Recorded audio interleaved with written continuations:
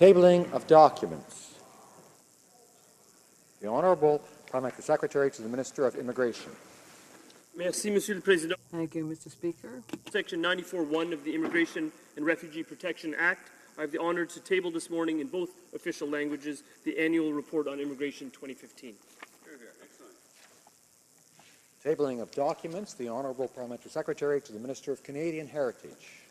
Mr. Speaker, on behalf of the Minister of Canadian Heritage and pursuant to the repealed Section 110 of the Public Service Employment Act, I am pleased to table in both official languages the 2014-15 Public Serving Staffing Tribunal Annual Report. Excellent. I've been waiting. Tabling of documents. Dépôt de projet de loi éminent. Introduction of government bills. Oh, sorry, I believe the Parliamentary Secretary to the Minister of Canadian Heritage may have another document that he wishes to table. Mr. Speaker, indeed I do. On behalf of the Minister of Canadian Heritage, et en vertu de And pursuant to Section 251 that was repealed under the Public Service Staffing Tribunal Act, I am pleased to table in both official languages the annual report of 2014-2015 of the report of the Public Service Staffing Tribunal.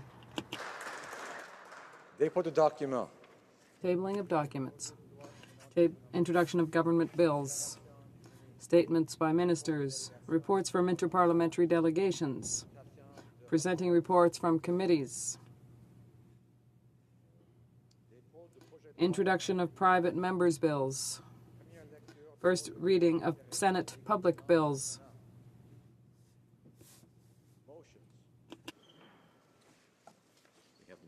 The Honourable Member for Leeds, Grenville, Thousand Islands and Rideau Lakes. Thank you very much, Mr. Speaker. If you seek it, I believe you'll find consent for the following motion, that notwithstanding any standing or special order at the conclusion of the debate on today's opposition motion, that all questions necessary to dispose of the motion be deemed put, a recorded division deemed requested, and deferred until Wednesday, March the 9th, 2016, at the conclusion of oral questions. Does the Honourable Member have the unanimous consent of the House to propose the motion?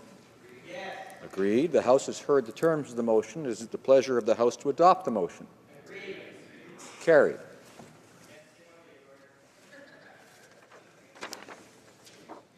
Motions. Presenting petitions.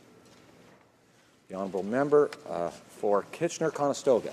Thank you, Mr. Speaker. Mr. Speaker, I have the honour to present two petitions today. The first petition deals with the issue of sex selection in pregnancy termination, and the petitioners are calling on members of Parliament to condemn discrimination against girls which is occurring through sex-selective pregnancy termination. The other petition, Mr. Speaker, has to do with palliative care. The petitioners are pointing out that it's impossible for a person to give informed consent to assisted suicide or euthanasia if appropriate palliative care option is not available to them.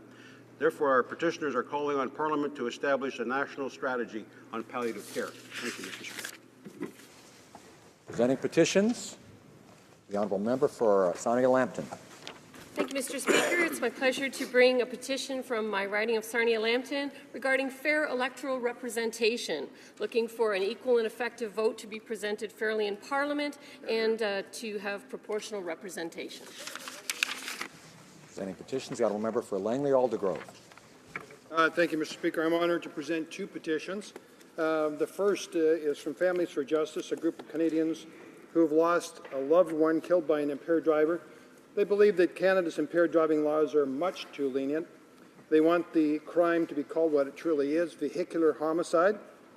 It's the #1 cause of criminal death in Canada. Over 1,200 Canadians are killed every year by a drunk driver. Canadians are calling for mandatory sentencing for vehicular homicide and for this Parliament to support C-226 and 247, Kersanda's Law. I'm also honoured to present a petition. It's regarding palliative care. It says that the House unanimously passed a motion in the last Parliament to create a national strategy on palliative care. It also highlighted that Carter versus Canada and the Supreme Court ruled that a competent consulting adult who has a grievous and irremediable medical condition that causes enduring and intolerable suffering should be allowed access to physician-assisted suicide, but also that it be required to have good quality palliative care made available so that the person can make informed consent. They're therefore calling on Parliament to establish a national strategy on palliative care. Thank you. Présentation de pétition. Presenting petitions. Questions on the order paper. The Honourable Parliamentary Secretary to the Government House Leader. Yes, thank you, Mr. Speaker. At this time, I would ask that all questions be allowed to stand. Agreed? Agreed and so ordered. Orders of the day. Orders of the day, business of supply, consideration of an opposition motion concerning the Canadian economy and aerospace industry, standing in the name of Mrs. Block. Mrs. Block, seconded by Ms. Watts, moves that the House, A, acknowledge the contribution Bombardier makes to the Canadian economy and the aerospace industry, B, recognize that there is a market solution already available that could support Bombardier, C, acknowledge that Bombardier has designed the quietest and best aircraft in its class that is well suited to urban airports like the Billy Bishop Toronto City Airport, D, recognize that the Billy Bishop Toronto City Airport is a major economic driver for the Greater Toronto Area that supports both business and leisure travel, E, recognize that the expansion of Billy Bishop Toronto City Airport would allow airlines to purchase Bombardier aircraft, and F, call on the government to reverse its decision on restricting the expansion of the Billy Bishop Toronto City Airport. The Honourable Member for Carlton Trail, Eagle Creek. Thank you very much, Mr. Speaker. I am very pleased to rise this morning and speak to this motion. Mr. Speaker, last November, just days after being appointed to his new role, the Minister of Transport took to Twitter to announce that he would block any future expansion of the Billy Bishop Airport. In fewer than 140 characters, the Minister of Transport unilaterally blocked the right of the City of Toronto to hold consultations and decide whether or not to allow their local airport to expand and grow along with the city. In April 2014, Toronto City Council voted unanimously to adopt a city staff report that allowed the city, the Toronto Port Authority, and the federal government to negotiate conditions for proceeding with a proposal to add jet service and extend the runway at Billy Bishop Airport. Consequently, the City of Toronto ordered a full environmental assessment, an airport master plan, and a runway design plan at an estimated cost of $4 million. All three studies were reportedly 90% complete and due for release shortly after the minister sent out his tweet, effectively removing them from the decision-making process on this issue. Even the Toronto Star called the minister's politically motivated decision to shut down the discussion on the expansion of the airport before all the facts were in, ill-advised. For a government that obsesses about endless consultation on everything, the deliberate lack of consultation in this case is telling. When asked why the government acted with such haste to halt the proposed Billy Bishop expansion, the Parliamentary Secretary to the Minister of Transport noted that all three parties of a tripartite agreement must concur with any amendments for the agreement to be ratified.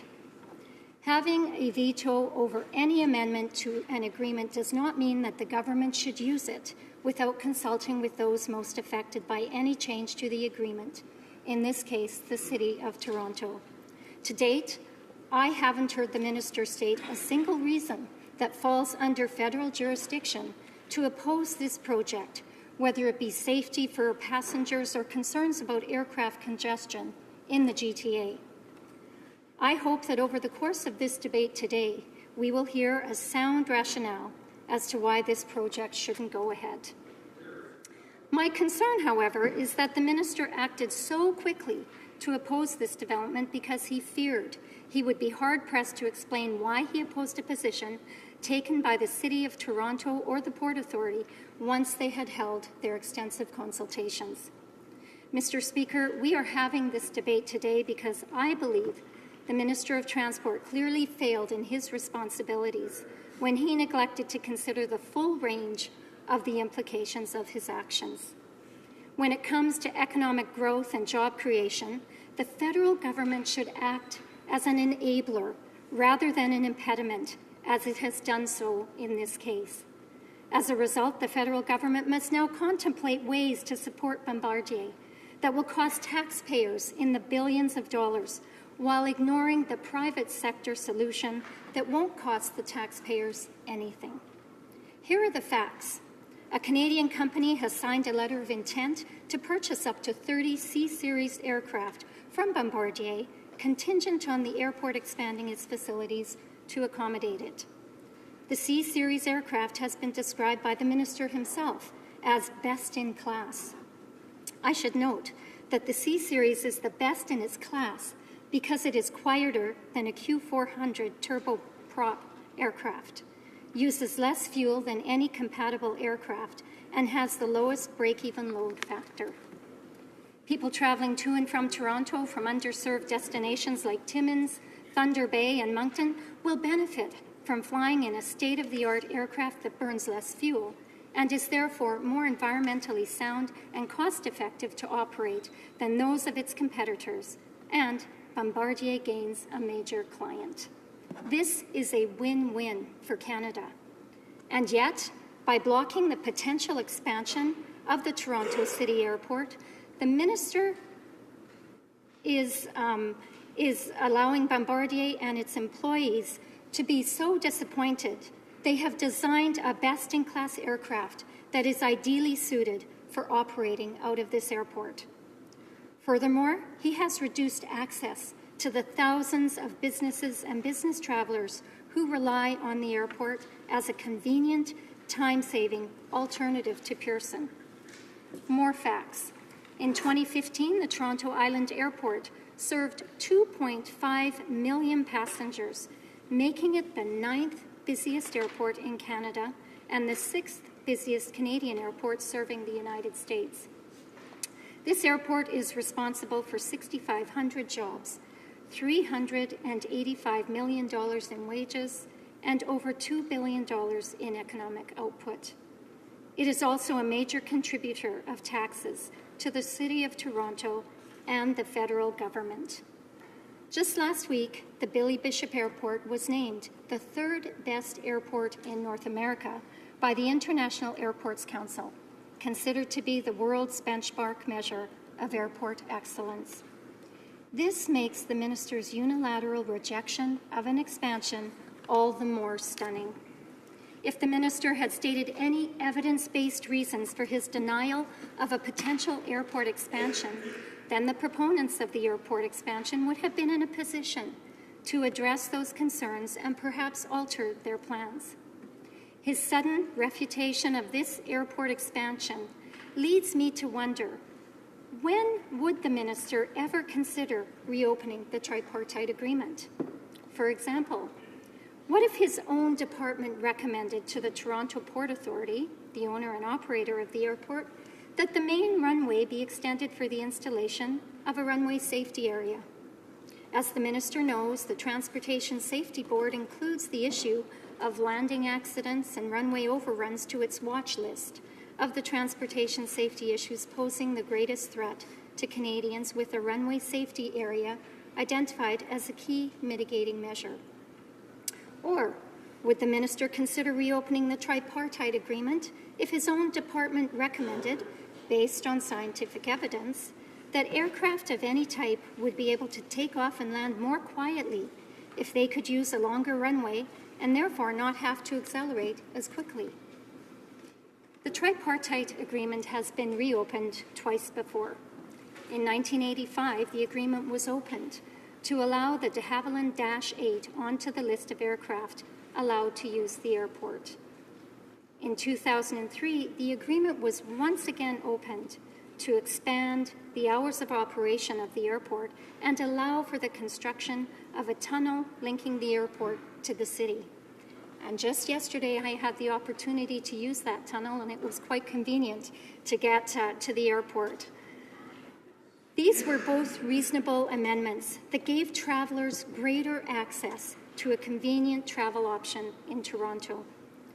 Innovation and the adoption of new technologies and practices drive Canada's economy, and government regulation should change to adapt along with new technologies. When the tripartite agreement was first signed in 1983, the only aircraft allowed to land at Billy Bishop was the Bombardier Dash 7 series aircraft. This was a 4-turboprop engine plane with a maximum speed of 450 kilometers per hour. The first Dash 8 added to the list of aircraft that could land at Billy Bishop after the 1985 Tripartite Amendment was designed for 38 passengers, was 73 feet long, and had a cruising speed of 500 kilometers per hour. The Q400 aircraft variant of the Dash 8 aircraft that is now commonly used at Billy Bishop today seats 68. It is 107 feet long and has a cruising speed of 667 kilometers per hour. Amazingly, the sound profile of the Q400 series aircraft is actually quieter than the Dash 8-100. Today, Mr. Speaker, I believe we have reached a similar point where technological innovation in the aerospace sector is forcing a change in our laws, and government should be flexible enough to adapt. A decade ago, none of us could have imagined that a Canadian company would build a 100 to 150 seat aircraft that would be quieter than a Q400 turboprop, which was also an incredible achievement at its time. 2 decades ago, none of us would have imagined that a turboprop would be able to carry nearly 70 passengers from Toronto to Winnipeg. I believe Canadians should be embracing the opportunity to utilize this new aircraft across Canada. But instead, with his purely political decision to overrule a process of study and consultation that the City of Toronto was on the verge of completing, and block the development of the Billy Bishop Airport, this minister is hurting jobs and Canada's leadership in the aerospace sector. Today's motion calls on the House to acknowledge the contribution Bombardier makes to the Canadian economy and the aerospace industry. It calls on the House to recognize that there is a market solution already available that could support Bombardier and will not cost taxpayers any money. It calls on the House to recognize that the Billy Bishop Toronto City Airport is a major economic driver for the Greater Toronto Area that supports both business and leisure travel. It calls on the House to recognize that the expansion of Billy Bishop Toronto City Airport would allow airlines to purchase Bombardier aircraft. And finally, it calls on the government to reverse its decision on restricting the expansion of the Billy Bishop Toronto City Airport. Support for this motion would send a clear signal that Canadians support entrepreneurialism and taking advantage of a made-in-Canada aircraft that will be able to better serve underserved communities. Mr. Speaker, the Billy Bishop Airport is an asset that few major cities in the world can boast. It creates jobs and has become an important transportation asset for the GTA. Bombardier has designed an aircraft that is both best in its class and is ideally suited for use in airports like Billy Bishop.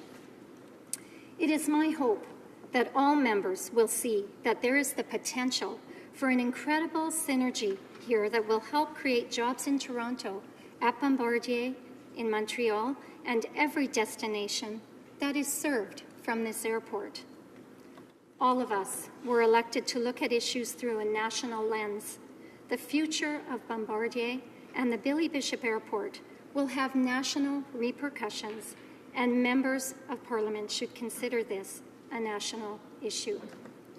I also hope all members in this place believe that when the private sector is ready and willing to step up and support Canada's aerospace champion, that this is a more preferable solution to one that has the Canadian that has the Canadian taxpayers, who are already seeing over $30 billion in new deficit spending this year, having to do so.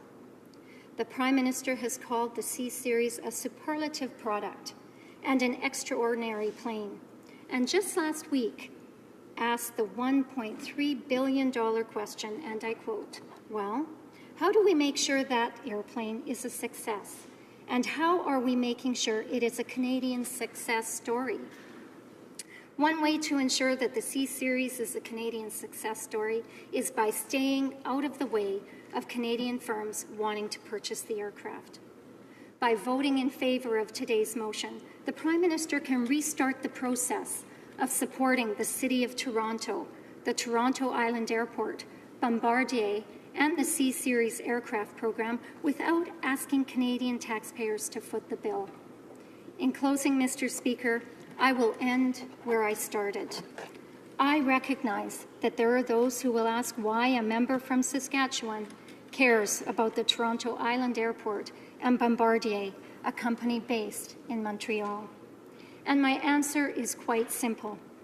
As the critic appointed to hold the Minister of Transport to account for decisions that just don't make sense, the decision to exercise a veto to block this expansion in the 11th hour of the process undertaken by the City of Toronto deserves to be challenged. The debate today will scrutinize this decision on a number of fronts. First and foremost, we need to ensure that decisions are evidence-based and that jurisdictions are respected. And on that note, Mr. Speaker, I ask all members in this House to support this motion. Thank you.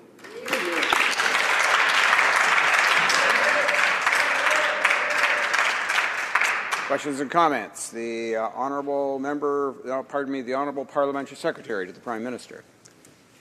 Curious as to whether the member opposite has read any of the 25 reports that have been tabled with the City of Toronto, which include reports from the Board of Health, the Executive Committee, the Planning Department, as well as the Economic Development Committee.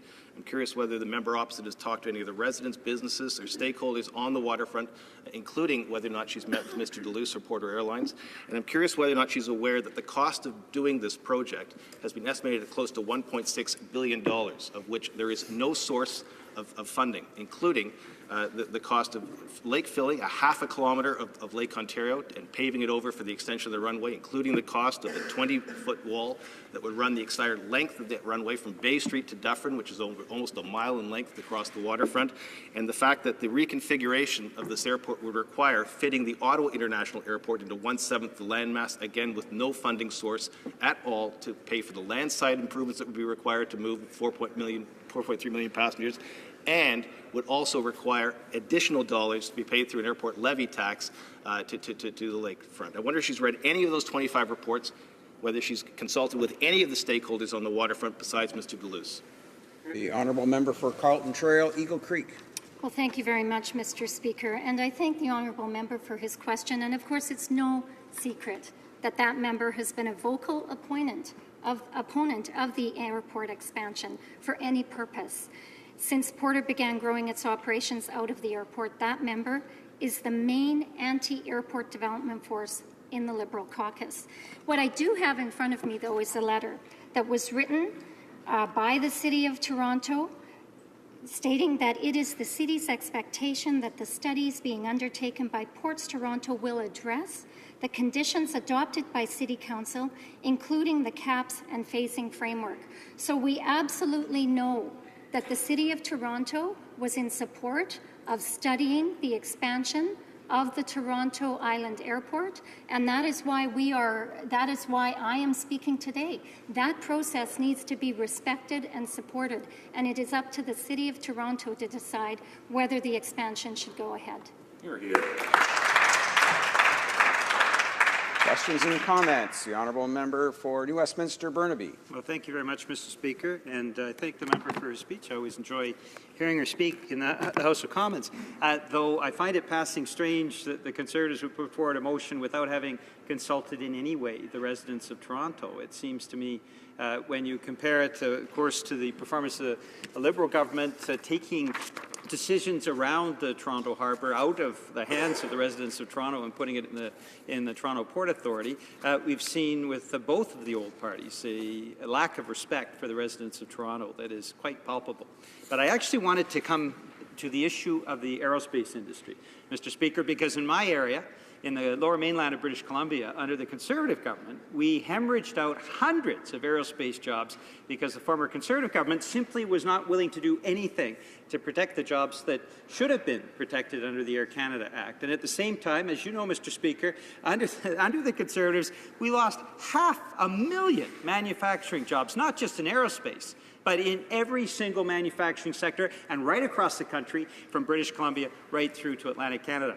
So my question to the member is quite simple. What lessons have the Conservatives learned from their appalling performance on manufacturing and on the aerospace industry when they were in power in Canada? Member for Carleton Trail, Eagle Creek. Well, thank you, Mr. Speaker, and I thank that member for his question.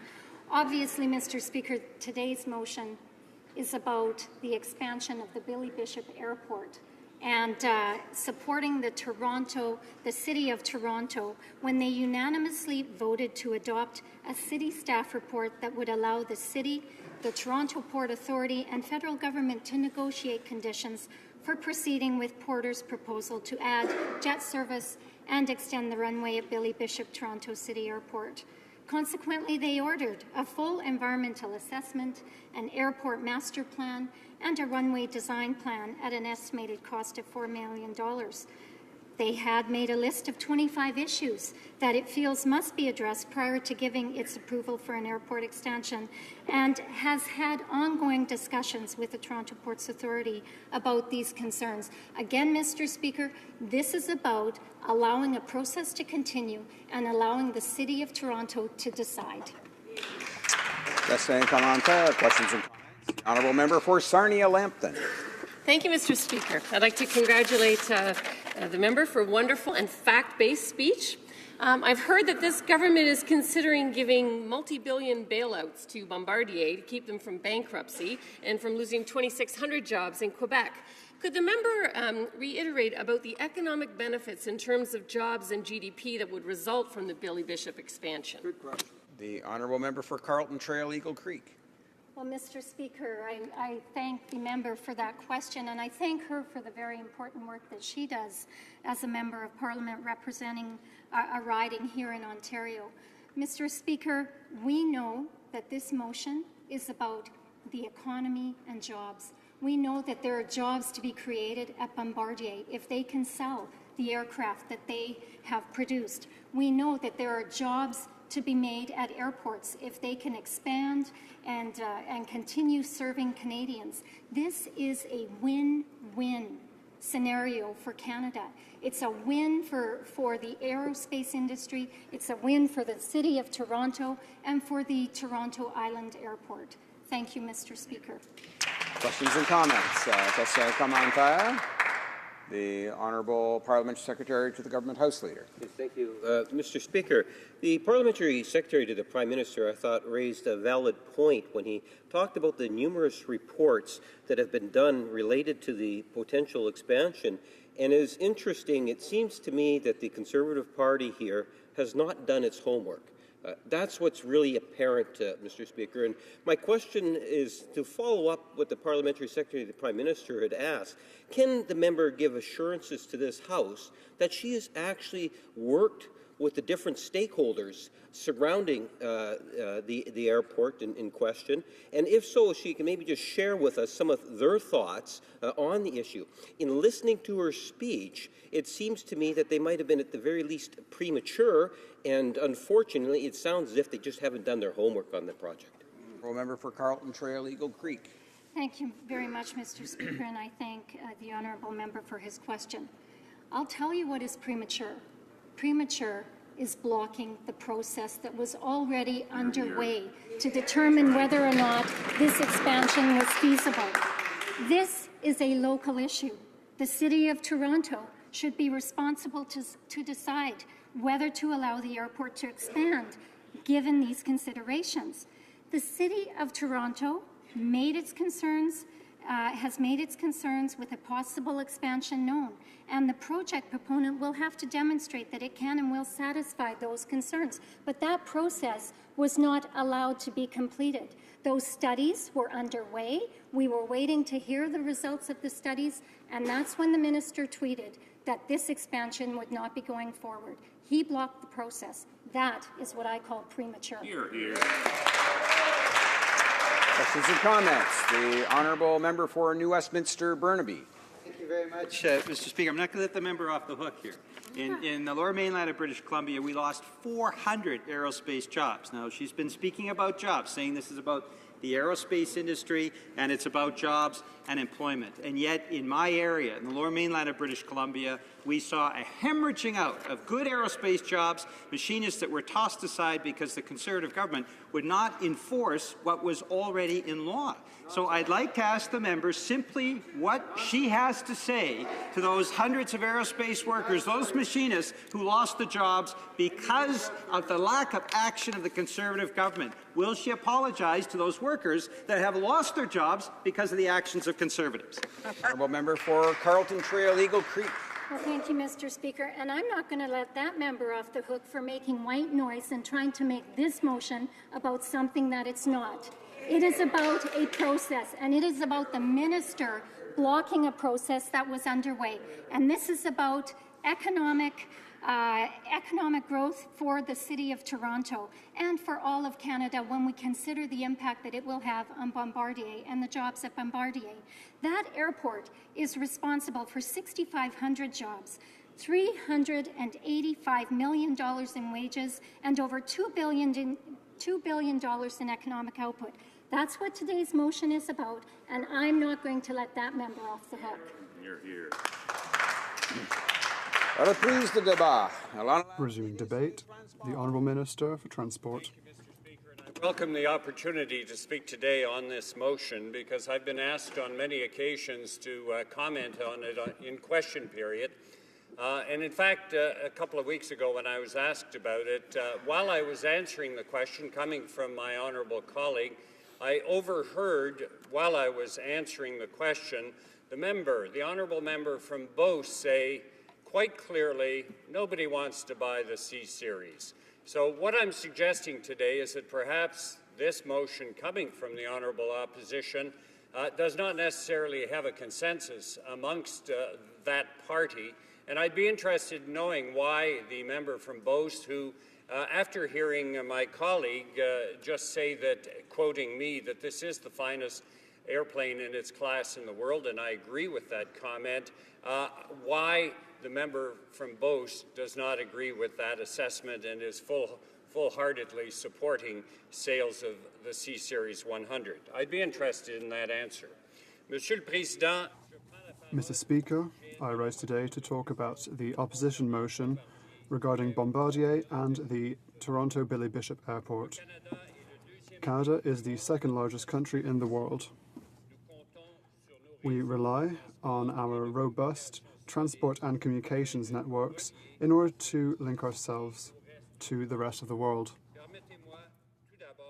First of all, allow me to confirm that the Government of Canada fully recognises Bombardier's contributions to Canadian industry and to the international market. Our aerospace sector gives Canada its brand name on the international scene, and thanks to its contributions to aerospace and satellite technology, it benefits not only our country, but also benefits the international community as a whole. The sector has served and will continue to serve as one of the most robust mechanisms for investment and international trade. It is also a significant actor in the domain of social, ecological and economic infrastructure in Canada. It ties people to jobs and helps them to deliver goods and services. Canada's air sector is a global leader, and Transport Canada is recognized around the world as a certifier and regulator. I would like to highlight that the recently tabled review of the Canada Transport Act reported that, and I quote, Canadian certified aircraft, equipment, and skilled personnel are in high demand around the world. Aerospace is an important element of Canada's manufacturing sector, and Bombardier is a strong player in the field. Last year, the aerospace sector generated more than 180,000 jobs and added $29 billion to our country's economy. It is a significant contributor to economic growth, and aerospace companies such as Bombardier export some 80% of the products that they make. Consequently, the Government of Canada was pleased by Air Canada's announcement on February 17, 2016, with regard to its intention to purchase Bombardier C-Series aircraft. This is clearly good news for the Canadian aerospace industry that will result in well-paying jobs for highly skilled workers in this sector. I'm encouraged by the benefits that will result from this important transaction between these two iconic Canadian companies. The C-Series aircraft is a major advancement in aviation, and I'm sure that this addition to Air Canada's fleet will be a major benefit both to that company and to Canada's aerospace sector. The Government of Canada has confidence in Bombardier and in its C-Series aircraft. These aircraft mark an advance in our technology, and as I have said, the C-Series aircraft are the best in their category. Despite what was said last month by my colleague, the member for Beauce, people do want to buy the C-Series aircraft. The first of the C-Series aircraft will be delivered to Swiss Airlines International in the spring, and the coming into service of the aircraft for a commercial airline will give Bombardier the opportunity to show the world, and especially potential clients, that these aircraft are capable and can do great things for airlines. The government is convinced that the C-Series aircraft will show everyone that they are excellent and that they will be of interest to other companies. In December, I attended the certification of Bombardier's C-Series aircraft. It was a historic moment in Canada's aerospace industry, and I'm proud that Transport Canada was able to take part in the process. The certification of any aircraft includes detailed scrutiny of the design to make sure that it meets airworthiness standards and environmental regulations. The certification of the design is required before it can begin commercial operation. Approval is a significant step towards Bombardier obtaining full certification in Canada, as well as in Europe, the United States, and abroad, and delivering aircraft to customers worldwide. This approval also allows Bombardier to build investor and customer confidence. I thank my colleague across the way for her motion and interest in this file.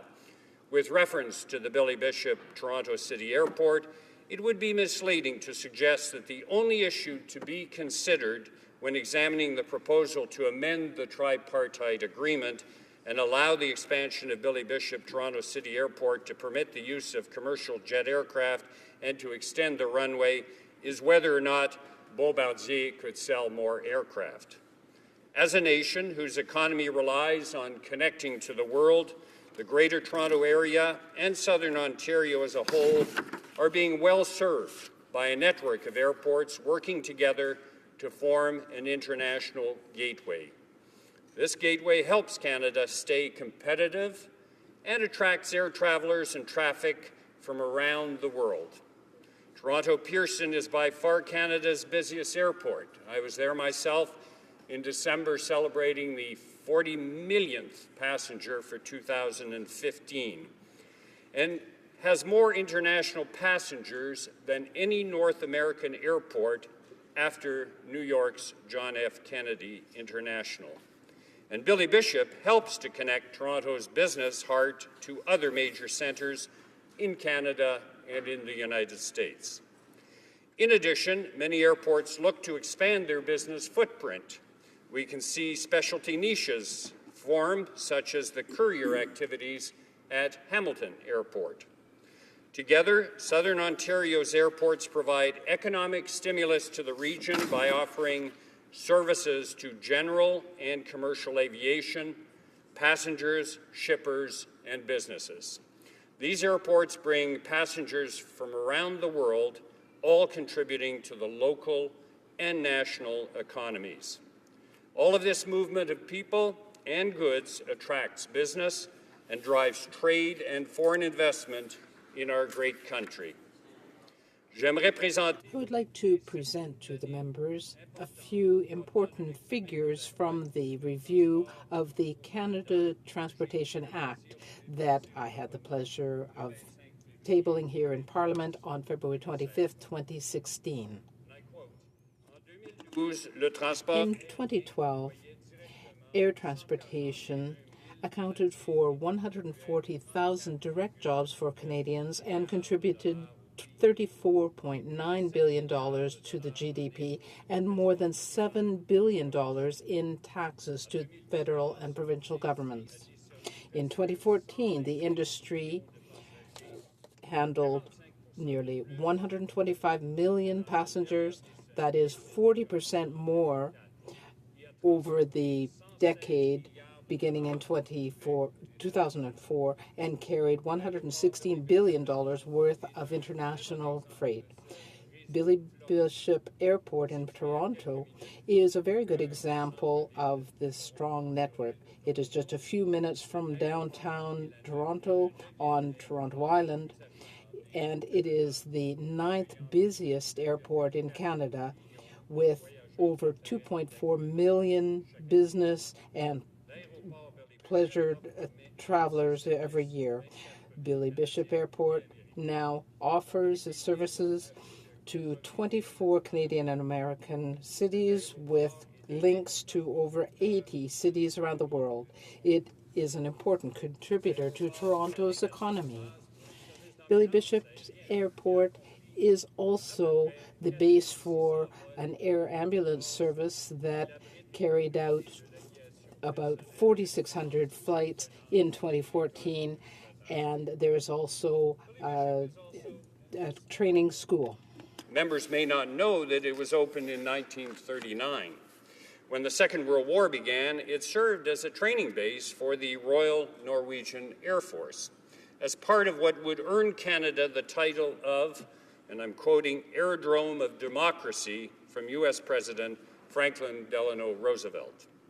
This history was enhanced even more a few years ago, when it was renamed in honor of legendary Canadian aviator and war hero Billy Bishop. The fact is that Billy Bishop Toronto City Airport is already providing a valuable service without expansion. Last month, it was named one of the top airports in North America in the Airports Council International's Airport Service Quality Awards. It tied for third in the Best Airport North America region category, one of only 2 Canadian airports to make the list, along with Ottawa International Airport. Such accolades demonstrate that the investment that has been made in the airport, from developing its infrastructure to its working with stakeholders to provide better amenities and improved access to the airport, is providing passengers with an exceptional travel experience. Honourable members, the government recognizes that the Billy Bishop Toronto City Airport is a major economic driver for the Greater Toronto Area and that it supports business and leisure travel. On November 12, 2015, I announced that the Government of Canada would not reopen the tripartite agreement between this government, the City of Toronto, and Ports Toronto that would allow Billy Bishop Toronto City Airport to pursue an expansion. The government stands by this decision and feels that the current tripartite agreement strikes the right balance between commercial interests and the interests of local communities, environmental and cultural challenges, including the evolution of the waterfront. Also, with other jet-capable airports very close by, the government believes there was no compelling case to change the current approach. The government is not alone in this position. Several citizens groups in the GTA have opposed and proposed any proposed expansion of Billy Bishop Airport. Accordingly, they support our position against reopening the agreement. As I have already mentioned, this is about more than just the airport. It is about what Torontos want to do and have their say about when it comes to the development of the waterfront, which would certainly be affected if this airport were expanded. When we studied the possibility of changing the tripartite agreement between the federal government, the City of Toronto, and Ports Ottawa, and this is in the member's motion, there was more to look at than just whether jets should be allowed or whether the landing strips should be extended. Every situation is unique and complex. The Government of Canada has to look at each situation carefully to make sure that Canadians are able to benefit from air services and freight services that are safe and effective and that are in line with our environmental objectives. The government is continually reviewing the strategic framework on air services to make sure that Canada certainly takes into account this changing environment, and we want to promote future growth, of course. The decision was made, therefore, in the best interests of the people of Toronto and Canadians. Billy Bishop Airport in Toronto is a model of effective management and has been for years.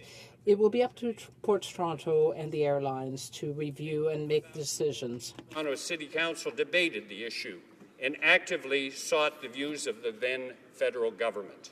The city asked that the federal government of the day take a public position on proposed changes to the tripartite agreement that would permit the expansion of the airport and to allow jet aircraft such as the Bombardier C-Series. That was 3 years ago, to operate from the airport.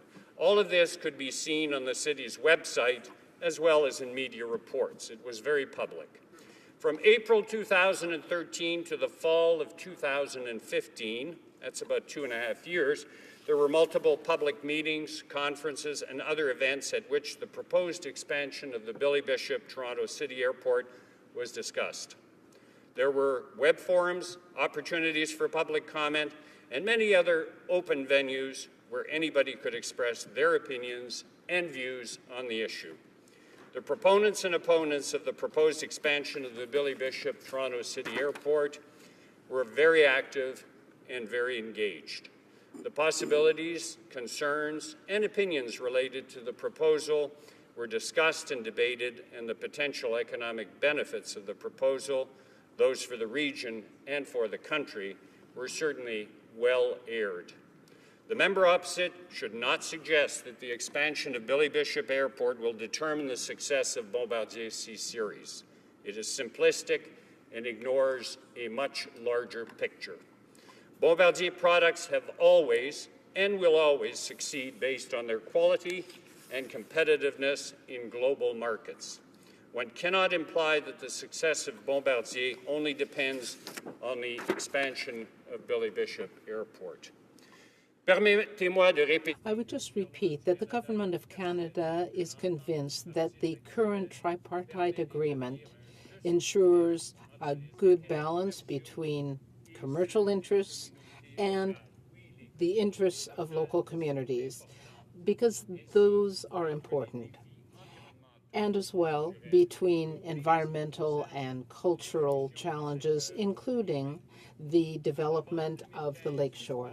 In November 2015, the Government of Canada took the right decision by not allowing expansion of the airport, and as has been repeated here, The government is maintaining its decision. The government will therefore not be supporting this motion.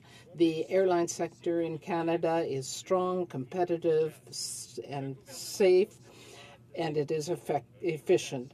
The government will continue to maintain our reputation as a leader in the world and to strengthen competitiveness in the airline sector. Thank you, Mr. Speaker.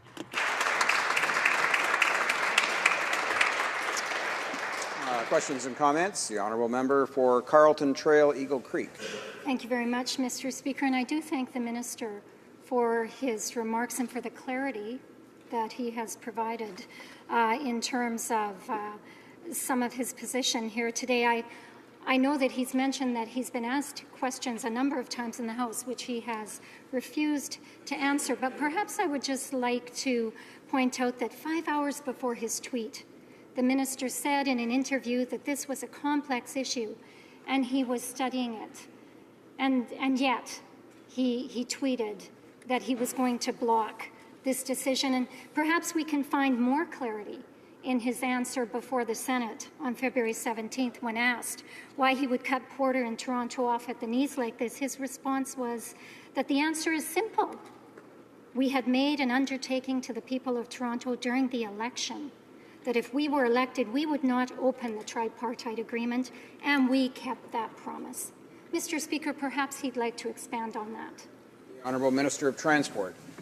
Thank you, Mr. Speaker, and I thank my colleague for the question. And I will say that what the colleague has said about why we took that position is exactly the reason that we took that position. But I expanded in my presentation to point out that that decision was based on achieving a proper balance between commercial interests and the interests of the community.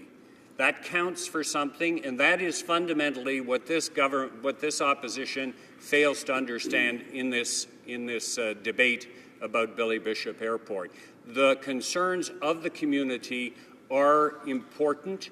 We've achieved the right balance with Billy Bishop Airport. It is a thriving airport. It continues to provide excellent service, 2.4 million passengers per year. And Bombardier is a first-class aerospace company, and I'm sure that Bombardier is not going to rise or fall on the decision related to Billy Bishop Airport. Thank you. Questions and comments? The honourable member for Edmonton Strathcona. Thank you, Mr. Speaker. And I appreciate the comments from the Honourable Minister. It's encouraging that he's saying that at least in this circumstance he's going to stand by a legally binding tripartite agreement, unlike the arrangements undermining the agreement with Avios.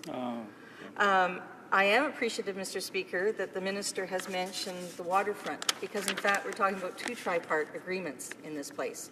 There's a tripart agreement with the Billy Bishop Airport, and there is a tripart agreement on the waterfront. And if I could just share with this place, Mr. Speaker, a number of noted architects, former mayors of Toronto, and chief planners have reiterated the importance of the Toronto waterfront on the parks and the trails, linked neighbourhoods, places to live and work.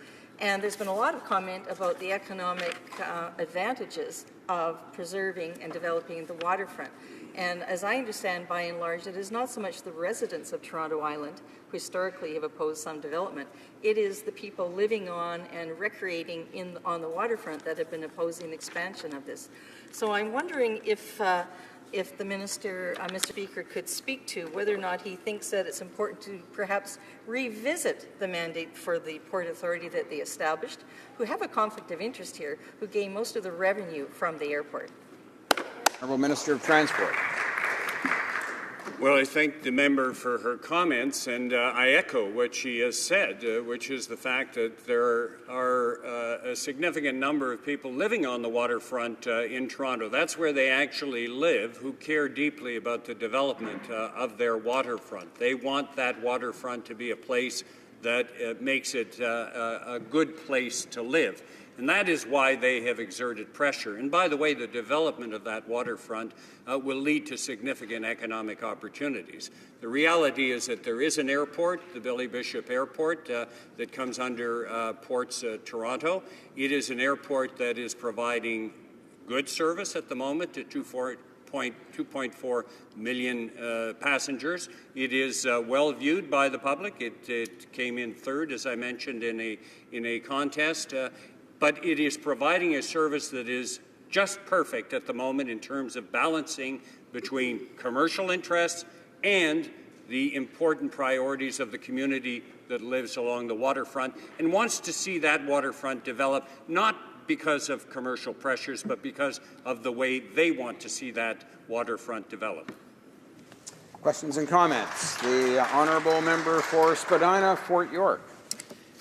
This issue has been debated now for 3 years in the City of Toronto, and the City Council of Toronto has had 5 opportunities in those 3 years to make a formal request to open the tripartite agreement. In April of 2013, July of 2013, November of 2013, February of 2014, and March of 2014. At no time in any of those public meetings, of which I was a voting member at some of them, did we ever request the opening of the tripartite agreement. As well, Port Authority, or Ports Toronto as it's now known, has been meeting for 3 years, and at no time in its 3 years' existence, while this debate has been going on, have they ever asked for the tripartite agreement to be open to consider jets. In fact, the only person who wants this is the owner of a single operator at the Island Airport in a letter to Rob Ford, then Mayor of Toronto, who pursued this with great vim and vigor. Why haven't the signatories to the tripartite agreement, the Government of Canada, the Port Authority, or the City of Toronto ever formally requested this issue be opened? Honourable Minister of Transport. Well, it's a very good question, and it underlines, my colleague is intimately familiar with this file. It underlines the fact that there are a lot of misconceptions and that this issue is being driven by factors which are not really the true factors that are at play in this particular debate. So I think it is important, and I would go back to the person, my colleague, who raised this motion today, and ask her whether she has read any of the 25 reports that were alluded to and really understands the complete picture in this file, instead of playing politics on the basis of Bombardier. Questions and comments? Come on, the honourable member for Sarnia-Lambton. Thank you, Mr. Speaker. I'd like to thank the honourable member for his speech. The member said that we're currently well served in the air market, and after travelling globally and within Canada for over 30 years, I beg to differ on that. I think we have a near monopoly with Air Canada, and we could use a little bit of growth. Anyway, the member said nice things about Bombardier, and he said nice things about the revenue generated by the Billy Bishop Airport. But in his whole speech, I didn't hear a single reason why he would short-circuit a process to consult broadly and work to address concerns in order to have even more nice things to say about Toronto. Can the member say why he shut down the process while it was still in consultation and had not come to final report? Minister of Transport. Well, at the risk of repeating myself, we were very clear on the fact that we made a decision that was based on balancing commercial interests with the interests of the community. And I'm talking specifically of the people who share that waterfront. But on the larger question about whether Air Canada has a virtual monopoly, that's a bigger debate. And I would be interested in hearing from the member from Sarnia-Lambton why she made that comment about Air Canada not necessarily serving Canadian interests, and I assume other airlines as well, and why she thinks it's a near monopoly situation. Questions and comments. The honourable member for New Westminster, Burnaby. Thank you very much, Mr. Speaker.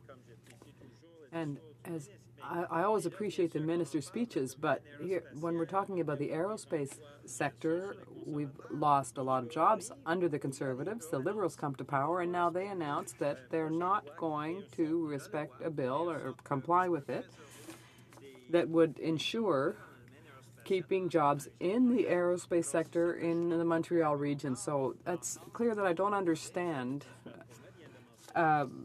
in light of the agreement that my colleague from Edmonton Strathcona mentioned. The Avios agreement means that Air Canada is supposed to keep those maintenance jobs in the Montreal region in the aerospace sector. So why does the Liberal government refuse to ensure that legislation is complied with that keeps jobs in Montreal? The Minister of Transport.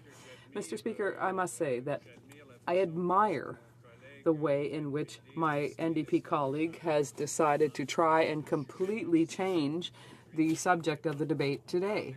We're talking about something completely different. We're certainly not talking about Billy Bishop Airport here, and we're not talking about the tripartite agreement. But what I will tell him is that we will no doubt have the opportunity in the days to come, and perhaps even during question period later today, to answer his question. But I'd rather stay on the theme of today's debate for now. Thank you, Mr. Speaker. Resuming debate, the honourable member for Edmonton Strathcona. Resuming debate. Thank you, Mr. Speaker, and I'm pleased to advise to be sharing my time with my wonderful colleague, the Member of Parliament for Windsor West. I'm rising today, Mr. Speaker, to speak to the motion tabled by the member for Carleton Trail, Eagle Creek. While I enjoy very much working with that member in committee and in my previous committee, frankly, I do not share her enthusiasm for her motion. Certainly, I and my colleagues acknowledge the contribution by Bombardier to Canadian economy, not just for aerospace, but also for the manufacture of rail and light rail. That is the mode of transport of the future, something that the official opposition fails to recognize. I do wish to recognize in this place, Mr. Speaker, that much to my pleasure and to many of the cities of our country, certainly the big city mayors, the government of the day in its wisdom are deciding to put a good portion, at least 1/3 of the dollars, into transit. And so it's hopeful that some of those dollars may well go to one of the shining examples of corporate success in Canada, Bombardier, who seek many contracts on light rail and on rail. And I do note also that in the Emerson report, the report required mandatorily to be prepared. In that report, they are recommending due consideration by the Government of Canada to investing in the expansion of commuter rail so that we can reduce the greenhouse gases and pollution from car traffic. So yes, indeed, I and my colleagues fully appreciate the contribution of Bombardier to our country, but it is not simply through the aerospace aspect of their efforts. I think what's also troubling, Mr. Speaker, in this motion is the faulty logic of trying to tie the economics of a specific Canadian corporation, in other words, Bombardier, with what is essentially a land use decision, which frankly should be left with the locale, which is the City of Toronto. And my understanding is, and has been testified in the House here already, Torontonians have clearly said that they want to have their waterfront protected. So one is left pondering, again, the official opposition in power also had trouble with allowing those who were impacted by government decisions having a voice in what happens to their lands and to their communities. As has been mentioned by other speakers, this agreement on this airport goes back to 1937. It was a tripart agreement between Toronto, what is now known as the Toronto Port Authority, and with the Minister of Transport on behalf of the Government of Canada. The federal government put up money, Toronto made the lands available, and there have been successive amendments to the agreement. The one thing that has not changed in this agreement are a number of conditions that were imposed. And if I could reiterate those conditions, Clause 1 prohibits nuisances to adjacent occupiers of land. And of significance, we hear about a parallel tripart agreement for the waterfront of Toronto. And if I could just share with you the words and the thoughts and the concerns expressed by Paul Bedford, once the Chief Planner of Toronto, David Crombie, former Mayor of Toronto, Jack Diamond, a renowned internationally recognized architect. And what they have published is, in quotes, "From South Etobicoke to the Scarborough Bluffs and beyond, what is emerging all along the Toronto waterfront is one of the most remarkable transformations of its kind anywhere, providing new and improved places for the public to enjoy. Parks and trails, a linked series of neighborhoods, places to live and work, and places of recreation, repose and natural beauty. With literally billions of dollars in private investment in progress, it's one of the largest such revitalization efforts in the world."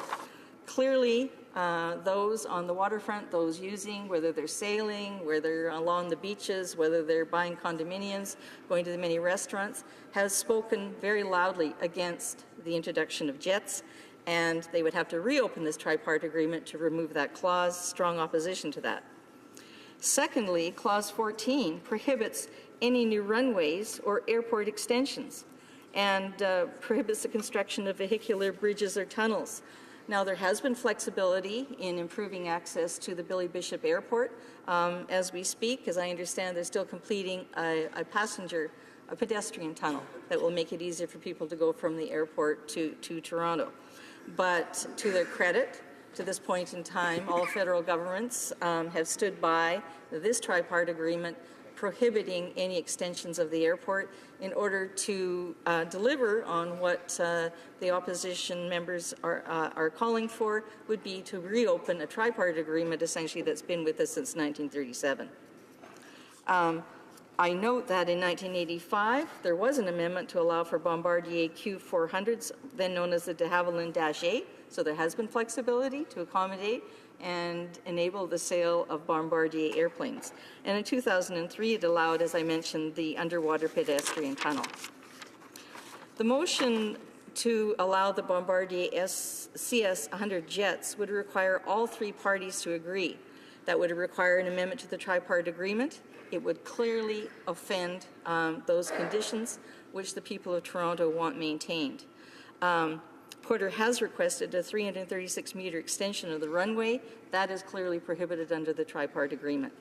Transport Canada, as I understand, has not cleared the project for aeronautical safety reasons or for zoning of jets.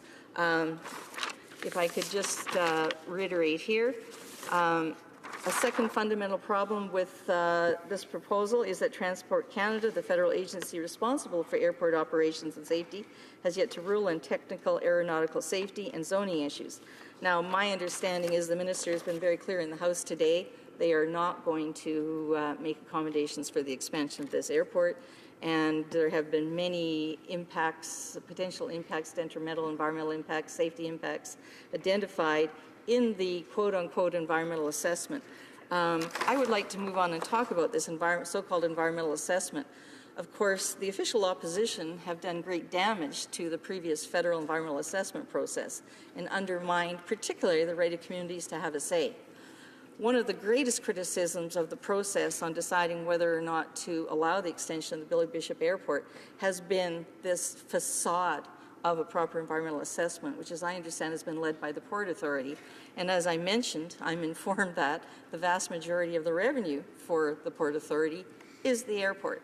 So is that a proper authority to be leading and making determinations on whether or not that development would or would not have environmental impacts? People of Ontario in Toronto area are saying no. There has also been no comprehensive plan to assess Southern Ontario transportation needs or how Toronto Island may contribute. I'm understanding that there has been some assessment and need for expansion of the Pearson, potential strategic use of Hamilton and possibly Waterloo. Toronto Island Airport or Billy Bishop has never been mentioned in any of the reviews by Transport Canada on addressing the needs of Southern Ontario for air traffic. The island airport is already physically constrained. There is a litany of issues that have been raised about why this airport could not be expanded despite the fact the official opposition proposing this. Public parking is undersized, capacity of the terminal building is too small, no opportunity to put in de-icing, likely already reached the capacity limit, drop-off pickup is undersized, and the taxi queuing space is already at capacity.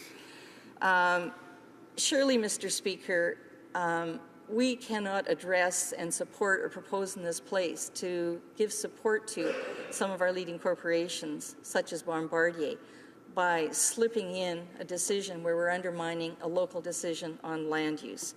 And as has been suggested by one of the councillors in Toronto, Mike Layton, if we're going to support Bombardier, why not have the federal government give dollars to be building more streetcars and trolleys, including support for the Union Pearson Express that is going to deliver air passengers from the Toronto Pearson Airport to the City of Toronto? That is the method of transport for the future. I would encourage the Liberal government to be giving consideration to more dollars. Pleased that 1/3 of the infrastructure dollars is going to be going to transit. And so, without further ado, Mr. Speaker, I stand in opposition to this motion.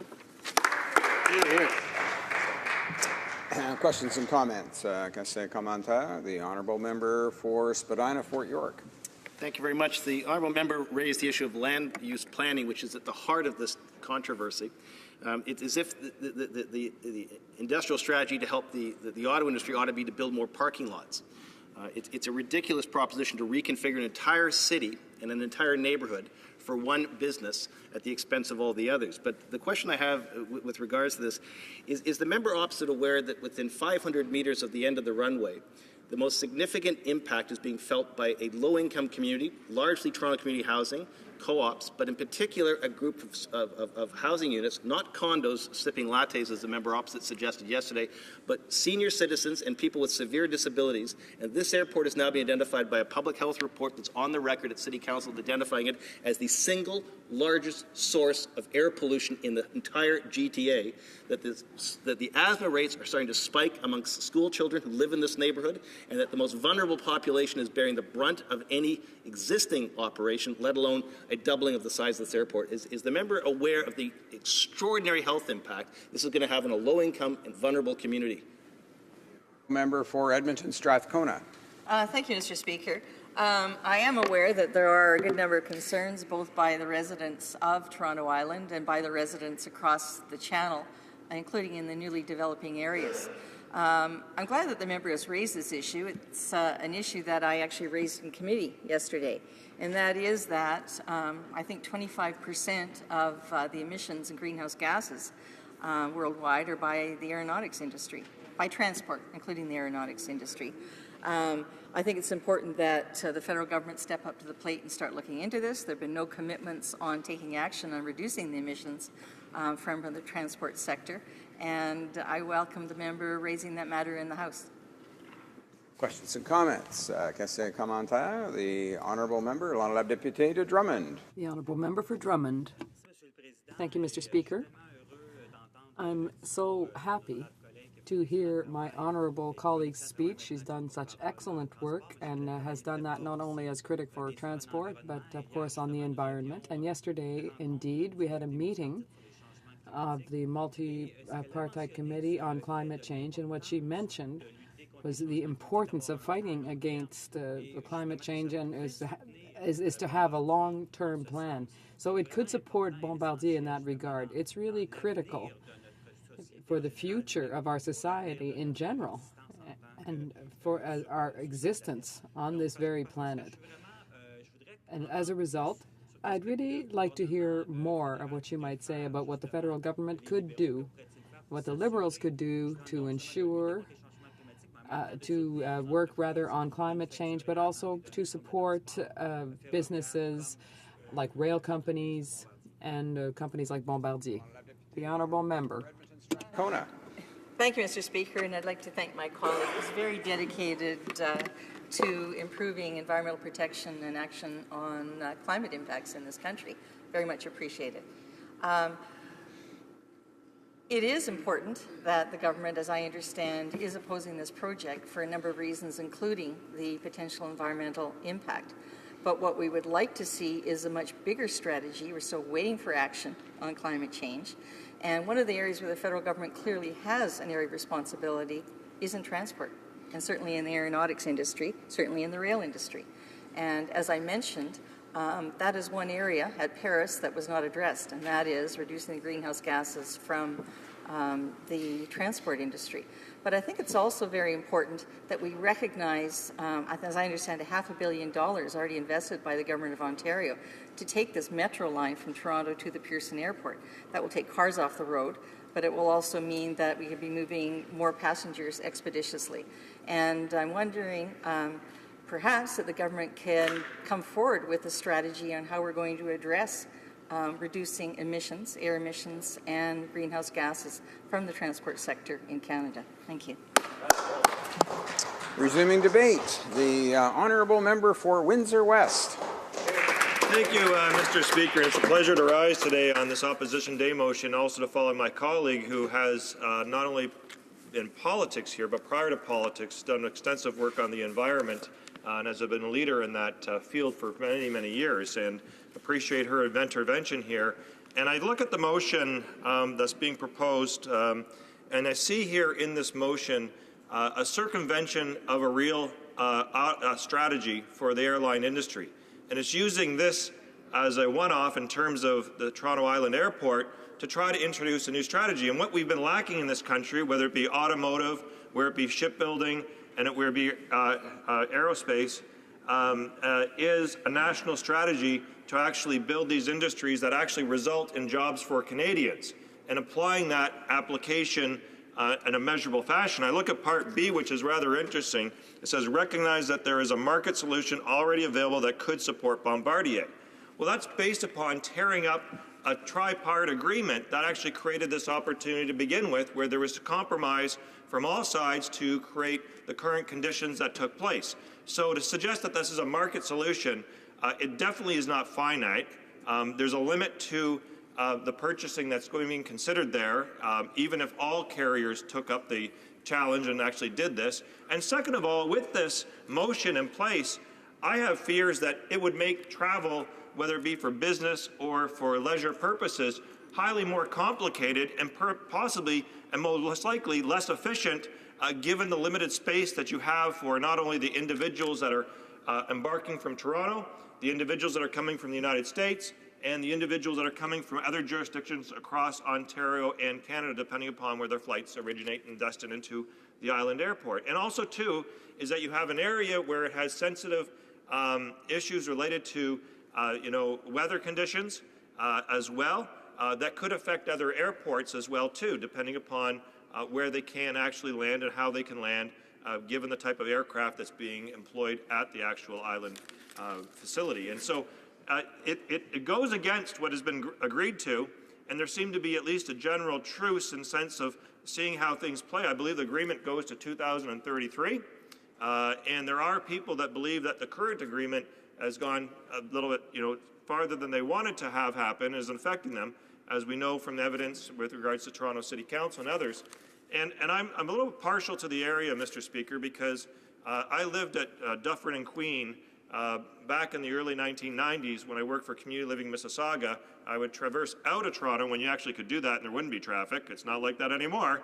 And then you would come in when the traffic was going out, and I was often down in that area on the weekends and so forth, and know how important it is for the entire Toronto region to have a waterfront that's accessible and successful and integrates the population as a destination, whether it be going to Toronto Island, whether it be going to use the lakes for fishing, for boating, for sailing, for kayaking, canoeing, and other things that are available in the other area, and the trail system that people use to exercise.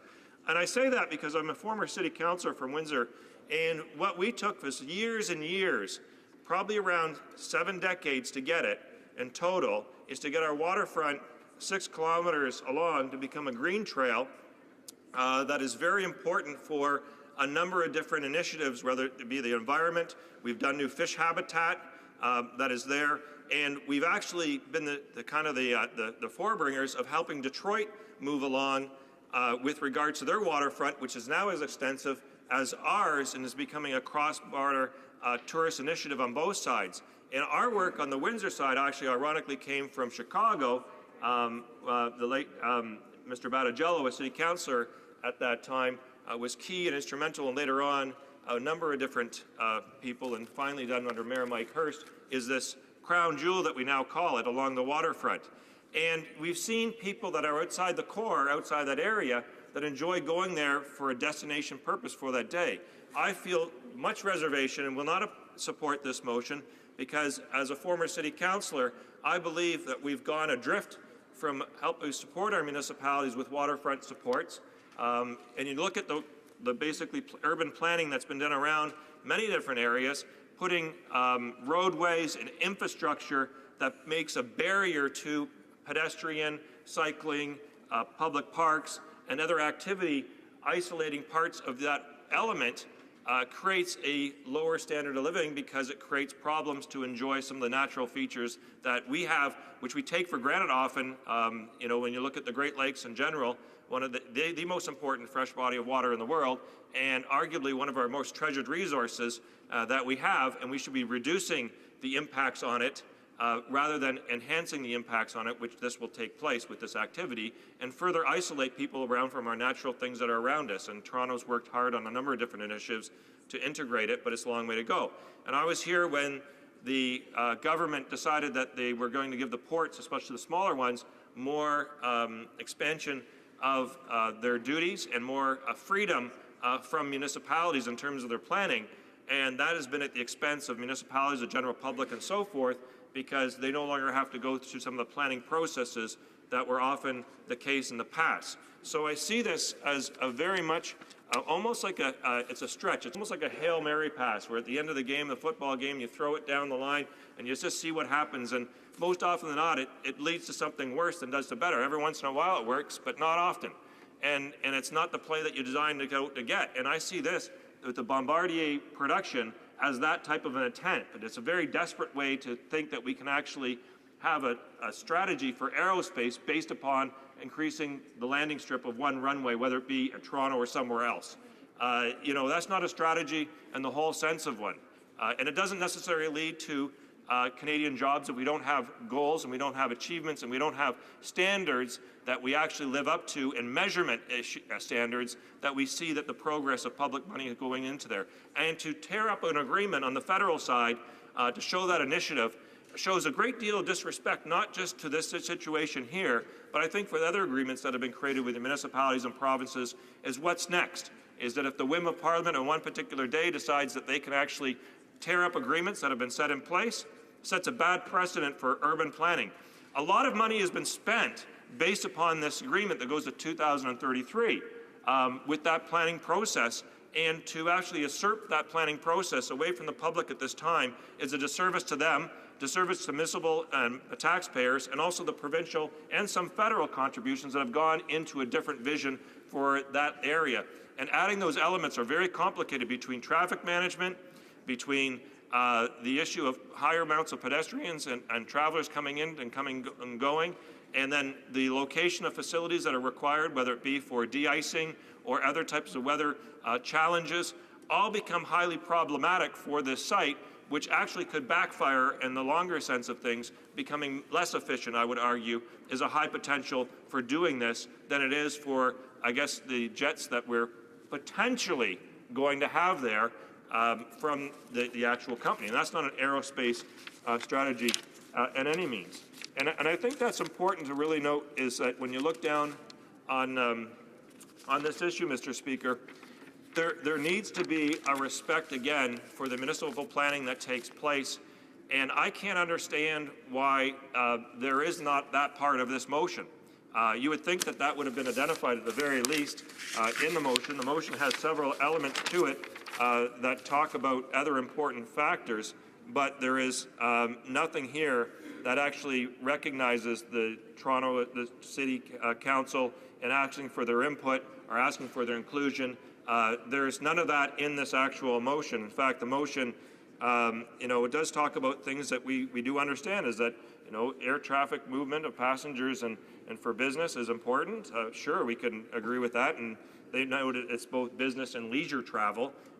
You could tier that if you wanted to, but there are important things that are there. But again, I don't understand why, there is not expert, foregoing I guess, commentary or support from, I guess those that are for or against this at a municipal level. So, Mr. Speaker, I'll conclude with this, with saying that as New Democrats really believe in the planning process. We have many people on this side who are used to working with municipal governments on a regular basis, and inclusion and aspects. And also, when you reach an agreement, it allows you to build upon your model for that agreement that you set. And if you're going to deviate from that process, what are the things that you're going to do to ameliorate those problems, or at least bring them to the table? And we haven't seen this evolve under this current process. So I will be standing against this motion with regards to expansion of Billy Bishop Airport. I really, over the years, coming from the auto industry, I've seen, basically we've gone from number 2 in the world from auto manufacturing to basically in assembly to number 10 in the world. And I've seen the industry left behind, whether it be in trade agreements, like most recently with the TPP. For example, Canada gets a 5-year time to be involved with regards to the phase-out. The United States gets 25 years. Malaysia gets 10 years. We got out-negotiated by Malaysia. So I'll conclude with this by saying that proper planning doesn't take place just in the halls of the House of Commons. It takes place with our citizens on the streets. Questions and comments. The honourable member for Carlton Trail, Eagle Creek. Thank you very much, Mr. Speaker, and I thank the member for his remarks on this issue that we are debating here today. I think what is clear and what we need to go back to is the fact that the City of Toronto, the Council voted unanimously to adopt a city staff report that would allow the three signatories of the tripartite agreement to pursue the possibility of opening it up. They undertook a full environmental assessment and the development of an airport master plan and a runway design plan. And even before these studies were completed, before any recommendations could be made, the minister decided to block the expansion. Now, for someone who supports public consultation and who understands the importance of evidence-based decision-making, I'm wondering how that member squares the minister's action with supporting public consultation and evidence-based decision-making. The honourable member for Windsor West. I can't speak for the minister, so what I can do is I can speak for myself, is that when you have these planning processes just to actually study something, that's at one level, but you need to have further public engagement along the entire process. We've done this with the International Border Crossing in Windsor, where there's been a series of environmental, work-related, and also structural and community-based groups on both sides of the river that have been actively working together as units of advice and input on a regular basis as the process has evolved. So it's gone from basically not having a location to actually having a location and a roadway built, but they've been involved from the very beginning related to the concept to now the actual work towards a solution. So I would see that more appropriate model than that of reacting. It's actually part of the process. Some comments. The honourable member for Spadina, Fort York. Putting aside the fact that the conditions for an environmental assessment to start were never, ever met, and the City of Toronto protested the beginning of the environmental assessment strenuously, putting aside that, and the fact that it was never completed and never consulted on the terms of reference, the issue that the member opposite raised was the need to respect municipal planning. But my question is about the federal planning around this issue. When a report was tabled on November 2013 at the City of Toronto that showed that the landside cost to configure the airport, to even begin to think about expanding it at its current configuration, would cost close to $600 million, the proponent of this project, the airline, not the Port Authority and not the City of Toronto, said that the city could use the money from the New Building Canada Fund, $600 million from the federal government. They could use that money to pay for all the changes that were required on the city's property. The federal government at the time was given a choice. They could fund the Port Authority and the airports and the airlines' request, but they chose a different course. They actually funded transit in Scarborough with that money instead of acquiescing to Mr. DeLuce's request. In light of the fact that the previous federal government did not support this project when given the opportunity, do you think this current opposition should support their previous position on this file? Honourable member for Windsor West. Well, if they want to be consistent, the quick answer to that is yes. But you need to look at $600 million, and sounds like a lot of money, and it is a lot of money. But when you look at the infrastructure deficit and the challenges that Toronto has, like many municipalities, it really puts a stress on getting some projects in prioritization done. And I can speak from this experience with regards to everything from having safe water supplies to your home, with getting rid of cast iron piping and other lead that might be in the soldering process for sometimes sewers in my municipalities like mine that was built in 1910.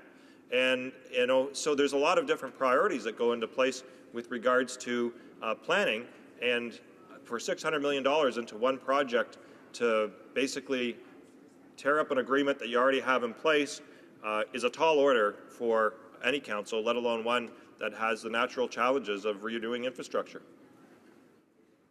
Resuming debate, the honourable member for South Surrey, White Rock. Thank you. Thank you, Mr. Speaker. And I'm pleased to stand in the House and support the motion that was put forward by my colleague from Carlton Trail, Eagle Creek. Mr. Speaker, I will be sharing my time today with the member from Chilliwack, Fraser Canyon. I believe that everyone recognizes that the Billy Bishop City Airport is a major economic driver for the Greater Toronto Area. And there is significant opportunities that can still be realized, and I honestly believe that we should not lose this opportunity. And there's three pieces to this equation, and the first piece is around economics. The Billy Bishop Airport economic contribution to the Toronto area is significant. And Mr. Speaker, the airport is currently responsible for 6,500 jobs, over $2 billion in economic output. And the airport also contributes $71 million each and every year to taxes. Now, if we just look at how many jobs could be created and how much additional revenue could be realized for both the Canadian companies and Canadian taxpayers, and that in itself is something to be looked at. Mr. Speaker, the Billy Bishop expansion opportunities will allow entrepreneurs to grow their businesses and provide a greater service to the customers who use the airport. And it will also allow airline companies like Air Canada or Porter or WestJet to purchase additional aircraft and grow their business and their network.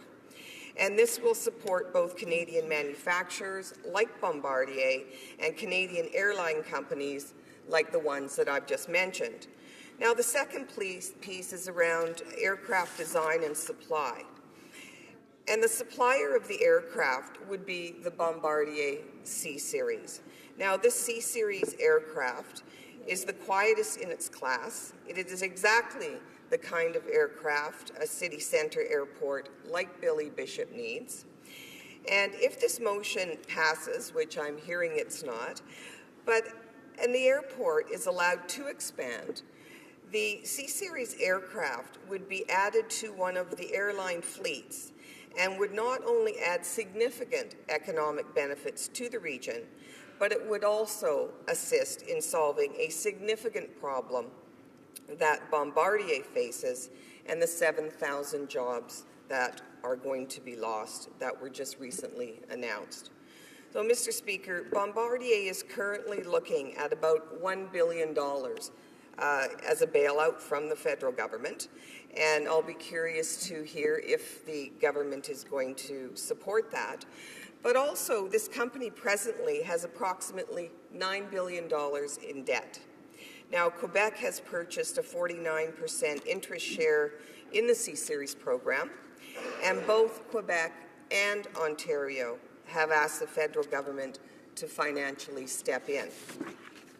Mr. Speaker, they have asked this Liberal government to support Bombardier, to support its struggling aerospace sector, and to support the workers who will lose their jobs.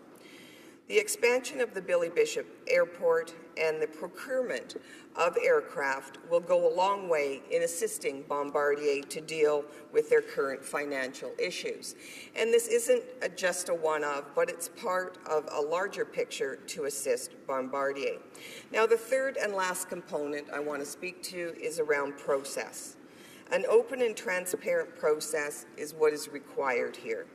Now, the City of Toronto ordered at a cost of $4 million a full environmental assessment, an airport master plan, and a runway design plan. All three were 90% complete. They were underway, and the plans were ready for release. Now, the City of Toronto also had a list of 25 conditions that had to be addressed prior to any approval given. And these issues, Mr. Speaker, range from noise restrictions, mitigation, landing and takeoff curfews, proper environmental assessments, and wildlife management plans. And, Mr. Speaker, these are all really important issues that really need to be addressed for the community. But the Liberal government has arbitrarily made a decision to restrict the expansion of the airport. This is most definitely a lost opportunity for economic development, job creation, and market support for Bombardier and for the aerospace sector. Mr. Speaker, Bombardier has designed aircraft for all types of applications and is well suited for urban airports. The proposed expansion should go through an open and transparent process. It should engage all stakeholders, and this initiative should move forward and be given the time that it deserves. Mr. Speaker, I want to remind my fellow members that the Liberal government often talks about being a partner for municipalities and fighting for Canadian jobs. Well, here is a great opportunity for the government to step in to help a struggling Canadian company and to listen and hear and understand the needs of a municipality. Both the Toronto City Council and the Toronto Ports Authority have a process in place for the potential approval of the expansion of the Billy Bishop Airport. But the Liberal government has stepped in and decided to block the expansion and the process. Mr. Speaker, it's our duty as members of Parliament to support Canadians, to support job creation, and try and meet the needs of communities. Therefore, Mr. Speaker, I call on my fellow members to support this motion, to support Bombardier, and support the expansion of the Billy Bishop Airport, and ask the government to reverse its decision and allow the process to continue. Questions and comments. The Honourable Parliamentary Secretary to the Prime Minister.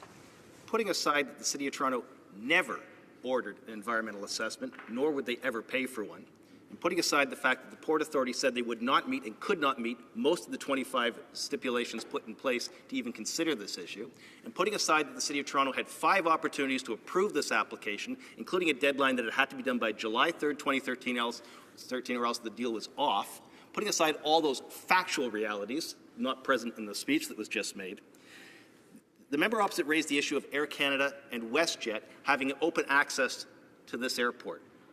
Have you ever met with Air Canada and WestJet to discuss the fact they have completely limited access, that there is a near monopoly that has been granted to the operator of Porter Airlines here, and that WestJet and Air Canada have grave reservations about how Conservative appointees of the Port Authority have configured this airport in a near monopoly setting so restrictive that you're not even allowed to compete with Porter Airlines with flights? In fact, the U.S. airline industry has refused to fly in and out of this airport because of the restrictive conditions put in place to benefit one airline over all others. Are you aware of the fact that WestJet and Air Canada are silent on this issue and want nothing to do with this process? I just remind honourable members to direct their questions through the chair. The honourable member for South Surrey White Rock. And thank you for that, Mr. Speaker.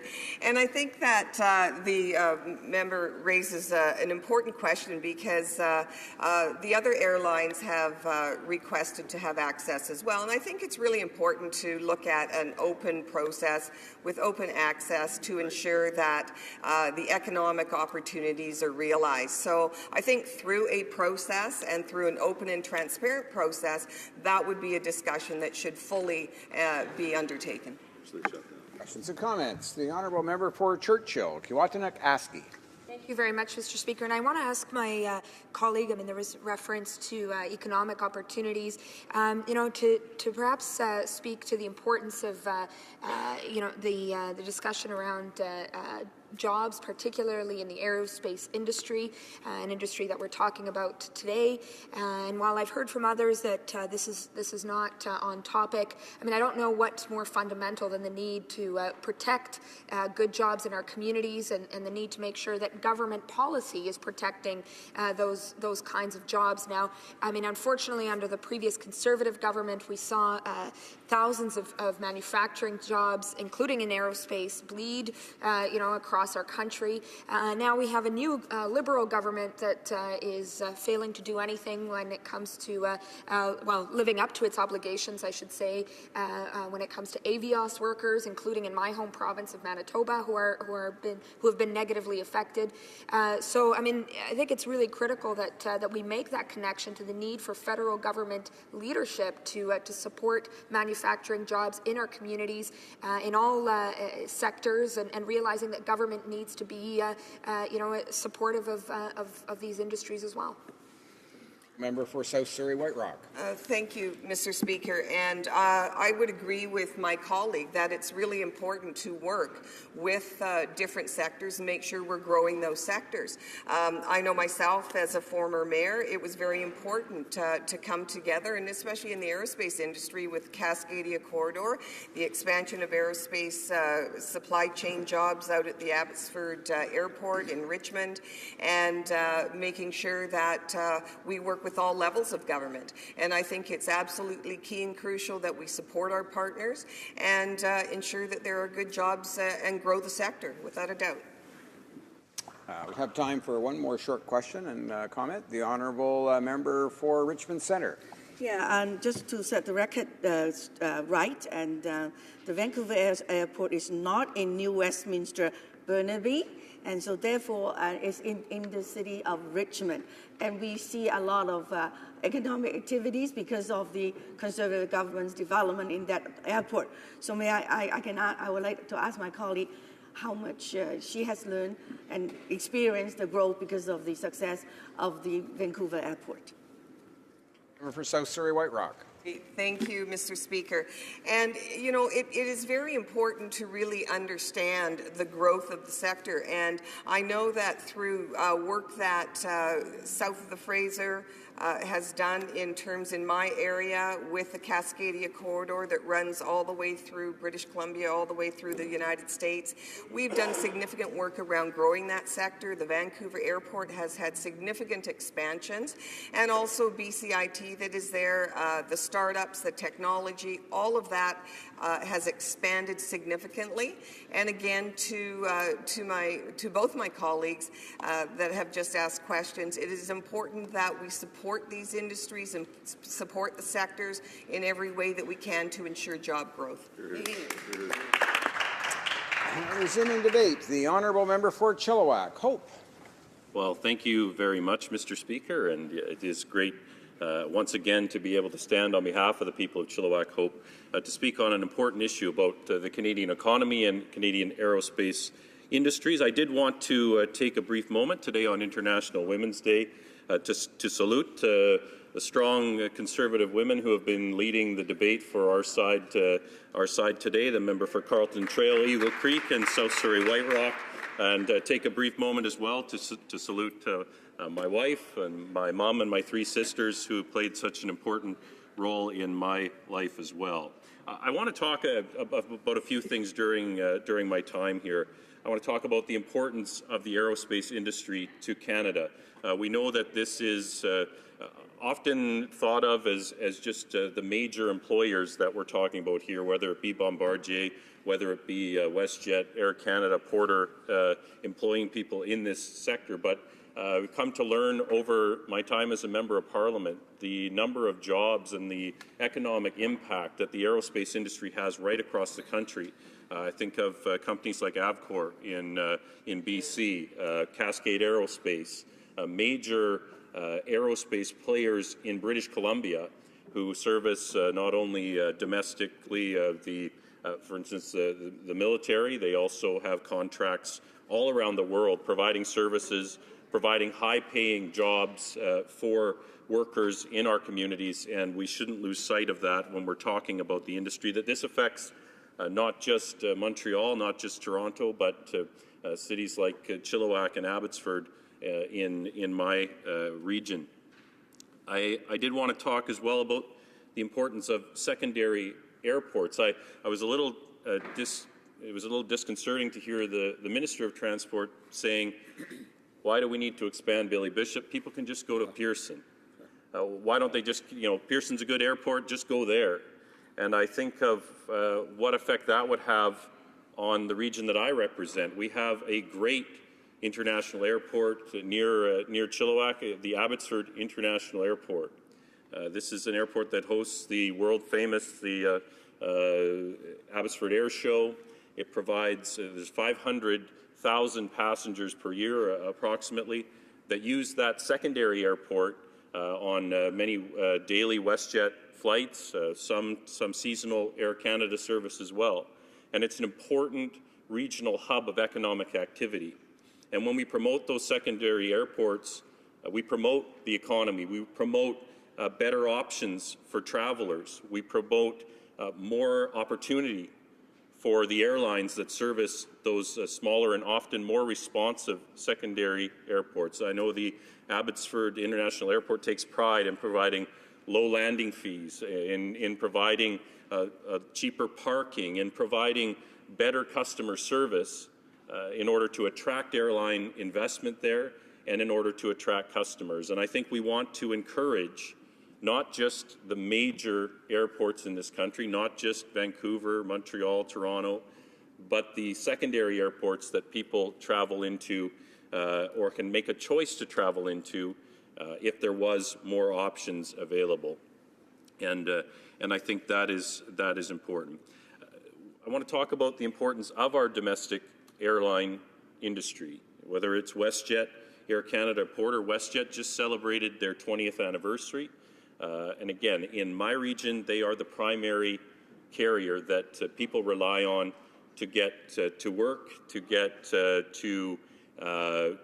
to see their family, and it started small and expanded into a great airline employing tens of thousands of Canadians. And when we look at at what they've done for consumers, when there's more choice, the prices go down.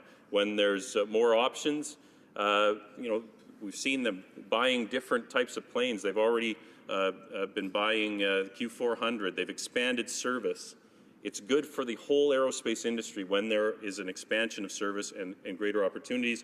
And that's why I think when we look at Billy Bishop Airport, someone from Chilliwack, BC, talking about a downtown Toronto Island airport, as the member for Carleton Trail Eagle Creek said, this affects all Canadians because it sends a message. And what message does this send when the Liberal government is being seen already in the short time in office that they're manipulating the process to get the result that they want? And instead of, we heard there was grandiose promises that there would be evidence-based decision-making, that there would be broad consultations, that there would be you just sit back and watch the consultations take place, but they've short-circuited that approach when it comes to the Billy Bishop Airport. Instead of allowing the environmental assessment that was underway to take place, 90% completed, as we've heard throughout the debate today, the minister unilaterally decided that he would cut that off.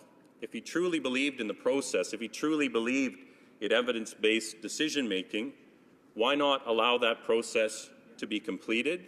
Why not allow the reports to be made public? And why not then respond as the federal government to the work that was being done by Ports Toronto and the city? Instead, to short-circuit that process, to get a political, to take the political decision that they would circumvent that process, I think is a mistake. And we saw that as well. We saw that on the debate that we had in this House on Energy East. We've seen this government, when they don't like the way that they think the result will go against their preconceived notion, they change the consultation process. In this case, they're cutting it short. In that case, they're layering on more red tape. And we saw in British Columbia reports yesterday of a major LNG proponent saying that because of this layering on, some question as to whether or not this is the company's position, but there is really real concerns happening in the industry that when you don't have an open and transparent and consultation process that the public can have faith in, you lose investor confidence. You lose the confidence of Canadians when it's seen that that process is being manipulated. So we've seen it on pipeline reviews where there's been an added layering on the consultation process, which is in stark contrast to cutting it short in this case, Mr. Speaker. So there's a problem with the process, and it gives us some concern, I think, as members of the official opposition and as Canadians that we represent. What does this mean for future consultations that this government has promised to undertake with Canadians? When we talk about things like democratic reform, There's broad consultations are promised. Well, we've seen in this case when the consultations, when they're not sure of the outcome or they want to ensure an outcome that has been predetermined, they'll cut that process short. That's not how we should be doing consultation. That doesn't bring confidence to Canadians that it's actually going to be an evidence-based decision-making process. And I think there's a difference we're seeing here between the official opposition and the government when it comes to problems that are presenting themselves in our economy. What you've seen from our Opposition Day motions, whether it's on Energy East or whether today it's on Toronto Island Airport, we are promoting market-based solutions. We are saying, why not look at the private sector to help Bombardier? Why not look to the private sector to help get our resources to market in the case of the Energy East pipeline? This government instead looks to intervene, either to shut down opportunity or to delay processes that have been in place. And, Mr. Speaker, that doesn't bring confidence to Canadians, and it certainly doesn't present the opportunity for the market to do the job that it can do. Why not allow the Billy Bishop process to go forward? And then, if the government at that point wants to intervene, at least all of the information's on the table. Instead, they've cut that short. And Mr. Speaker, the minister has waved around his letter of intent from Air Canada. When he's asked about why did he cut this process short, he says, oh, don't look at those jobs that have been lost at Bombardier. Look at this letter of intent I have.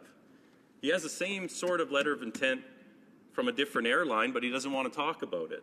And that's what we're talking about today. So why not allow the process to go forward? That's what this motion is about. It's about letting the free market play its role in boosting private companies like Bombardier. We think both of those things should go ahead, and that's why I'll be supporting this motion. Questions and comments? The honourable member for South Okanagan West Kootenay. Well, thank you, Mr. Speaker, and I'd like to thank my colleague from Chilliwack Hope for his speech. I just wanted to make some comments about his take on secondary airports. He mentioned the Abbotsford International Airport, which I'm quite familiar with, and I would just suggest to him that it's a very different situation than Billy Bishop in the heart of Toronto versus Abbotsford out in the farm fields of the Fraser Valley. That Abbotsford Airport covers the outer suburbs of Vancouver. Billy Bishop is servicing downtown Toronto. You won't find low-cost parking, for instance, I'm sure there. And while I'm sure the Abbotsford Airport does contribute greatly to the economic diversity of the Fraser Valley, I just wanted him to comment on how this might affect the economic situation in Toronto. Well, member for Chilliwack Hope. Well, Mr. Speaker, obviously I was not comparing the two airports in that way. I was simply saying when you have a major international airport, which you have at Pearson, near Billy Bishop's, where they would be drawing their customer base from, there is still opportunity. There still should be the encouragement of those secondary airports like Abbotsford in relation to Vancouver to grow and thrive. And I think anytime you are expanding an airport, anytime you're expanding service at an airport, providing opportunities for economic activity there, you're going to create more jobs, you're going to create more revenue for governments, and you're going to create more opportunity. And that's what this should be about. And this is about a process. This is about continuing a process that was underway, that was short-circuited at the 11th hour by the Minister of Transport for political reasons. And I'm sure we'll hear again from the member from Vaughan, who will, I'm sorry, my apologies, not from Vaughan. I won't say his name in the House. The member who's has this area in his backyard. It obviously pleased that member, pleased members of the Liberal caucus, but they should have allowed this process to continue so that there could be confidence of Canadians that the work was done, and then the decision should be undertaken only after that work has been completed. The honourable member for Spadina, Fort York. It's okay. There's a member from King Vaughan, but I won't seize that title. Thank you very much. The member opposite talks about a market-based solution. Is he aware that it's going to require about $1.6 billion in federal funding to reconfigure the landmass to accommodate this project, if it's even conceivably possible? But putting that aside, we have consulted in the city of Toronto, for 3 years on this issue. There have been more than 25 reports put on the table at City Council. City Council has 5 opportunities to approve this, and not once did they ever approve it. But there was an election where this promise was made to protect the tripartite agreement. There was one party that contested that election that promised to open the tripartite agreement and expand, regardless of cost, this airport, and that was the party opposite. That party received 0 seats. 0 seats in the election, and less than 10% of the vote in the precincts surrounding this airport. There was no public support for the position advocated by this party. But the question I have is this. We talk about the need to support Bombardier. When the City of Toronto came forward with the support of the province of Ontario to purchase Bombardier streetcars in the Thunder Bay and to facilitate the expansion of the transit system in the city, the member, Mr. Baird, at the time, told the city, and I can't use the language because it's parliamentarily barred, but he told the city basically in the most rude and juvenile language possible to get lost, that there was no basis to support Bombardier and build out a transit system in Toronto. If economic development and the health of Bombardier is central to this argument, why did the party opposite refuse to support the City of Toronto's request to buy Bombardier streetcars for the City of Toronto? Member for Chilliwack Hope. Well, Mr. Speaker, certainly the previous Conservative government was a strong partner to the City of Toronto, investing billions of dollars in public transit, in the GO Transit, in the waterfront itself, in the Pan Am Games. We were there as a partner with the City of Toronto, working with them on their priorities. And Mr. Speaker, I have a letter from that said here that it is the City's expectation that the studies being undertaken by Ports Toronto will address the conditions adopted by City Council, including the caps and phasing framework. Mr. Speaker, there was a process underway.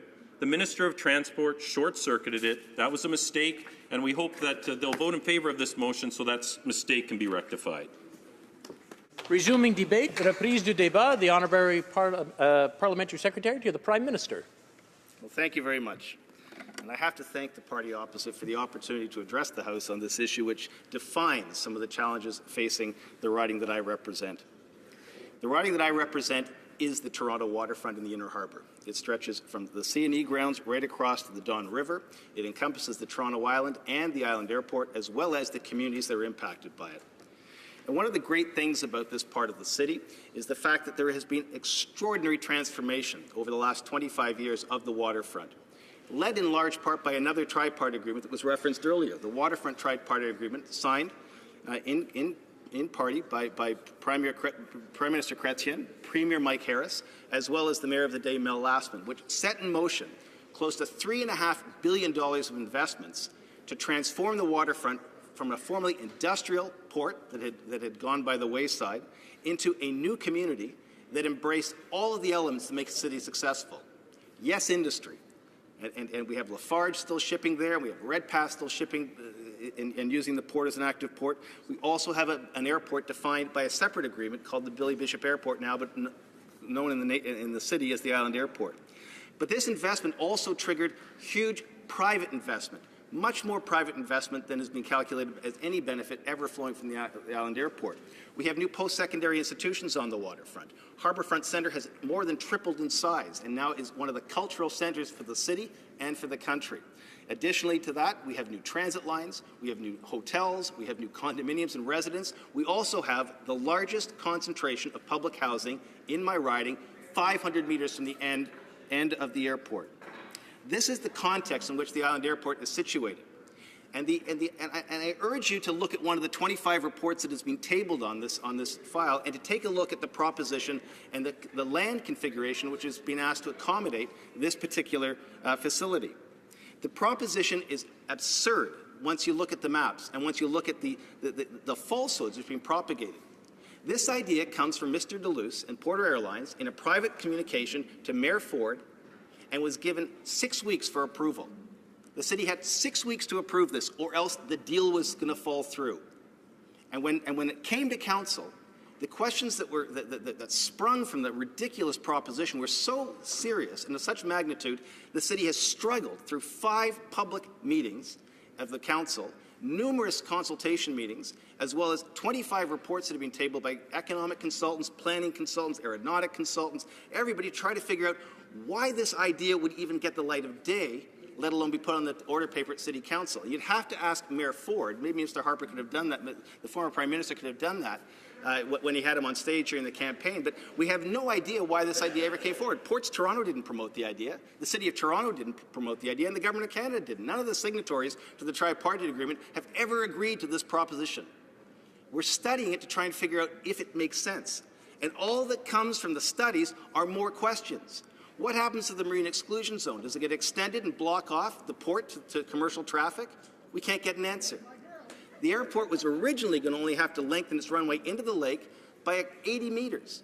That later turned out to be closer to 300 meters on each end, which means you're paving over and lake filling a half a kilometer of the lake, paving it over, cutting off access to the islands and to the island ferry to Hanlon's Point, as well as potentially choking the airport at Pinch Point near Ontario Place, shutting down one of the main channels to get in and out of the harbour for commercial ships.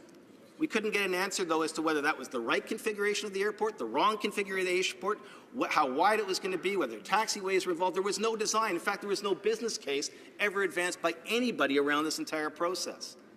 So the city tried to study it. It put some very serious conditions in place before it would ever even consider approving this project. And those conditions have never been met. In fact, the Port Authority said they could not meet them, which meant that when this eventually did get to the floor of Council, it was dead in the water. But the reality is this, is that the proposition requires a half a kilometre of lake fill on either end of the runway. It can't be moved one way or the other, because if you do, you choke off development of the Portlands or you run into Ontario Place. It requires the marine exclusion zones to be expanded, but we can't figure out by how much because Transport Canada won't tell us because there's no plan or design or project in front of them. And then the other thing that became quite obvious is the blast from the jets turning at the end of the runway was going to be so powerful it would knock over small craft and destroy boating and recreational yachting in the Toronto Harbour. And so what happened was the Port Authority then proposed to build a 6-metre wall the entire length of the runway, from Bay Street to Dufferin. An entire, for blast control, thank you very much, an entire blast wall was going to have to be built to protect boating in the area, but even then they had no business case to pay for it. So we end up with, we'll get to noise, but we end up with a situation where the project just keeps expanding and expanding and expanding in scope and expanding and expanding and expanding in cost, and it undermines the very good work that's been done to revitalize the waterfront. The amazing investment, which is about to be doubled again, which has had far greater economic impact, far greater public support, and far greater study and collection of data to prove its value. Instead, what we have is this crazy idea from one individual who wants to further the airline. Has WestJet or Air Canada come in support of this? No. Has the Port Authority ever signed off on it? No. Has the City of Toronto in 5 public council meetings ever said yes? No. They had 5 chances to sign off, and they always said no, unless the following conditions could be met, and those conditions, as you just outlined, were never met. But the real mystery behind this proposition is the notion that it's market-based. One of the proposals to make this idea work involved building a cloverleaf out over Lake Ontario to circle traffic in the inner harbour around the silos and back into the airport terminal. The cost in that alone was $600 million, to which Mr. Duluth said the federal government will pay for it. The federal government had an opportunity in the last term to pay for that, and they chose to spend the money on transit in Scarborough. It was a wise decision. The Port Authority has then said that they'll raise all the fees to passenger fees, except there's a problem. The letters patent of the Port Authority doesn't allow it to spend dollars that they raise on property they don't own or aren't contained in the letters patent. So they can't reconfigure the south end of the city to their liking because they're not allowed to spend money on property they don't own. And they agreed with that and said, yes, the city should ask the federal government for the money. The federal government could have put that money on the table in the last 2 budgets. The last 3 budgets it had, it chose not to do so. In fact, what it chose to do was to redouble its efforts and go back into the Waterfront Toronto plan, the appropriate plan supported by the City of Toronto, the people of Toronto, the business community of Toronto, and the planners of Toronto. So what we end up here today debating is this crazy notion that's being put forth by a single business proponent to reconfigure the entire city of Toronto to his liking, to abandon the plans of $3.2 billion of federal investment on the waterfront, to turn the back on Harbourfront Centre, turn the back on the residents that live there, not residents of a condominium, public housing residents. Public housing residents are the closest people to the end of this runway, 500 meters. And the communities around there have said no. We were given a promise that there would be no jets and no runway expansion, signed by the City of Toronto, the Port Authority, and the federal government. We want you to honour that promise. And so during the campaign, we said that we would honour that promise, and we have delivered on that promise, as we promised to do in the election campaign. But the real concern that I have about this is that when you ask the party opposite, who have you spoken to, the only people they have admitted to speaking to is the airline operator. They've met with Mr. Deluce. Mr. Deluce and his lobby organization, Sussex Group, have been lobbying on Parliament Hill for well over a month. And if you were to check the lobbyist register, you would find that they haven't registered. We are taking, and this party opposite is acting on lobbyists who have not obeyed the rules and have brought to this House a motion to further the private interest of a single airline at the expense of all the other public investments. At the very least, you'd expect this operator to follow the rules for once, to follow the rules and register as a lobbyist before he talks to parliamentarians about his business interests, to follow the rules to make sure his lobby, the company he's hired as a lobbyist, would register with the lobbyist register, but that hasn't happened. And that is shocking. Not surprising from the party opposite, but shocking. And the issue that we have seen time and time again with the Conservative Party and the Port Authority of Toronto is a relationship which is profoundly secretive. They have appointed people to that Port Authority who are the roommates from college of some of the former cabinet ministers, fundraisers from cabinet ministers. There has been an astonishing. If I could just interrupt the honourable member for a moment. I'm sure the honourable member appreciates the prompting from the other side, but if you don't mind, I would appreciate it if you kept your comments to yourselves. It's not good to yell across the table or across the floor. Thank you. Astonishing record of poor public administration at the Port Authority. They don't follow the rules. Their proponents of this project aren't following the lobbyist registration rules. They haven't registered yet. A complaint has been filed and received. And this is shocking that in the midst of all of this poor governance, one individual has convinced the party opposite to come forward with a bill that he alone will profit from. It's just an abysmal process.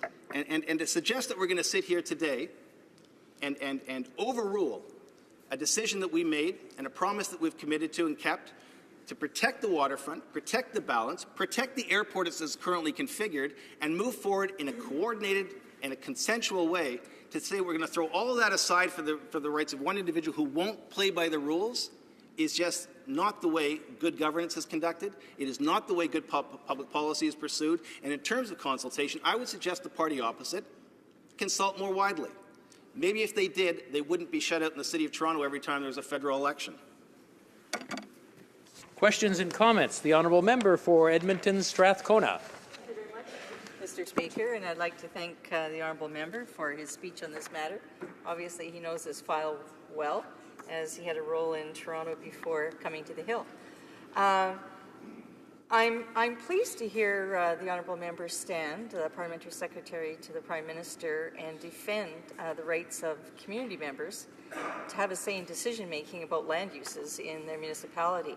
I, too, have fought long and hard in my own city to protect our river valley, which is treasured by many in our community, and that's against a lot of private proposals to develop.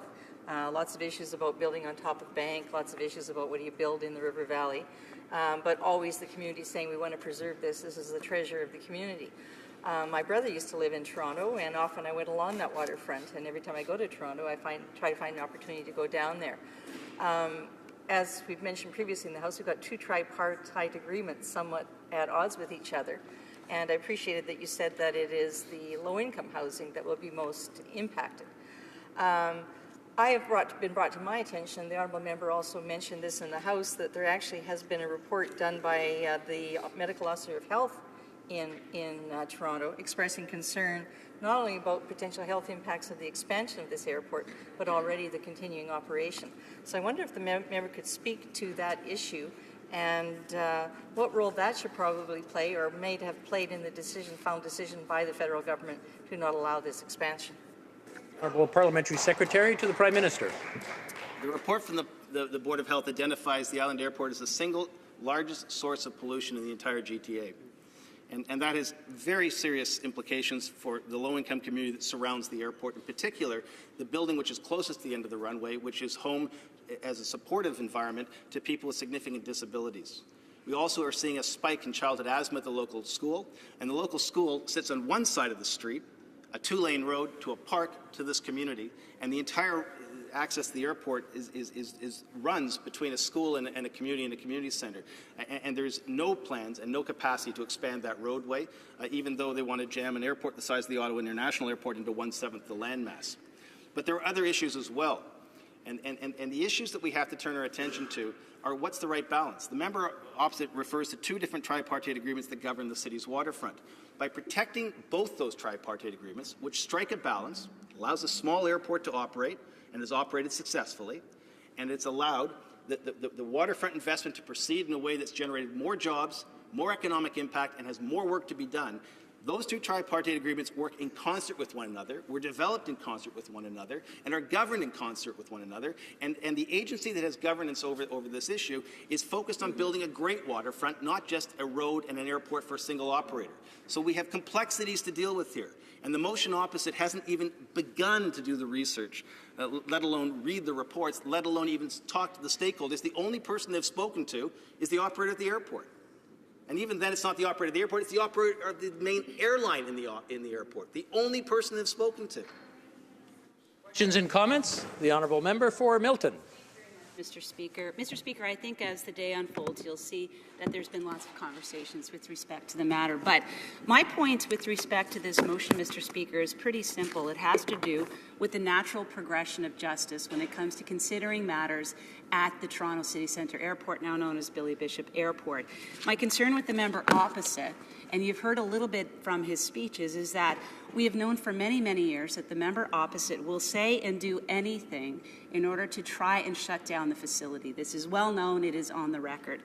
So one thing that I do want to bring to the attention of the member to illustrate that and have his comments on it is an incident that happened in 2007 where the member went so far as to make an allegation about a Bombardier plane, a Q400, with respect to it not being a safe plane. Now, obviously, since 2007, it's been in operation. It's been very safe. But the allegation that was made was rebuked very clearly by the president of the time of the CAW local, and he said, "I am appalled at the despicable display of political opportunism by Councillor Adam Vaughan in calling for the grounding of Porter Airlines Q400s." Mr. Speaker, the issue is this. He has said and done many things in the past. This is very much the same vein as being political opportunistic. He is trying to push an agenda of closing this airport via his last election campaign, where Jim Karigianis said, a former member in this House, that he can't remember Liberals having taken a firm policy decision on this issue. So, Mr. Speaker, I would enjoy hearing the comments of the member opposite to those quotes. Before the honourable member answers, I want to remind the members, even if it's in a quote, we can't really mention the name of a member of Parliament in the House. The Honourable Parliamentary Secretary to the Prime Minister. The member opposite refers to an incident when the Q400, when an early flight just coming out of development, had a problem with the rubber ring around the nose cone landing configuration that caused several of them to fail and crash, in particular when they flew over water and landed at airports, the maritime airports. It was subsequently fixed, and there was a recall on that part and was reconfigured to be more safe and, in fact, flies safely now, and I have no problem with the Q400 as it's currently configured because it was fixed. But the issue that she raised about due process, One of the conditions of the tripartite agreement requires the Port Authority to build a sewer system to take the de-icing fluids and distribute that back to the city's sewage system so that they aren't dumped straight into the lake.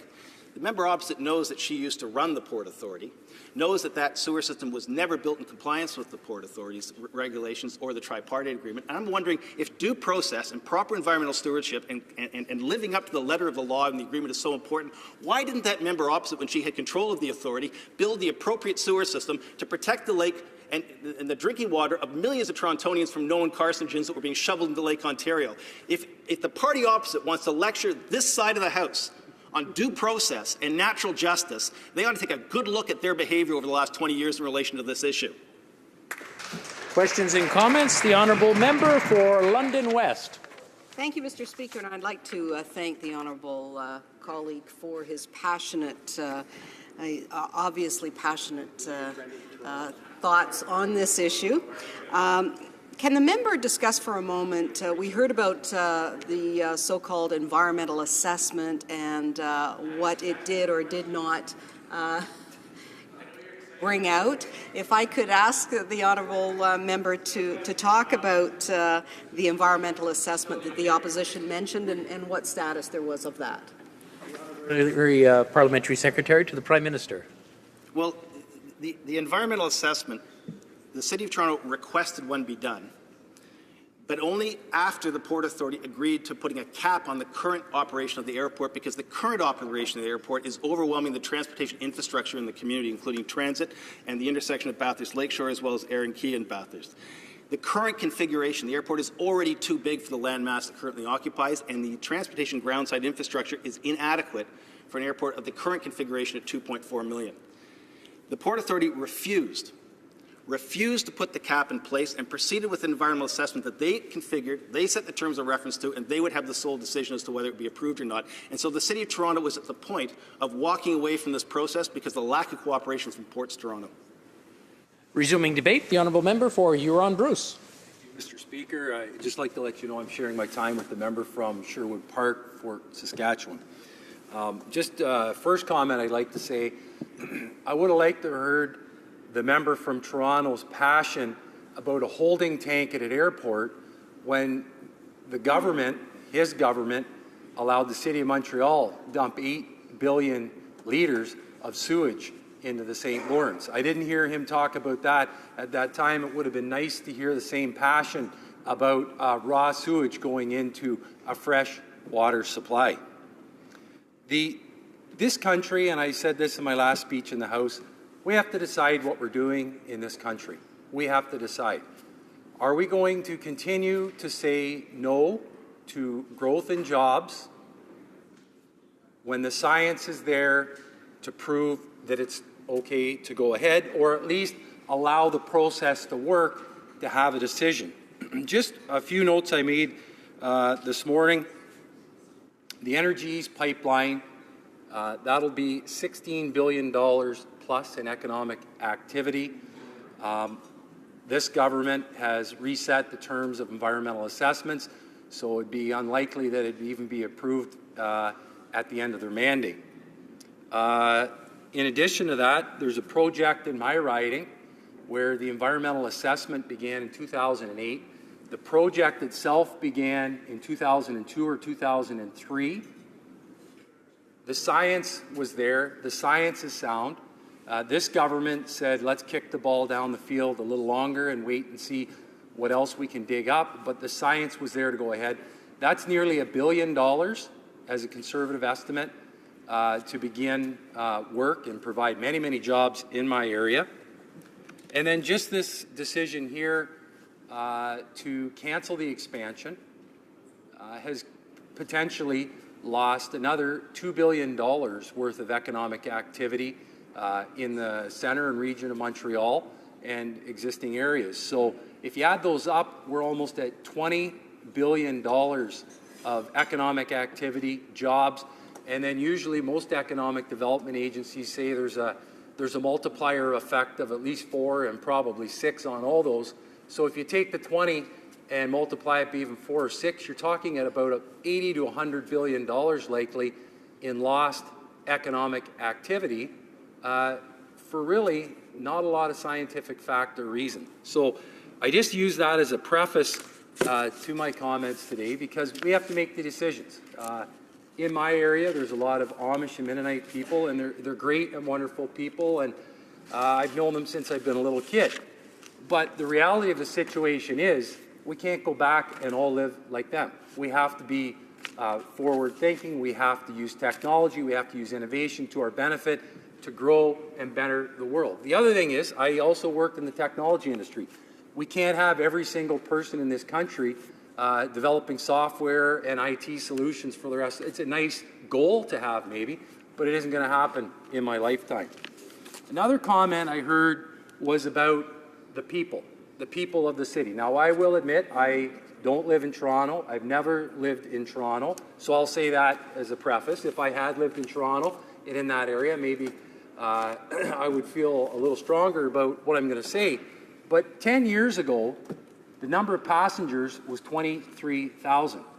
It's well over 2 million people today.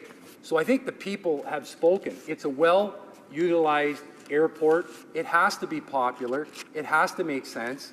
I saw the report in January. There's 14 complaints of noise. Okay, you figure out over 200 flights out of that area, 200 potential movements in a month, 14 complaints. Okay, that's a pretty good number. I'm sure in some other comments today as well, we've heard about some of the CS100 potential versus the Q400 and the other Dash 8 series, 100, 200, 300. There was a report by the Tetra Tech, which is a worldwide engineering firm, and one of their specialties is aviation. The noise of the CS100 is 17% less than a 100. It's over 20% less than a 200. And on a 300 series, it's, what's the numbers I have here? It's a 57%. It's 57% less noise.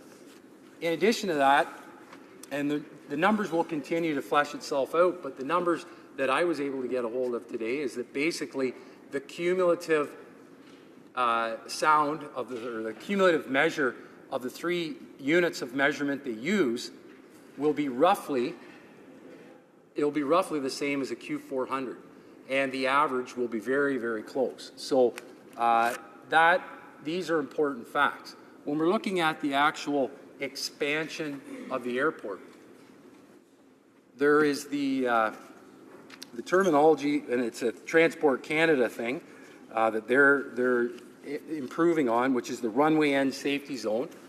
There's the work there that should probably be done, and then there's the expansion proposed by the airport that would help for the landing of the CS100s. I can understand the concern about infilling in fresh water. Obviously, there's always going to be concerns about infilling in fresh water. I can tell you in my area, the Goderich Port Authority, which is one of the most profitable ports in the country, that they had a project that they were proposing to infill 14 acres. To infill 14 acres in Lake Huron in fresh water, and they were working through the environmental assessment process. Now, I understand the environmental assessment that was currently ongoing or that was proposed here is different than the federal environmental assessment that was proposed in the Port of Goderich. But what I'm telling you is, if you are saying, or if the Liberal government is saying that no to any infill in fresh water or other waters for that matter, you better start adding up the number of harbors and marines that are in this country that provide economic activity to Canadians each and every day. There's a process. No one should be afraid of the environmental assessment, recommendations that came out of the Jacoby report that would mitigate sound. All these are what people who are in business, people who are concerned about the environment, concerned about people who live in a city, or in the country or wherever, this is what you're doing. This is why there are rules. That's why you do what you need to do. I also understand the argument about, increased traffic will reduce residential growth, reduce valuations of property. Has anybody read anything in the Globe and Mail recently or any other newspaper about the increased prices of real estate in Toronto? Okay, we went from 23,000 passengers in 2006 to over 2 million today. Take a look at the growth in Toronto in that area in the last 10 years. Take a look at the increase in real estate values in the last 10 years. Look at the increase in the improvements in the waterfront area. I've been down the Queens Quay. I've stayed there many times. It's a beautiful area.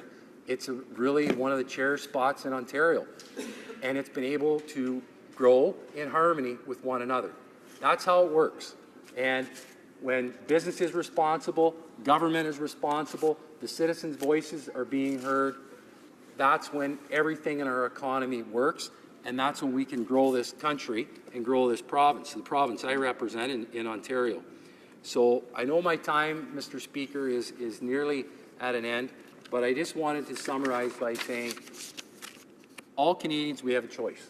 We can choose to grow our economy, respect our environment, and respect the people that live in our areas. It's not just airports, it's railways, it's highways, it's roads, it's everything.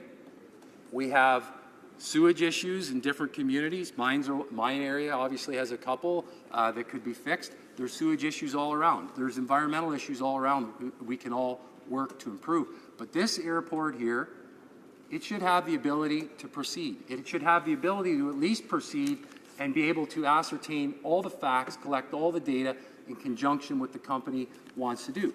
There's opportunities for other companies. I should also mention Air Canada had the run of the place for years and really didn't do much with it. It was Porter that had the vision. So it's a little rich for Air Canada. I love Air Canada, but it's a little rich for them to come back and say, oh, we'd like to have some of this now, okay? So thank you for your time, Mr. Speaker, and I'd be happy to take any questions. I'm sure I'll get at least one from the member from Toronto because I think he's the only one asking questions by the Liberals today. Questions and comments? The Honourable Member for Spadina, Fort York. Perhaps I'm the only one asking questions because I'm the only one who's actually read the reports. And there have been ample reports tabled on this issue over 3 years, reports that are definitive. One of my favorites was a report that was the groundwork for the formal request to get someone to do an environmental assessment, but not the Port Authority, to do a full environmental assessment under the provincial laws, because the lake is actually a provincial park, and the bed of the lake where the airport wants to expand is actually owned by the province of Ontario as a provincial park. Yet the provincial environmental assessment process is forbidden from kicking in, and the federal one trumps it. But the Foundation report made a very interesting finding. One of the proponents said that we could extend the runways by half a kilometre into the lake, and we could build new fish habitat at the end of each runway. And we would do this because we found that when we studied the existing airport, there was no fish habitat in the Toronto Harbour next to the airport. When we asked why there wasn't a fish habitat there, the report came back and said, well, because the island airport dumps all of the runway snow into the lake and has killed the fish habitat. So what the proposal actually said we're going to do is extend the runway and kill more fish habitat as we create it. The environmental assessment, though, didn't take into account the impact on the natural environment, because the scope of the environmental assessment didn't do that. Would the member opposite agree with me that an environmental assessment that wasn't authorized and didn't meet the threshold or the consultation strata that is defined by the province of Ontario and by the state of Toronto, an environmental assessment that doesn't take into consideration the existing law is in fact not really an environmental assessment at all? Member for Huron-Bruce. Those are all pretty weak points, Mr. Speaker.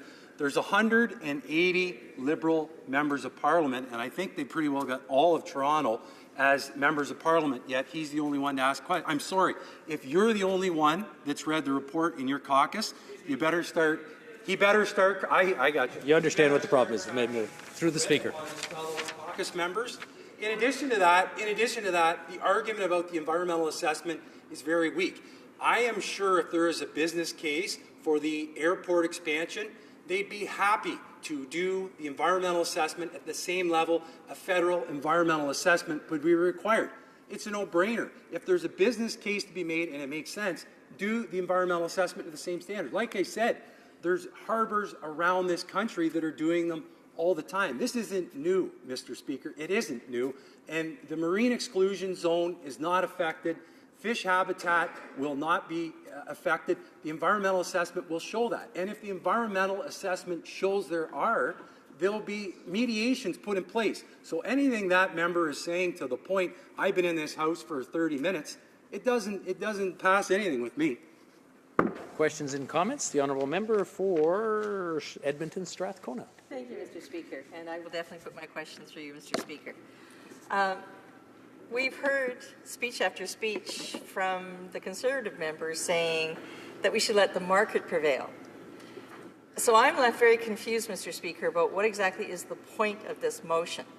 Who exactly is putting up the money to expand this airport? Who is putting up the money to buy these airplanes? What do you mean it's market-driven? Surely when this is really all about a land use decision, and when you make a proper land use decision, you confer broadly, you do a proper environmental impact assessment supervised by a neutral independent body. In this case, it would be the Canadian Environmental Assessment Agency. So I'm left totally confused about what is the market-driven aspect of this. Surely Bombardier, an internationally recognized company, can probably put together a pretty good market plan for selling not only its airplanes, but also its trains, its trolleys, and so forth. What is this about the market argument? Simply what you're doing is cutting through and saying essentially the federal government should give the money so Bombardier can buy these planes, expand the airport, everybody's happy. For Huron-Bruce. I love getting market questions from the socialist down the way, the Bernie Sanders Socialist Party. It's called the free market, and if there's a business case for an expansion of an airport, it's called a business case. And you make that business case, and if it will actually fund itself and pay for that investment, that's called the free market, okay? It's a little different than what the Bernie Sanders Socialists have down there. The other thing I will say is, what happens is when you expand the runway, then an airport or airline says, geez, now we can fly in there. So now what we need is airplanes to fly in there that will meet that need. Then they get the financing. Then they go to Bombardier and they say, oh, by the way, Porter is an all Bombardier company. We'd love to buy 30 of your jets, and those jets cost $2 billion. That's the way the economy works. That's the way free market capitalism works. We know the Bernie Sanders socialists down there no comprende, but that's okay. Resuming debate, the honourable member for Sherwood Park, Fort Saskatchewan. Thank you very much, Mr. Speaker. It's a pleasure for me to be able to rise and discuss this important issue. We're talking about the expansion of the airport in Toronto, the Billy Bishop Airport, and the benefits that would have for Toronto. We're talking today about Bombardier and the benefits that airport expansion have for Bombardier and more broadly the province of Quebec. But we're also talking about a fundamental principle, and that is about stimulating the economy, the importance of stimulating the economy, and how we stimulate the economy. Now, I think there's broad agreement in this House about the importance of not only having a strong economy, but the role for government to look for ways to strengthen our economy, to look for the policies that can be put in place, the structures that can be put in place that facilitate stimulation of the economy. But we have a bit of a different approach on this side of the House. Our view is that as much as possible, the first action should be seeking to work with and leverage opportunities for investment, for stimulus from within the private sector. That if there are opportunities to encourage private sector investment that leads to economic stimulus, that leads to economic growth, that's a very good thing. And that we should prioritize these types of initiatives as much as possible, that we should look first to stimulating private sector investment before looking for big injections of public dollars. That's a different approach, though, from the government approach. They jump automatically from wishing to have a strong, stimulated economy to saying, well, that means the government has to put in a whole bunch of new spending. Again, we know of their plan to run very large deficits, but what's behind that, I think, is a fundamental misunderstanding of the way you stimulate the economy. We want to see strong private sector-driven economic growth, and this motion is an example of how we go about doing that. We want private sector-driven economic stimulus. We want policies that make it easier for the private sector to make investments, and that's exactly what this motion is all about doing. Now, our strategy prioritizes private sector investment, and that's where we start. So we did a number of things that encourage that. One of the ways that you encourage private sector oriented stimulus is to have open trade and efforts to attract international investments. And of course, we did that over the last 10 years. And a strong transportation network, frankly, is part of that, is part of facilitating international trade and people-to-people interactions that make that trade possible. Of course, a stable but relatively limited regulatory environment is important as well. This encourages new investment. When we have a regulatory environment that is predictable, that is limited, but that is always oriented to encouraging new investment, this is important. This is what we need to have to stimulate our economy, again, to encourage private sector-driven stimulus. Now, the third thing, and the focus of our discussion today, is how important transportation and infrastructure links are for our for having private sector-driven economic stimulus. And we know that in the history of our country, such a large country, the role of transportation and infrastructure links have always been very important. And there's a role for the government to be involved in those things, but in every case where there's an opportunity to encourage private sector investment in transportation and infrastructure links, I would argue that we need to work as hard as possible to make that happen. One of the things we've talked about in this House before is the importance of pipelines. Pipelines are the nation-building infrastructure of the 21st century, and another part of that as well is strengthening our airports and the airport connections within the country. This is what this is all about. Having pipelines, having airports, these things interconnect our country economically, facilitate trade, and help to create jobs. Now, I'm sure other members have talked about the benefits, specifically the economic benefits of the Billy Bishop Airport, but let me just go over this again. Annual direct impacts, close to 2,000 jobs, $100 million in wages, $220 million in GDP, $980 million in economic output. And a study found that non-local visitor spending impacts of air services at the airport amount to approximately $150 million a year. So we know significant economic benefits that are facilitated by having that transportation infrastructure in place. So we need to do this. We need to see the value of this. We need to get this done. It's just unfortunate that we're dealing with a government right now in this country that really only sees one tool in the toolbox when it comes to stimulating the economy. They want to have a strong economy. They think the solution is always more government spending. During good times, bad times, and in between times, all they want is more government spending. The reality is, when you have a hammer, every problem looks like a nail. So instead of stimulating the economy by identifying opportunities in the private sector, by working with the private sector to facilitate investment from other places, they just want the government to spend more money. Our approach on this side of the House is different. We think that recognizing a multiplicity of tools in the toolbox for stimulating and strengthening the economy is necessary. But generally speaking, public expenditure should be the last resort. If we could stimulate the economy without having significant injections of taxpayer dollars, that's obviously preferable, because any major government spending, it costs, obviously, the taxpayers. Now, excuse me. I just want to, as well, talk a little bit about the issue in this context of local control. Who's involved in making decisions with respect to the airport? We know, of course, that there is a tripartite agreement in place which gives the federal government theoretical authority to make decisions about this airport. But as much as possible, because this is about a development decision, this is a decision about what happens inside of Toronto, that we would encourage development, but at the same time, we would see this as something that the people of Toronto ultimately should be making the fundamental decision about. That we want to see as much exercise of local control in the context of this. Now, we know that proceeding with development projects can always be difficult, whether you're talking about building a building, expanding an airport, again, doing natural resource development. It can be difficult enough without having the involvement of many different levels of government, where you have to get where everybody feels like they have to be on side before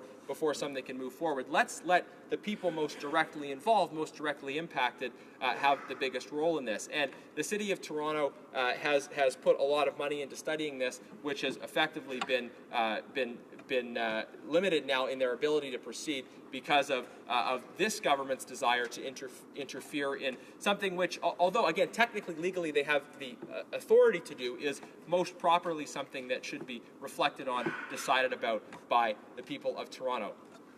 So, Mr. Speaker, these are really the central points here, and I think central points that this government is missing. One is that when you're stimulating the economy, it's not all about the government putting a whole bunch of money into the economy if there are opportunities instead to leverage private sector investment. And this is something that has huge economic benefits for Ontario and for Quebec. And so there's an opportunity to leverage the involvement of the private sector. And that's a better way to go, a better way to have stimulus of the economy than the alternative, which is simply the government putting a whole bunch of money into things. And then also this issue of local control. The challenges with development are enough that we don't need everybody trying to control the process. We should leave the process as much as possible to the people of Toronto, to the people directly affected, to their representatives in the City of Toronto. So I think on that basis, understanding the proper place of economic stimulus and also the need for local control, this is an important motion, and I look forward to voting in favor of it. Questions and comments? The Honourable Member for Spadina, Fort York. The province of Quebec is going to be very interested in your arguments about local control, controlling all decisions of the federal government. I hesitate to wonder what that means for pipelines and your particular party's proposition on that issue. You say that, though, that the people of Toronto should be allowed to make a decision. City Council has had this issue in front of it 5 times since the initial request came in from the one airline. And 5 times it has layered more and more conditions and gotten further and further away from making a decision. And those 5 opportunities to approve this, in all 5 opportunities, they have declined to approve this project. That's the public record of the voting record of the City of Toronto. But in terms of this notion that private sector stimulus is better than public sector stimulus, is the member opposite aware that for this project to be configured, it will require close to $1.6 billion of public money to reconfigure the airport to accommodate this proposal, and that money has got to come, according to Mr. Deluce, the proponent, from the federal government if this project is going to actually fly. Is the member aware, and with his perspective that no money should come from the federal government, or money that comes from the federal government is bad for economic stimulation, is he aware that this project cannot fly without $1.6 billion in new taxes and infrastructure investment, a decision your previous government had the opportunity to make and declined? Just want to remind the honourable members that to speak through the chair and not directly across the floor to each other. The honourable member for Sherwood Park, Fort Saskatchewan.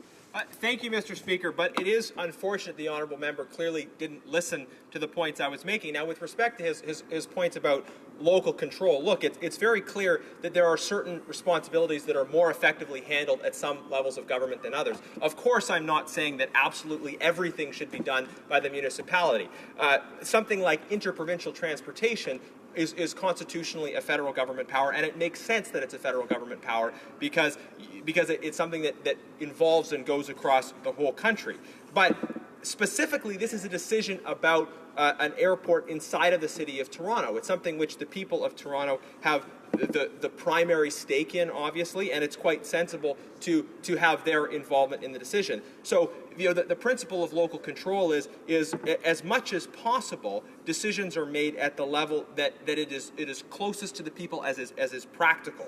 That's the principle behind our convictions of local control. You might call it subsidiarity that we value. Now, in terms of past decisions of Toronto City Council, again, that's exactly the point. It should be to the greatest possible extent their decision to make. I think that's pretty clear. So if the people of Toronto decide they don't want this, but this, the federal government, what has happened is the federal government has sought to put the kibosh on this. Now, in terms of the cost of federal spending, again, I want to be very clear about what I said. Not that all federal spending is bad, that the member is completely misconstruing what I said, intentionally or not, but it's that we should seek to leverage investment by the private sector for the benefit of the economy as much as possible. We shouldn't ignore the possibility of private sector investments. We should use that to our advantage. There's, of course, a role for the public sector as well, but we should seek to leverage the private sector involvement as much as possible. Questions and comments? The honourable member for Bruce Huron. Thank you very much. I just wondered if the member could possibly reflect upon the 10 years of our Conservative government and the jurisdictional respect that we showed for provinces and cities and municipalities alike, something that the Liberals may want to also consider. And also, if you may want to speculate when the next member of the Toronto Liberal caucus will actually ask a question. The member from Spadina, Fort York, has asked many questions, if not all the questions today. I'm wondering when he'll remove the muzzle from his colleagues from Toronto and let them ask a question. I mean, it is 10 minutes to 1. It's 10 minutes to 1, and there has been 0. So let's go. Let's have some questions from other Liberal members from Toronto. Honourable member for Sherwood Park, for Saskatchewan. Thank you very much, Mr. Speaker. You know, I think it's a great point the member makes that our party, we helped to strengthen our federation by respecting jurisdiction. We didn't push agendas that were outside a federal jurisdiction. We sought to listen to and to collaborate with people at other levels of government and respect their decision-making authority. Again, in the case of the City of Toronto, listening to what's coming out of Toronto, not trying to have members of Parliament micromanage what happens in Toronto. This is about land use. This is about development. This is about the future of the city. And obviously, many Torontonians see great opportunity in the expansion of the airport. Certainly, the federal government should not get in the way. But look, we need to be working with other levels of government, and the first way to do it, the most important way of doing that, is respecting their jurisdiction and also respecting the ability of the private sector to be involved in investment that benefits our whole economy. Resuming debate, the Honourable Parliamentary Secretary to the Minister of Innovation, Science and Economic Development. Thank you very much, Mr. Speaker. I would also like to share my time with my colleague, the member for Aurora Oak Ridges, Richmond Hill. Thank you for giving me this opportunity to take part in the debate on the Conservative motion. Mr. Speaker, the aerospace sector is a growth sector based on innovation and has a very technologically advanced jobs. It is important for economic development in Canada. In 2014, the industry in Canada accounted for $29 billion and added that to the GDP, hundreds of thousands of jobs, 76,000 of them direct jobs, and the others indirect in various regions of the country. Canada, Mr. Speaker, is one of the major players in aerospace. We are the 5th largest producer after the United States, the United Kingdom, France, and Germany. We are 3rd when it comes to the production of aircraft. We are a leader in flight simulators and other equipment. Our industry is world-class and exports 80% of its production to other partners, the United States, Australia, and other countries are served by our industry, and we account in those markets for between 20 and 50% of the aircraft. We have a strong presence in the whole supply chain. Anybody that understands the industry knows that innovation is crucial. This is one of the most important industries when it comes to research and development. $1.8 billion, that is close to 20% of the industry, is centered on R&D.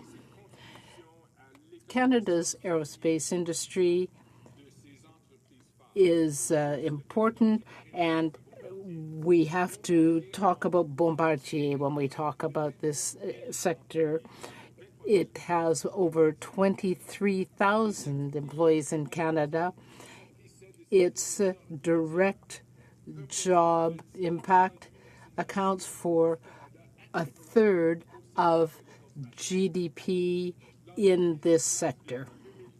Since 2012, this aircraft manufacturer has been the number one in Canada. We need to acknowledge the role of innovation, and the Minister of Science and Innovation is developing a new innovation policy to take into account how the government can enable the aerospace industry, including small companies, to grow and to promote sustainable growth in the sector. I would also point out that the government's support for this industry goes beyond innovation. It supports the industry through its world-class certification program, its financial support for exports, and its program to support economic development. Mr. Speaker, I could continue for some time, but I do want to allow time for questions, of course. I will add just one more point, therefore. When we talk about Bombardier, which is the third largest civil aircraft producer in the world, it is a large investor, therefore, and there are a lot of companies that want to build parts to serve the aircraft built by Bombardier, and this also helps the industry in Canada and produces jobs. I will now conclude my remarks in order to leave time for questions, or I could continue a bit because you are telling me that I have a little bit more time. So I would be happy to talk a little bit more about Bombardier's role in the industry. When there is a situation like this, where Bombardier accounts for about a third of the industry, we know that this high-value sector that creates high-value jobs is well-served. And therefore, Mr. Speaker, the Minister of Innovation, Science and Economic Development has said a number of times that the government is of the view that the aerospace industry needs to be looked at from the point of view of solid numbers so that we can take the right decision, support the company, and come to conclusions in the next few weeks. I would also add, Mr. Speaker, that in Canada, as I mentioned, and other colleagues have already indicated today, this is an extremely important industry for Canada. Not only are there 23,000 jobs at Bombardier, there are also 180,000 indirect and direct jobs linked to the aerospace sector. And these jobs are located not just in Montreal, but in all regions of Canada, in Toronto, in Vancouver, in Eastern Canada. The whole supply chain linked to the sector produces these jobs. And I would also say that members of the House want to represent their constituents well. But what is important to constituents is the opportunity to have good jobs so that they can make a decent salary. And people working in the aerospace industry do have those types of jobs. They can take training at college, in a CEGEP, but in particular at university, in scientific areas, and those are the people who have those kinds of jobs. These jobs are very well paid, and that is important. I know that all of my colleagues here in the House of Commons, regardless of the party they represent, would agree with me that we need to support Canadians and help promote these kinds of jobs.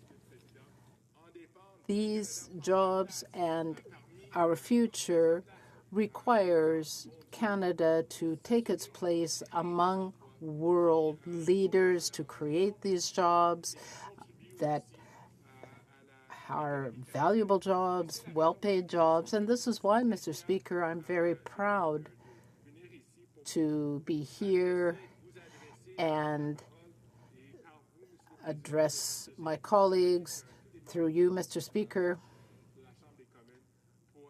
And I think we do need to support our aerospace industry in Canada. Thank you. The honourable member for South Okanagan, West Kootenay.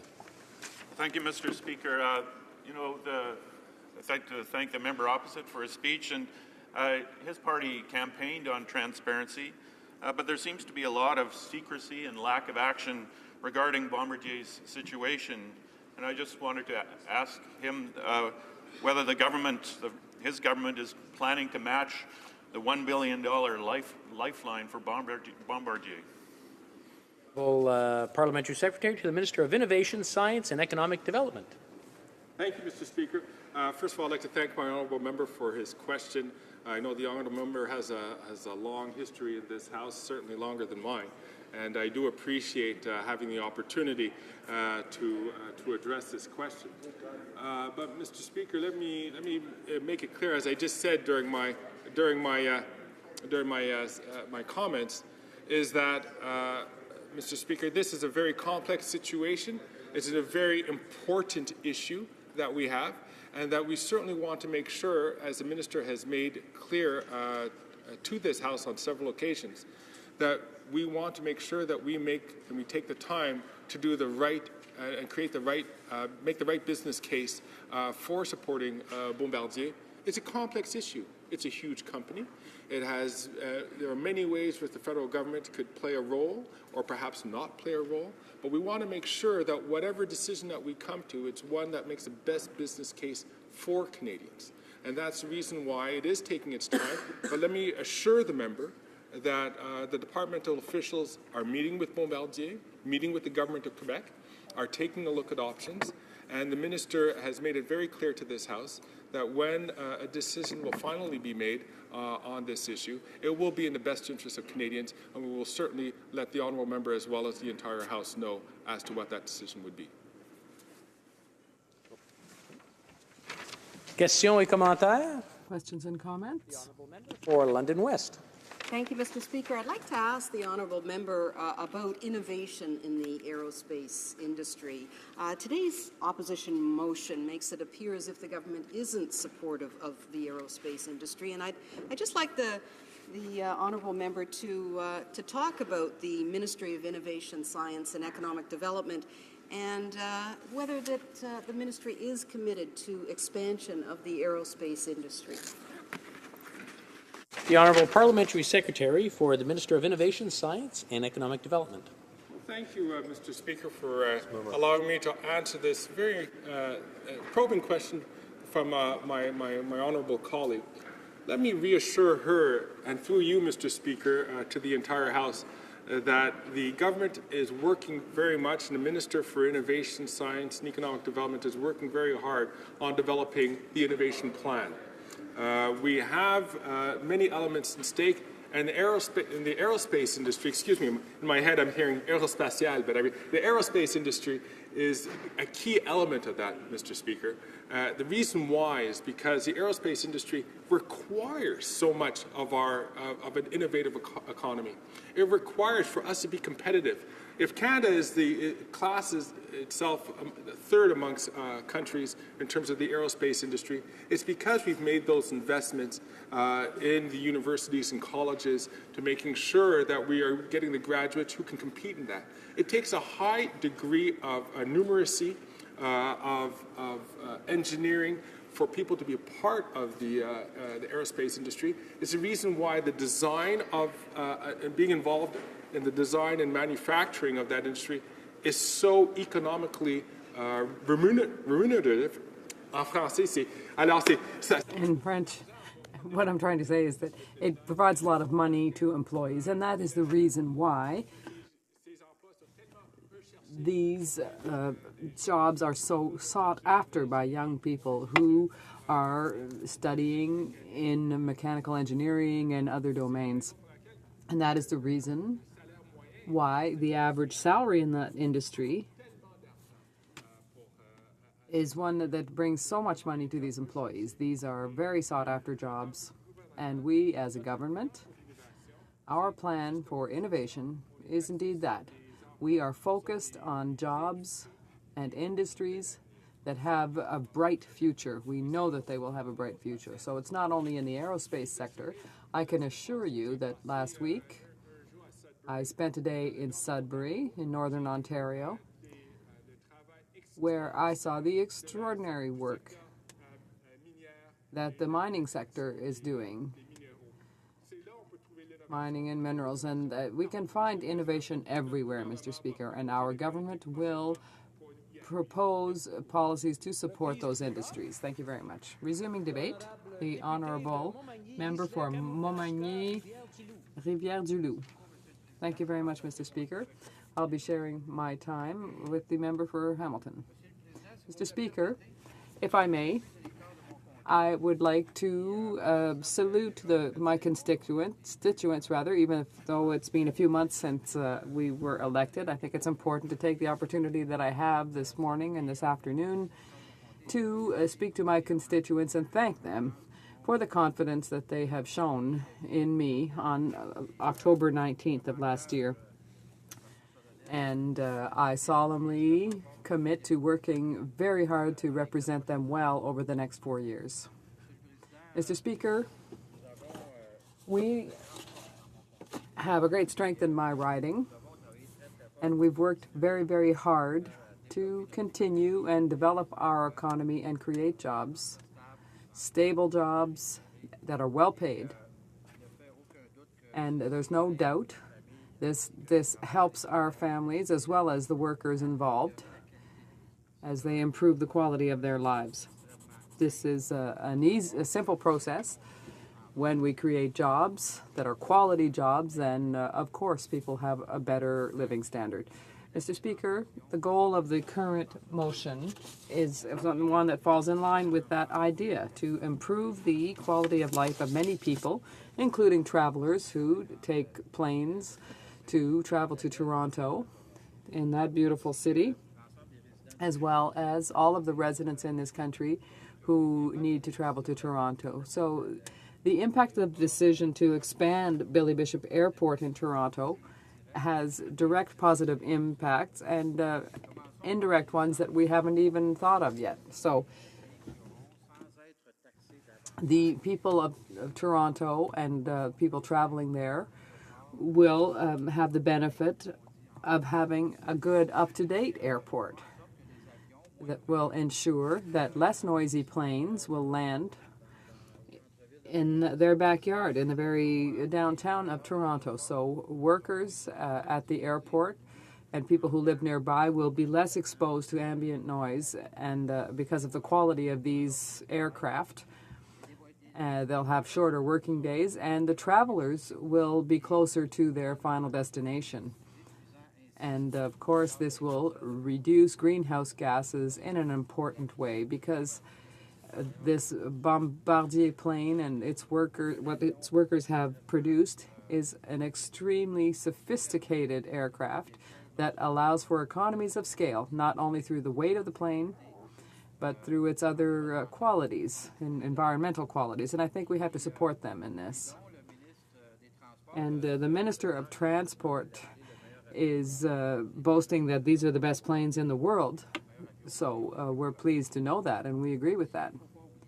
We mustn't forget also that Bombardier is a business, Mr. Speaker, that is a separate entity, and it's a Canadian business that produces its product here in Canada. Quebec and Ontario in particular have invested in Bombardier, but all Canadians have billions in the last decade. And I'd say that this is an extremely important component of the Canadian economy. The aerospace sector is extremely important, and the quality of the products is recognized around the world. So in the case of Bombardier particularly, it's not just in the world of aviation, but also in the world of transportation by train, by metro, or through trams that these are all built in Canada and shipped around the country. There is a plant in La Pocatière, in the city in which I was born and where I still live in my riding. And this plant actually creates 400 jobs. So when we're talking about the contract for the new Montreal Metro trains, this is for a very sophisticated network, and the trains are very highly developed, and they're sought after by people around the world, just as their aircraft are. So I'm in a good position to speak to you about the importance of Bombardier, because Bombardier is present, and it also in La Pocatière builds snowmobiles. And with the first contracts with Montreal and New York, how allowed us to really focus on the importance of the La Pocatière plant. We've had, I think, 1,200 jobs at one point tied to the New York contract in our local plant at La Pocatière. So inevitably, I can say to you that Bombardier is a business that works in many different areas. And if things don't go well in one sector, there's a risk that it won't go well in others at the same time, because the amount invested into the development of this aircraft, which I think would be very welcome in Toronto, we're talking about considerable sums of money. And right now, there's a weak link within the chain at Bombardier. And that, I think, is why we need to ensure that Bombardier will be helped. And one way in which we can help the company is to ensure that these planes that everyone has agreed are the best in the world, the quietest and the most economical to run, will be allowed to land in Toronto. So this, I think, is in line with a global vision of transport that is the best in terms of the environment, and it takes into account the lives of the neighbors in Toronto who would potentially be affected by this. These are one of the reasons why some people say they don't want those planes to land there, or they don't want an expansion of the airport. But we're talking also about the country's economic growth. The government has told us that they have a plan to develop the economy, and they have an unbelievable opportunity here to develop this economy, indeed, in the aerospace sector, and in terms of innovation as well. And they are skirting an unbelievable opportunity here. So, of course, Mr. Speaker, you'll understand that a business like Bombardier doesn't operate in isolation. So the whole issue of subcontractors is very important if we talk about Bombardier. There's a whole network across the entire country that provides services and parts to Bombardier and creates jobs across the country. So I think that this decision that the government has taken here is completely irrational. It doesn't fall in line with the goals of sustainable development.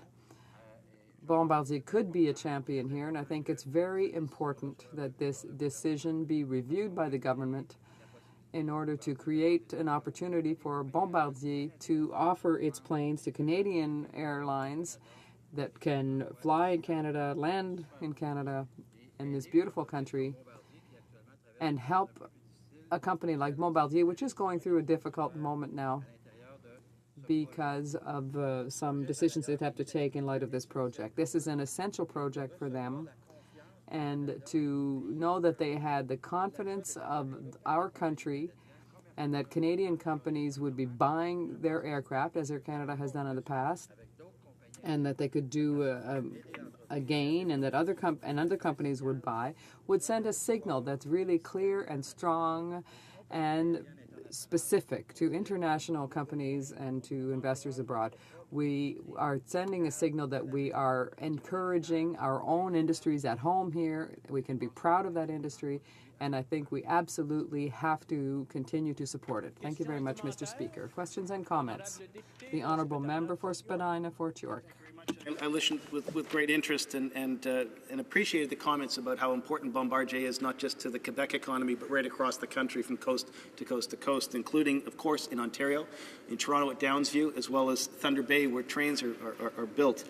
And I'm sure that the honourable member opposite is aware that the Bombardier, the future of Bombardier rests on more than just one plane and one airport. It rests across its entire platform. And I wonder if he could perhaps help explain, while the previous government, when presented with an opportunity to purchase LRT streetcars for Toronto and source them specifically from Bombardier, specifically from workers in Thunder Bay, why his party told the City of Toronto, and I can't use the words, they're words more perhaps properly spoken by Donald Trump than by me, but basically told Toronto to get lost, and for that contract not to be pursued, and it would not be funded by the previous government. If Bombardier is such an important component of the Canadian economy, if the future of Bombardier is so critically important to workers right across the country, why didn't the previous government support the purchase agreement for the City of Toronto for streetcars? The Honourable Member for Montmagny-Lisle, Kamouraska, Rivière-du-Loup. Thank you, Mr. Speaker. To the specific question asked by the member, my colleague across the way, honestly, I don't know what the reasons are. I don't know why the government did this in terms of the plant in Thunder Bay, but what I can tell you is that the Quebec government made a favorable decision by granting a contract to Bombardier with the Montreal Metro contract. So I think that we're seeing this achieved now. We're building the best train in the world. And the plant at La Pocatière is important for Canada. That's what is important to understand here. We have to continue developing this business. And they just got a contract from the City of Edmonton as well.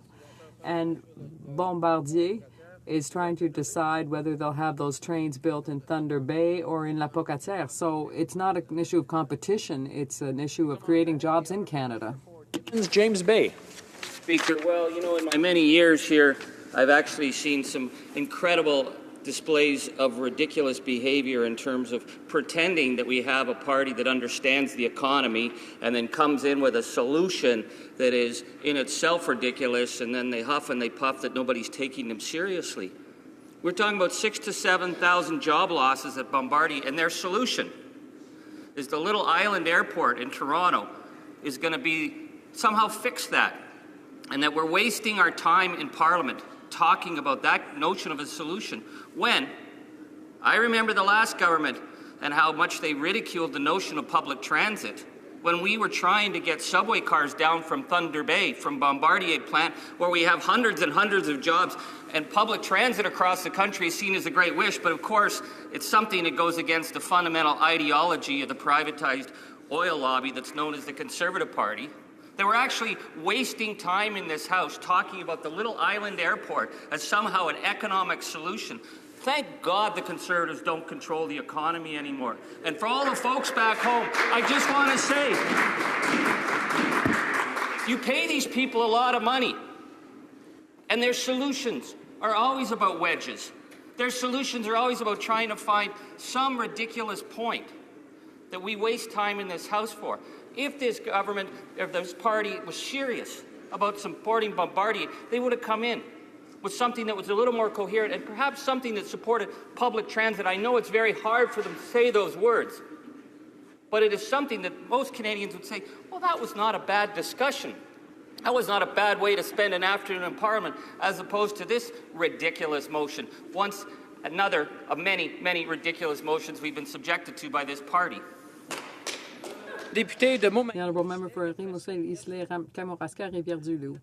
Mr. Speaker, if my colleague is under the impression that he's wasting his time here, he could stay home.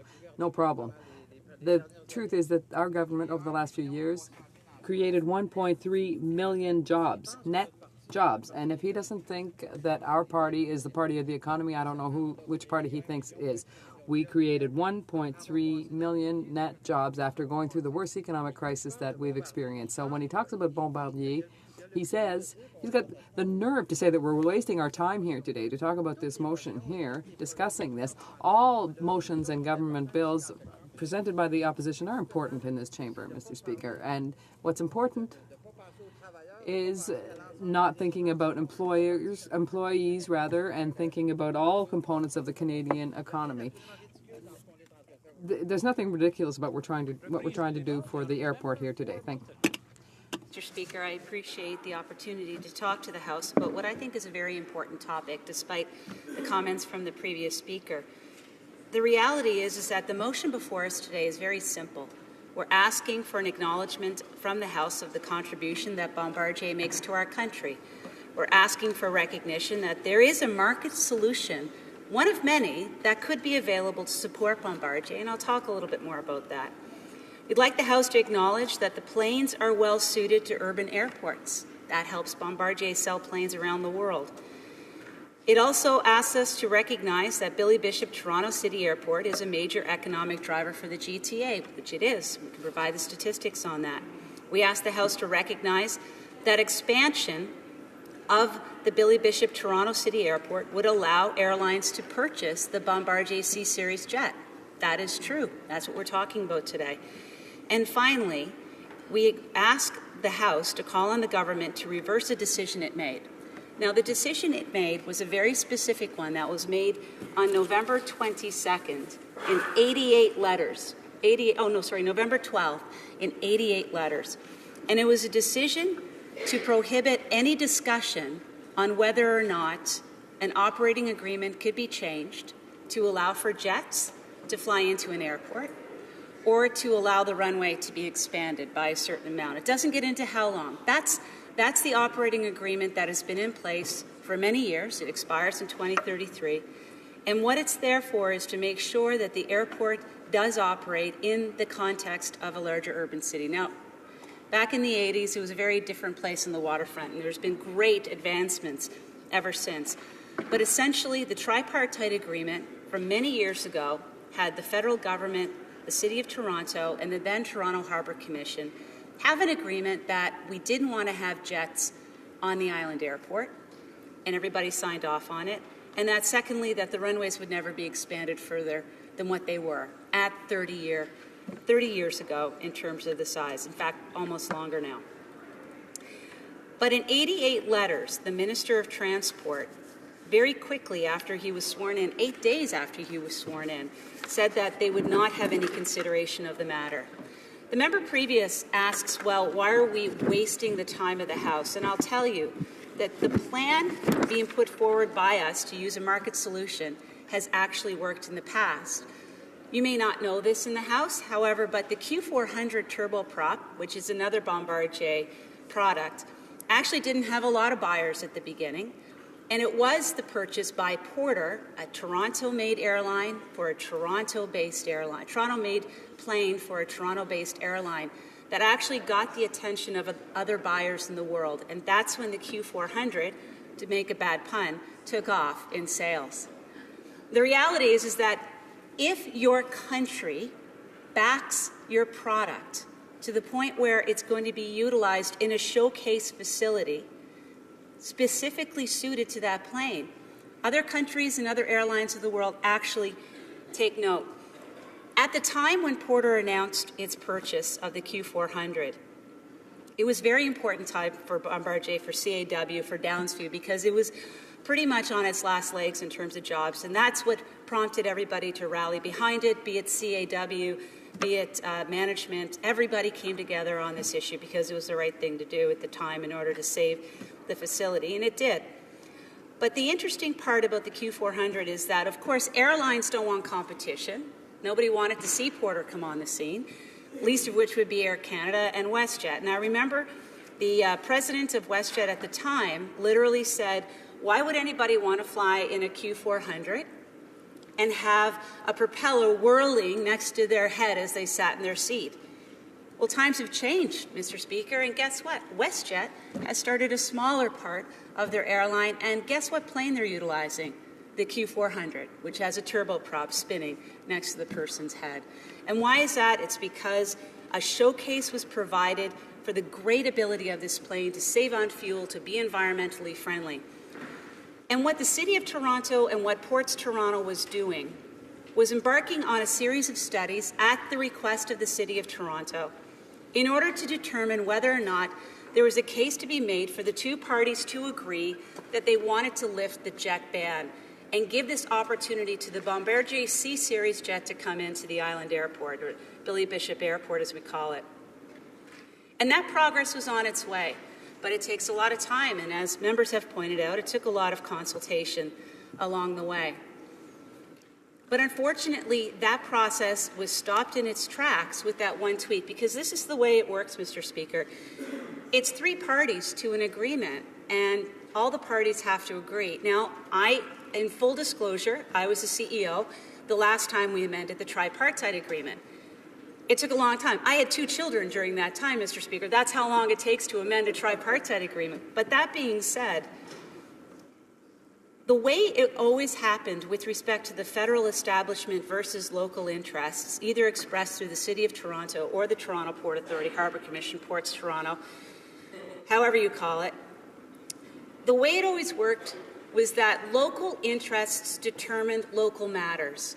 And the faith of the federal government, of Minister Cullinan, of Minister Valeri, of Minister, I'm trying to think of the last minister who actually was involved in it, but all of those ministers said consistently to us the same thing.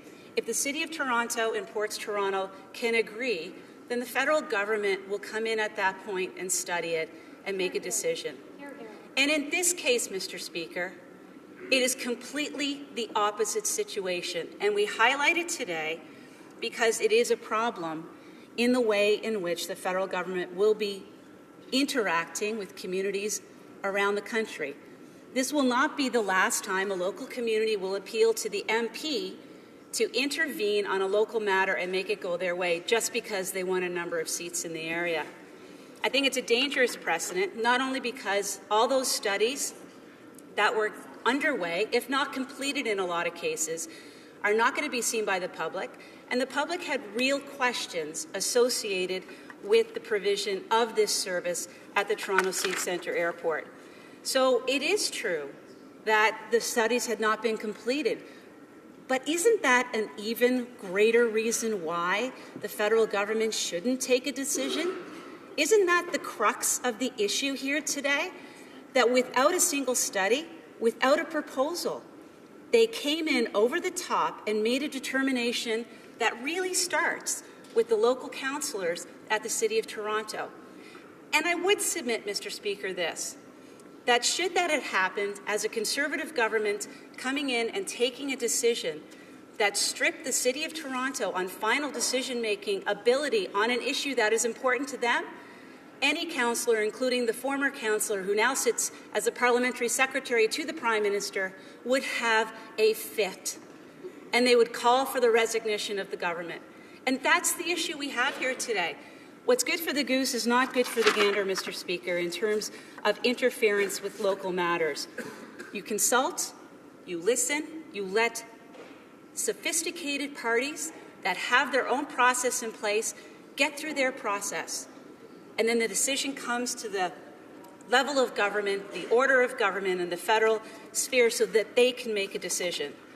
The market solution is real, an opportunity to showcase a Canadian designed, implemented, conceived, manufactured airplane that can be rivaled, that can rival any other airline and airplane in the world, has the possibility of actually moving their sails as a result of purchases done by Porter or by perhaps an upstart new carrier wants to come in, Mr. Speaker. Perhaps they're interested in the C-Series because of their fuel efficiencies.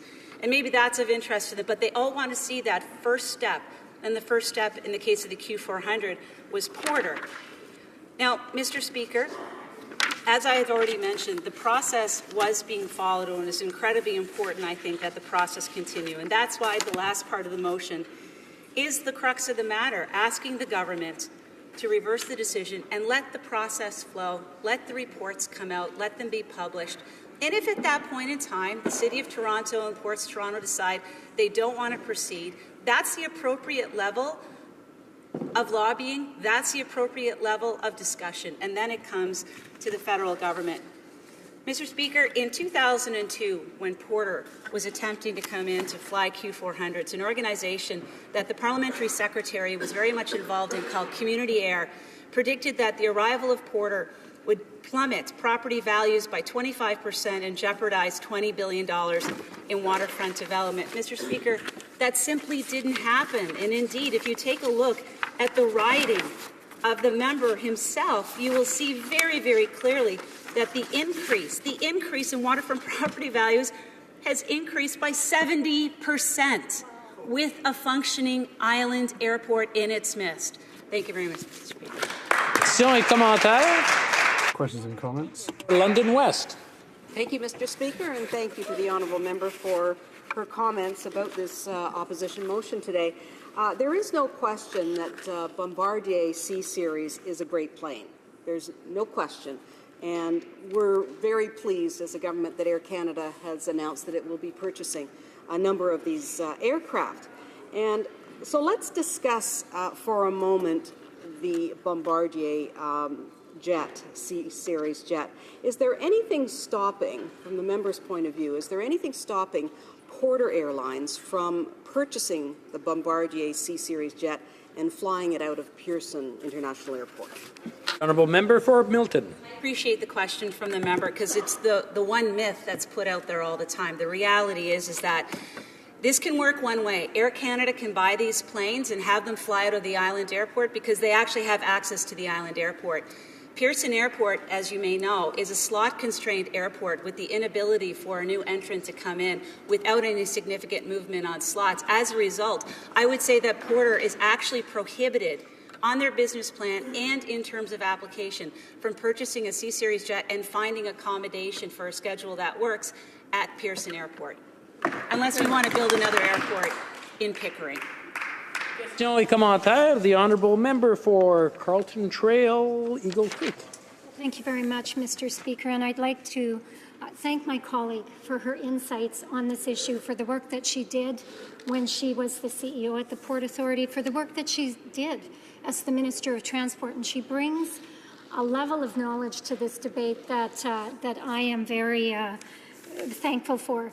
No one on this side of the House, Mr. Speaker, is arguing that the concerns and issues identified by those who live, work and play in that area need to be addressed. As a former mayor, I understand the responsibilities that a council has to weigh and measure all of those concerns. But I also understand the need to respect the jurisdiction of a municipality when there is a process put in place to determine what the needs of a community are and how to best address the concerns that are being raised by that community. And so I'm wondering if the member would speak a little bit more to the need to respect the jurisdiction of a municipality to complete their studies on the expansion proposal as this City Council needs to do.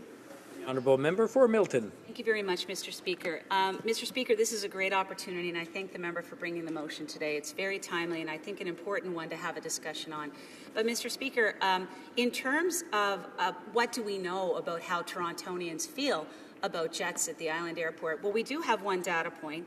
It's a 2013 Ipsos Reid poll, not an election, which was on a number of major issues, not one specific issue, but when Torontonians were asked very specifically and very succinctly, do you support the use of jets at the Billy Bishop Toronto Centre Airport? 60% were in favour and 37% were opposed. That's more than just first past the post, Mr. Speaker. That is a very much solid majority of what people want to see.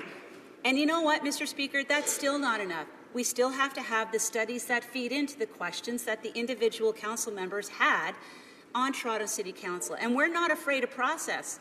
Why are they afraid of process? Questions and comments? Resuming debate, the Honourable Parliamentary Secretary to the Minister of Transport. Thank you, Mr. Speaker. I will be sharing my time with my honourable colleague from Toronto Danforth today. The government has noted the importance of Canada's aviation and aerospace sectors and has noted Bombardier's contribution to these sectors. Allow me to reiterate our view that Canadian aerospace, as one of the strongest mechanisms for both investment and international trade, serves both Canada and the world. As the Minister said at the start of the debate, our aviation and aerospace sectors connect people to jobs and helps deliver essential goods and services. Their products, people, and skills are in demand around the world, as are Canada's abilities as a certifier and regulator in these sectors. Last year, our aerospace sector generated more than 180,000 jobs and added $29 billion to our country's economy. Companies such as Bombardier export approximately 80% of the products they make. As we have noted, the Government of Canada was pleased by Air Canada's announcement about intention to purchase Bombardier C-Series aircraft. The C-Series aircraft is a major advancement in aviation, as I have mentioned, and we are confident its addition to Air Canada's fleet will benefit both the company and Canada's aerospace sector. However, interest in the C-Series has not been limited to Air Canada. The first C-Series aircraft will be delivered to Swiss Airlines International in the spring. The entry of the Swiss C-Series aircraft into the commercial service will give Bombardier a chance to show the world that the C-Series is truly a quality aircraft for the world. The government is proud that Transport Canada has been a part of the process to certify that the aircraft meets Canada's standards for airworthiness and environmental regulations.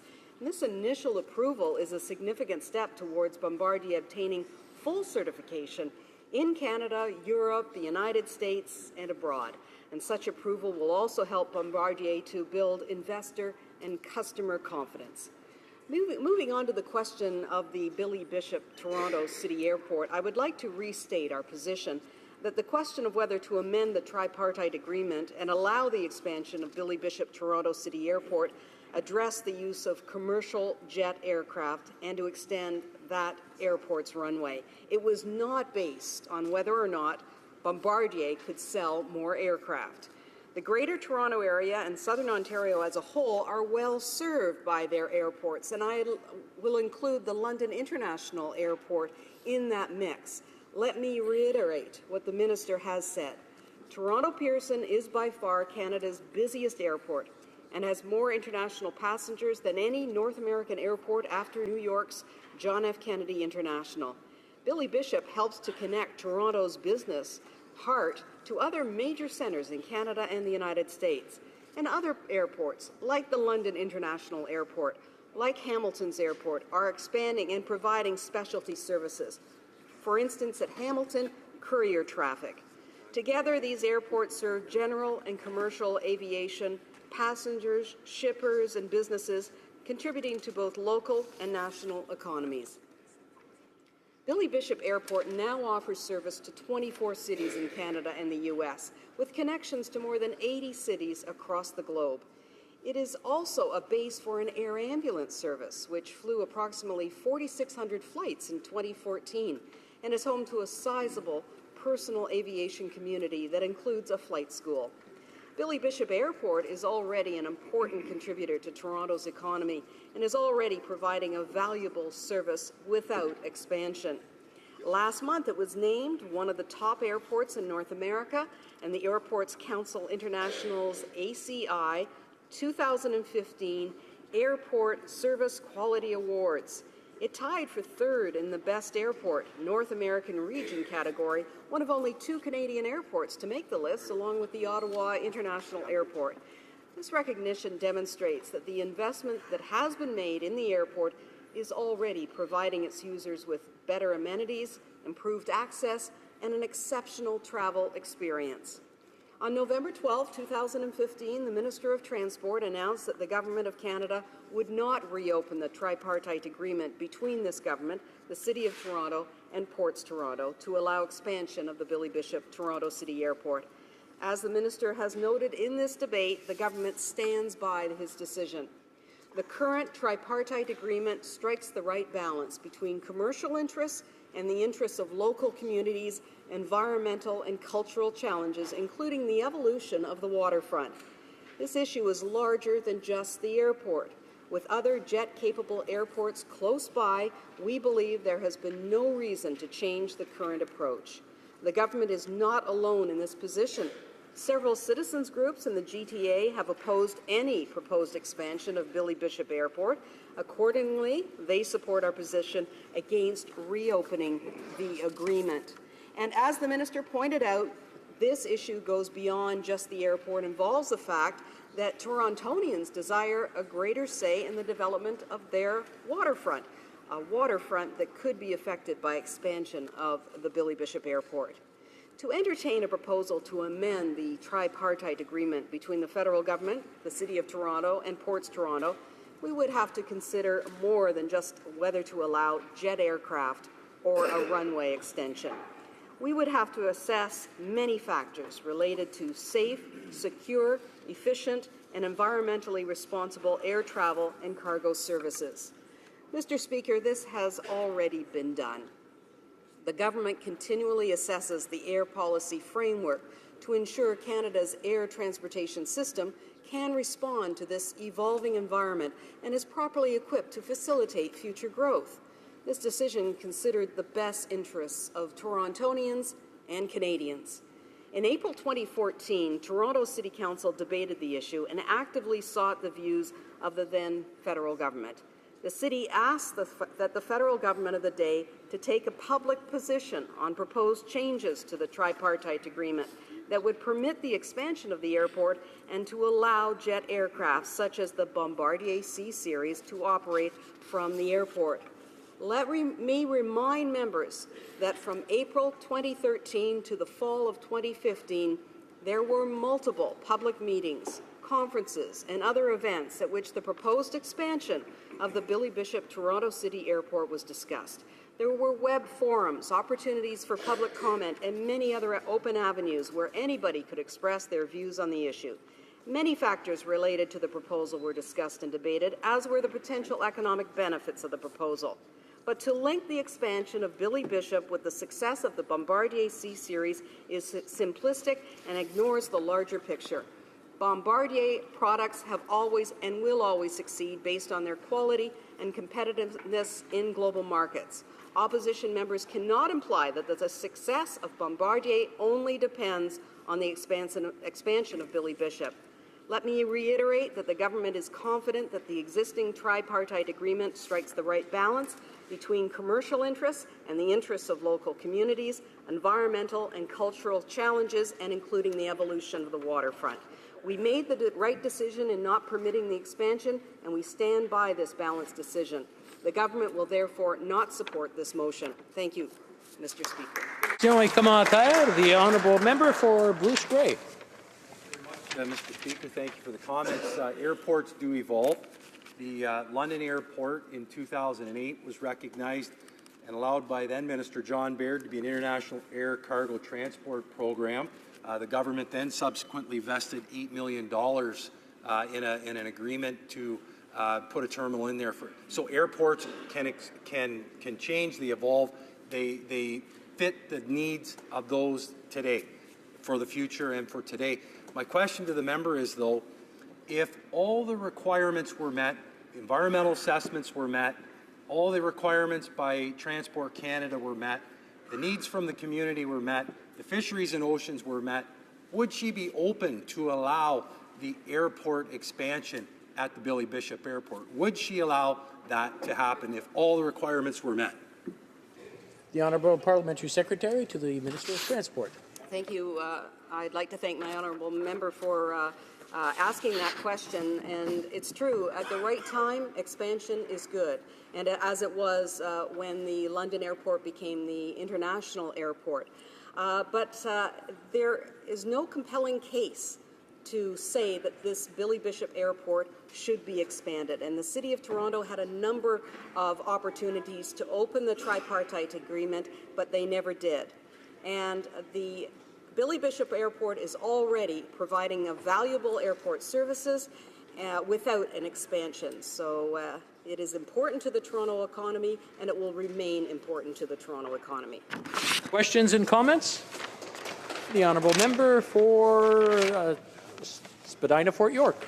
3 years and in 5 public meetings where at each juncture the City of Toronto could have approved this project and they refused to, in large part because their conditions weren't met. In fact, in light of the fact that the Port Authority has said they cannot meet the conditions imposed by the City of Toronto and expand this airport. They have said that explicitly, as has the operator of Porter Airlines. In light of the fact that they cannot meet local conditions, would you not agree that expansion is impossible?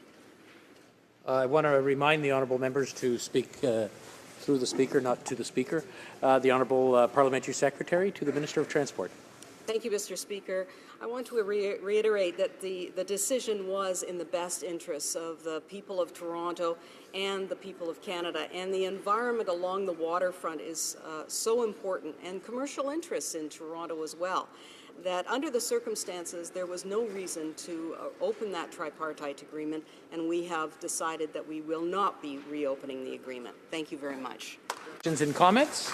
The honourable member for Milton. Thank you, Mr. Speaker. Mr. Speaker, the Parliamentary Secretary referenced the fact that the City of Toronto wrote to the then Minister of Transport, which was me, by the way, and asked for the opinion of the government of the day. Can the Parliamentary Secretary tell the House what the opinion that was given by the government of the day regarding the Billy Bishop Airport and City of Toronto discussions on the jet expansion? The Honourable Parliamentary Secretary to the Minister of Transport. It's obvious that a number of times governments on all levels had an opportunity to react to this. It was at this time that we decided that we would not open the current tripartite agreement after the City of Toronto and the federal government were asked years ago to do the same. Thank you. We have time for a very short comment. Questions or comments? Reprise du débat, resuming debate. The honourable member for Toronto Danforth. Thank you, Mr. Speaker. I rise today to speak to the opposition's motion, but I would like to begin by wishing everyone a happy International Women's Day. I would like to recognize all of the women in the House, all of the women members of Parliament from all parties, the women who work in our offices, the women who support the House and work in security. You are empowerment. I would like to begin by stating that this motion mixes and confuses 2 important issues: support for our aerospace industry, and in this motion specifically Bombardier, and city building. In this motion, the impact of the proposed expansion of the Billy Bishop Island Airport on the waterfront and the City of Toronto. The motion confuses the 2 issues by linking them, and this lessens the debate. We can debate how to best support the aerospace industry. That's a worthwhile endeavor. But why tie it to the island airport? It oversimplifies the problem, and it does not offer long-term solutions. Let us be clear. Expanding one airport does not guarantee a future for our aerospace industry or for Bombardier. The form of this motion is divisive. It creates a notion that supporting aerospace must be done at the cost of city building. It does not. People in the aerospace industry can be city builders. City builders can champion the aerospace industry. We will all be stronger if we work together. So I begin by saying, Mr. Speaker, that I cannot support this motion because of the way it is set up. It is divisive and it does not get us closer to solutions. It is detrimental to the city building happening in Toronto and at our waterfront in the city. We can work together to find solutions. It is simplistic to say that the answer to the problems facing our aerospace industry in general, or Bombardier specifically, is to be found by building larger, more extensive airports long into the future, even if the expansion proposed is contrary to the community's interests. We can and should do better at addressing this issue. This motion, though, fails to provide any solutions. My riding of Toronto-Danforth contains both large residential areas and nearly 300 acres of industrial and commercial lands that make up the port lands. We overlook the island airport and sit adjacent to it, and in some cases, under some of the flight paths for the Billy Bishop Island Airport. Although I am proud that Bombardier is a strong Canadian company, and I am a supporter of the current configuration of the island airport, I am opposed to this motion today. I support Bombardier. L'entreprise Bombardier est un symbole. Bombardier, after all, is a Canadian icon. From the 1930s through the end of the 1960s, Bombardier pioneered the modern snowmobile. The diversity of products produced by now numerous divisions of this Canadian giant are enormous. Bombardier's rail and aerospace divisions, with their associated administrative offices, employ tens of thousands of people from Burnaby, BC to Saint-Bruno, Quebec. They make snowmobiles, monorails, water bombing, firefighting aircraft, and railway rolling stock. The work of Bombardier employees can be found throughout the world and in our subway tunnels and garages. Bombardier is important to Canada. Over the past decade, one of the major breakthroughs in terms of products made by Bombardier is indeed the C-Series. This series of aircraft is indeed a technological marvel. There is widespread agreement that the C-Series aircraft is among the quietest aircraft in the world. And not only that, they are selling. Just last month, Air Canada signed a letter of intent to buy 45 of these jets with an option for 30 more. The market is providing Bombardier with solutions to its financial problems, and we know that the government is considering its request for financing to get its C-Series production off the ground. Quality of Bombardier's jets, nor even merely the noise from these planes. It is the disruption from the air traffic, the impact on wildlife, the impact on small watercraft, on the lake, and on the people in Toronto. I agree, furthermore, that the island airport in its existing configuration should remain. It brings travelers, tourists, business people to the center of the city that I call home. It is an important part of our city. But I would like to underline this point. The City of Toronto is not just an economic engine. It is home to millions of people. The expansion of the island airport would harm a recently revitalized waterfront, a place where there has been significant investments over the past years, and one in which we are continuing to invest. So I don't support expanding the island airport. My riding would be directly impacted by an expanded island airport. The southernmost portion of my riding is a park called Tomney Thompson Park. It is, in fact, one of the environmental consequences of Toronto's expansion over the last 50 years. The park is a long spit of land that juts into Lake Ontario. It was originally designed as a breakwall to protect the inner harbor from erosion. This 5-kilometer-long, 1,200-acre structure is physical proof of the changes Toronto has gone through. It is built from the soil that was removed to build subway lines and office towers over the last 5 decades. Nature has reclaimed it, and we've turned it into a park.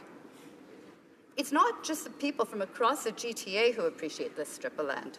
This park is one of the few places on the Toronto waterfront where natural habitats exist for birds and other species. It is home to some 316 species of birds and a wide variety of mammals. Beavers, mink, and muskrat call this part of Toronto home. The area has been designated an important bird area by BirdLife International. It is an important breeding area and migratory stopover for many of these birds. Running an expanded airport's flight path over an adjacent adjacent to this area of national significance would be significant for the bird life, and it would be incompatible with the use these animals are making of the land. An expanded flight schedule that includes jets would also be incompatible with the uses the residents of my riding and the GATA are finding for this park. The impact on the residents of the GTA, were the island airport to be expanded, would also be significant. This motion speaks only to the purported economic benefits the member opposite imagines would flow from adding football fields of tarmac into the Toronto waterfront. There's no mention of the millions of people who visit the Toronto Islands each year to picnic, swim, and skate on the frozen ponds. We are a city built on a lake. Our waterfront and islands are vital parts of our identity and our communal space. Tourists visit our waterfront, and we've invested in its revitalization. After all of this effort, all of this city building, why would we damage it by increasing the length of runways and landing jets over our heads? This motion fails to realize what the waterfront means to my riding and the Greater Toronto Area as a whole. This motion envisages the harbour as a place where only work is accomplished, where dollars and cents flow into Toronto. It fails to see the harbour and the waterfront more broadly as crucial public space. The waterfront is a place where people live, work, and relax. The island airport exists and is an important part of the downtown core of Toronto, but it does not need to define that space.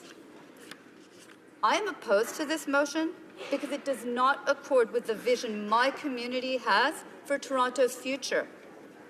The expansion of the island airport is not compatible with a waterfront that is a livable and accessible place. It detracts from what we have worked to build for people to study, work, and visit. An expanded island airport does not include space for sailboats, dragon boats, and canoes. This is Toronto's space to relax. It does not allow for migratory bird colonies on a spit of land that was once just construction material. It does not allow for quite secluded beaches with endless lake views, and it is a version of Toronto that is fundamentally contrary to the type of development the city needs and wants in spaces surrounding its harbour. Our efforts should be directed towards expanding cultural spaces, building green infrastructure, and investing in housing in the spaces left in the downtown core. Smart and careful investment in an urban environment that enhances people's quality of life will bring benefits to Canada and the GTA. The economic benefits of a livable waterfront are just as important could bring greater benefit than a bigger airport. We should support city building and not assume that a few hundred meters of asphalt will somehow cure the problems of the world's leading aerospace and train manufacturer. To conclude, I'm happy to take the honourable member for Carlton Trail Eagle Creek on a tour of my riding so that she can see firsthand what I'm talking about. It is, after all, almost migratory bird season for Tommy Thompson Park. Thank you. Questions et commentaires? Questions and comments? Member for South Okanagan, West Kootenay. Well, thank you, Mr. Speaker, and I'd like to thank the member from Toronto Danforth for that wonderful speech. I'm a bird biologist myself, and I never thought it would come so soon in my rookie term as an MP to hear the words important bird area. I was going to bring up this fact myself in my question to you, and then you brought it up yourself. So I'll just switch the question and perhaps ask you to ask the member to speak about the environmental assessment process for this situation and the fact that it seems to be governed by the Port Authority, which gets most of its funding from the airport itself. Member for Toronto Danforth. I thank my friend from across for the question. And what is important to take into account when we're looking at this is that there is an important natural habitat for wildlife in the vicinity of this airport, and that is part of what we include as a city. A city is not just buildings.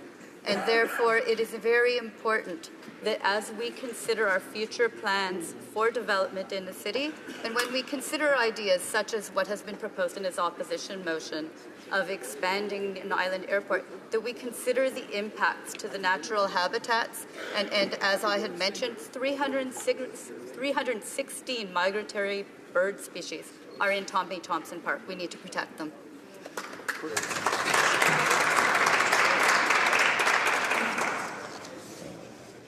Statements by members. L'honorable député de Repentigny. Honourable member for Repentigny. Mr. Speaker, today we are celebrating International Women's Day.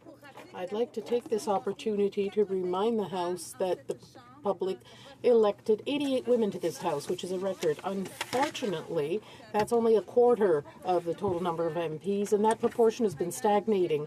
Here as elsewhere, equality is something for the future. A lot of things have been published in Quebec recently about the word feminism. Some like to avoid it because they think it has a negative connotation, and yet its definition is very simple. The attitude of those who want women's rights to be the same as those of men. Seeking equality among human beings is never against anyone. It is against ignorance. So, whether you're feminist, sure you are, or not quite sure, if this day leads you to reflect on where we're at in terms of male-female equality, we should all push up our sleeves and work for that. The Honourable Member for Vimy. Mr. Speaker, International Women's Day is an opportunity to pay tribute to women worldwide. Women are our mothers, our sisters, and our daughters. And they were the cornerstones of our society in the most troubling periods of history. Today we are celebrating everything they have given us and continue to give us. I would like to highlight my own mother, not for one specific accomplishment, but for a lifetime of compassion, hard work, and perseverance. She was solely responsible for raising a family during troubling times and imbued her children with the values that would guide them through their ambitions. She exemplifies the unshakable characteristics that strong women can have. Characteristics that women in Vimy and all of Canada exhibit daily as they help empower our children and women in all. Thank you, Mr. Speaker.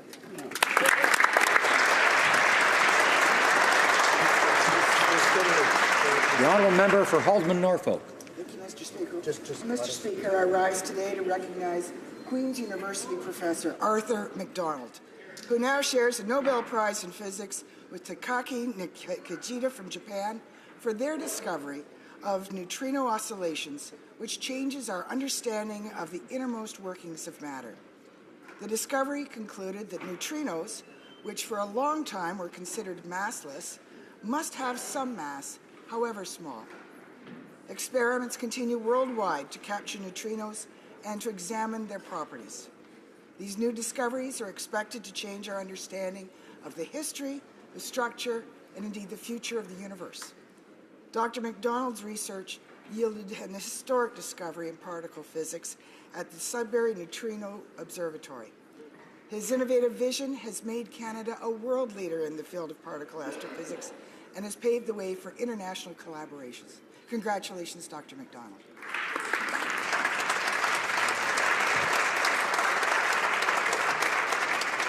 Honourable Député de Shefford. Honourable Member for Shefford. Thank you, Mr. Speaker. In my riding, the International Song Festival in Granby is being held right now. It's its 48th anniversary and is the largest francophone song competition in Canada, if not the world. This is a non-profit organization that attracts 45,000 spectators each year. When we know that for every dollar invested in culture, we get at least $7 in spin-offs, I'm proud that the Government of Canada has been supporting this for many years. The Festival de la Chanson de Granby is led by Mr. Pierre Fortier, a man who has dedicated many years to the diffusion of francophone songs.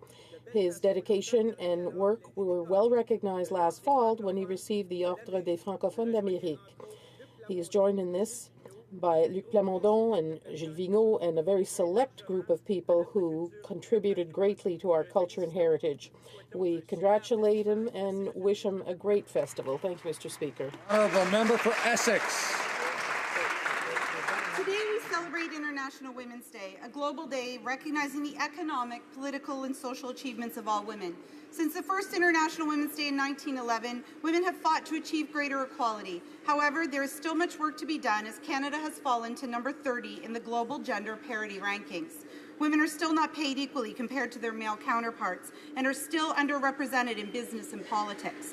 Globally, women's education, health, and violence women face is still worse than that of men. I am humbled to stand in this place, following in the footsteps of all women parliamentarians that have served our country. They have fought to ensure that the 88 women who serve in this parliament can accurately reflect women's diverse interests, voices, and experiences. Women and girls are deeply impacted by poverty, climate change, food insecurity, economic crises, and the lack of affordable childcare. The achievement of full human potential and of sustainable development is not possible if one half of humanity continues to be denied its full human rights and opportunities. The Honourable Member for Avalon.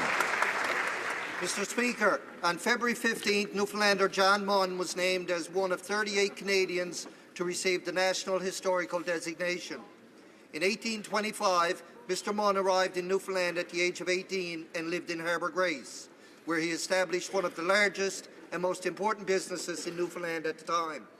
Munn was an outport merchant in the face of John Munn and Company, a firm that gave great opportunity for growth to the seal, commercial and inshore fishermen. He was truly a pioneer in the expansion of the Newfoundland fisheries of the 19th century. He grew his business and became one of the most prominent political and social figures in Newfoundland. John Munn was a leader in the Confederation movement and only one of 9 elected representatives to the legislature in 1869 to support the Union of Newfoundland and the Dominion of Canada. John Munn made his mark on Newfoundland 2 centuries ago, and I am honoured to see his legacy live on in Canada still today. I rise to thank Parks Canada for this recognition.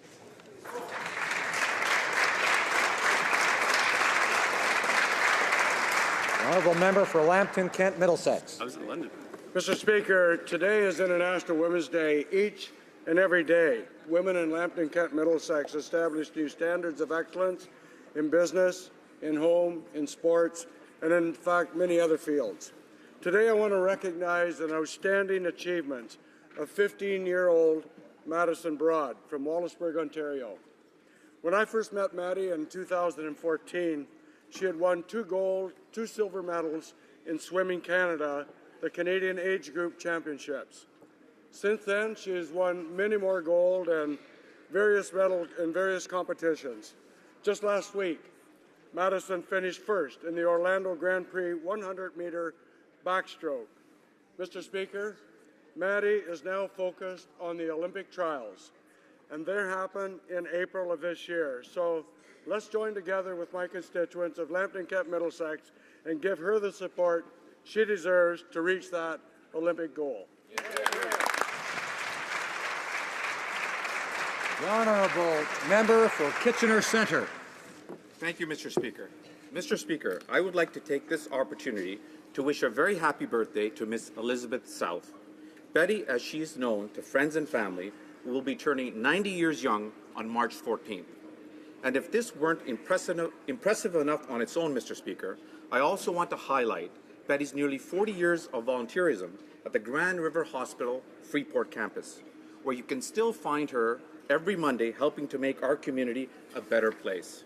Mr. Speaker, Betty is a role model for us all, and we should all strive to the example that she sets. I hope that I'm able to do even half of what she does if I'm lucky enough to get to her age. I would ask the members from all sides of this House to join me in wishing Betty a very happy 90th birthday. Thank you.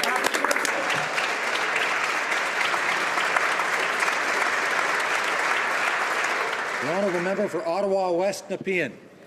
On this International Women's Day, I want to pay tribute to all those courageous women around the world and in Canada who have inspired me.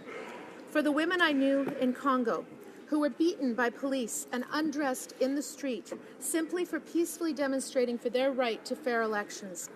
For Flora Terra in Kenya, whose only son was murdered because she had the audacity to run for Parliament. For the Indigenous women in Mexico who fought successfully for the right to stand for municipal council. For Sadia in my riding, who worked for 17 years in a family shelter, giving hope for victims of domestic violence. And to the families of the missing and murdered Indigenous women and girls. On International Women's Day, we all here in this House stand with them for a life free of violence and a world where our daughters and sons can grow up in a world with full gender parity. Thank you, Mr. Speaker.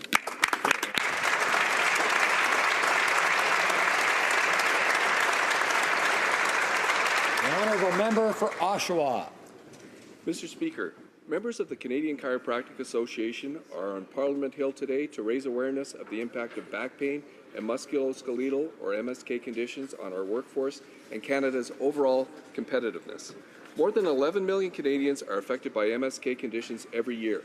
These conditions rival cardiovascular disease as an overall health burden and are the second leading cause of reasons for doctor's visits.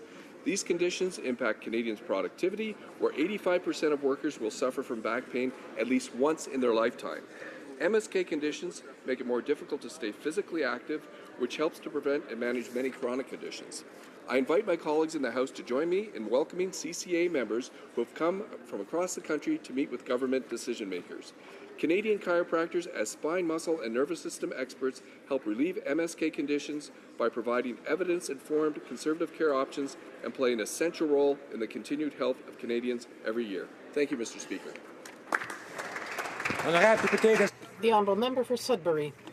I rise to salute the fantastic achievements of Dr. Arthur McDonald, the co-winner of the 2015 Nobel Prize in Physics.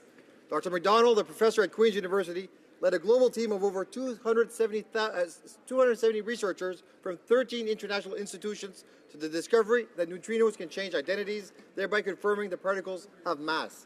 This discovery upset the standard model of physics and changed our understanding of how the universe works. The team conducted these experiments at the Sudbury Neutrino Observatory, or SNO Lab, in the Creighton Mine, located 2 kilometers underground in my riding of Sudbury. The lab is the deepest clean room facility in the world, allowing scientists to study the particles free from cosmic radiation constantly bombarding the Earth's surface. Mr. Speaker, the residents of Sudbury and all Canadians have a good reason to be very proud of the scientific achievements of Dr. McDonald. Our deepest congratulations to the 2015 Nobel Prize in Physics winner, Dr. McDonald, and his team of collaborators.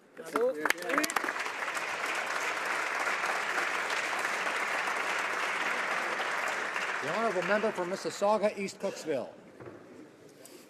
Mr. Speaker, as this is International Women's Day, I have the privilege to stand today in this House to recognize an extraordinary woman and civic leader, Hazel McCallion, who's in Ottawa today. As an outstanding advocate for her community and her constituents, a public servant and my friend, Ms. McCallion has been a driving force for real change in my riding.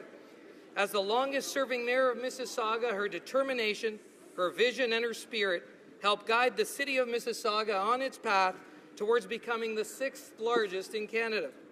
Despite an early prediction that she would only see one term, she successfully won 11 straight re-election bids.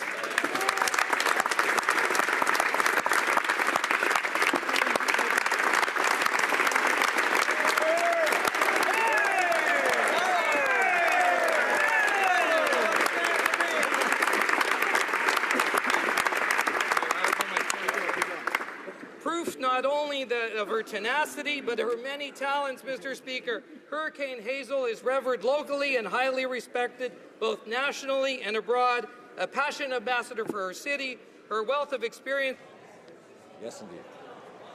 The honourable member for Beauport, Côte de Beaupré, Île d'Orléans, Charlevoix. Mr. Speaker, on this International Women's Day, I'd like to celebrate the social, political, and economic progress achieved by women here and elsewhere that have made a difference in our daily lives and in our society.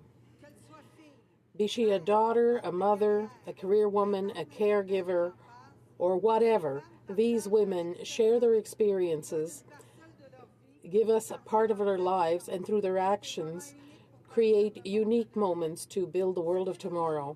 This event gives us an opportunity to salute the achievements of women and to reflect on the work that remains to be done, notably in the fight against violence against women. When I first participated in the Women Parliamentarians Network, I noted the necessity of including men and help them raise awareness against this scourge. Women must continue to support these exceptional women who continue to contribute to building our society. Mr. Speaker, last week I participated in 3 events welcoming Syrian refugees to Canada. The first was to recognize the efforts of the residents of Markham Lawrence community to raise funds for 2 families and their accommodations. The second was to participate in a fundraiser for the Guildwood Refugee Action Committee, where we heard the harrowing tale of Shiram Abista and her 2 children fleeing Syria. The third was at the home of my daughter Sarah, who along with her husband Phil and their team welcomed a Syrian family with a tasty Middle Eastern halal meal. As we stood around the kitchen eating and conversing through Google Translate, I was reminded of the great biblical passage. I was hungry and you gave me something to eat. I was thirsty and you gave me something to drink. I was a stranger and you invited me in. I needed clothes and you clothed me. Mr. Speaker, isn't it wonderful that our nation can be a light in this world of darkness?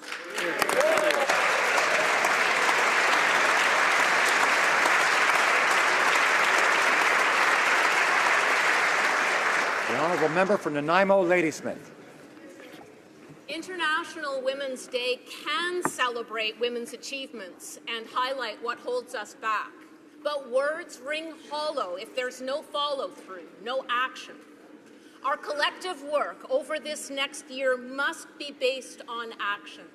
What can we do in this chamber to end epidemic violence against women? What can we do to get women elected to help our communities make good decisions?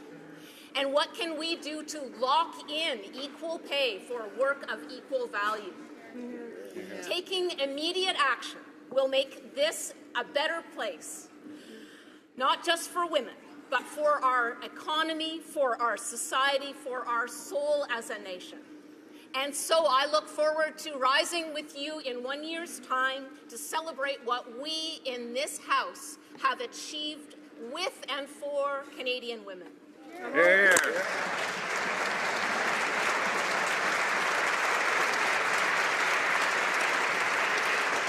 The honourable member for Sarnia-Lambton. Mr. Speaker, I'd like to acknowledge that today is International Women's Day. Here. This day is recognized by Canadians as well as by the United Nations as a day to celebrate women and their place in the world. This year's UN theme is Pledge for Parity, which aligns well to our Canadian theme, Empowerment Leads to Equality. As your first female engineer member, I applaud the efforts of the members of the Status of Women Committee and the work planned by the Special Committee on Pay Equity to advance the cause of gender parity. Consider how each of us can pledge to help empower women by encouraging women and girls in their ambitions, by creating an inclusive and flexible work environment where everyone's contributions are valued, and by supporting the recommendations from our committees. Celebrate International Women's Day and your mothers, daughters, sisters, and fellow leaders who make this world a better place.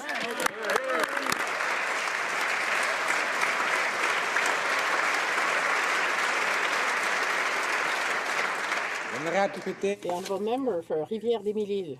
Mr. Speaker, I rise today to underscore International Women's Day, as some colleagues have already done today.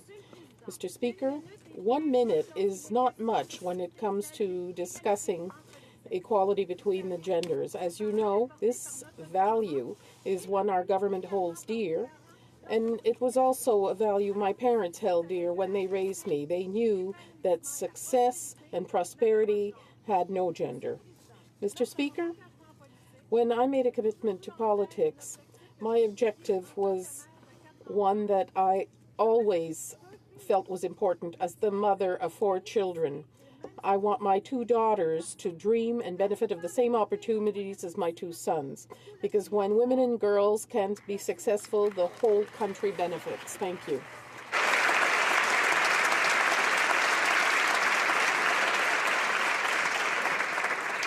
Questions orales, oral questions. The honourable leader of the opposition.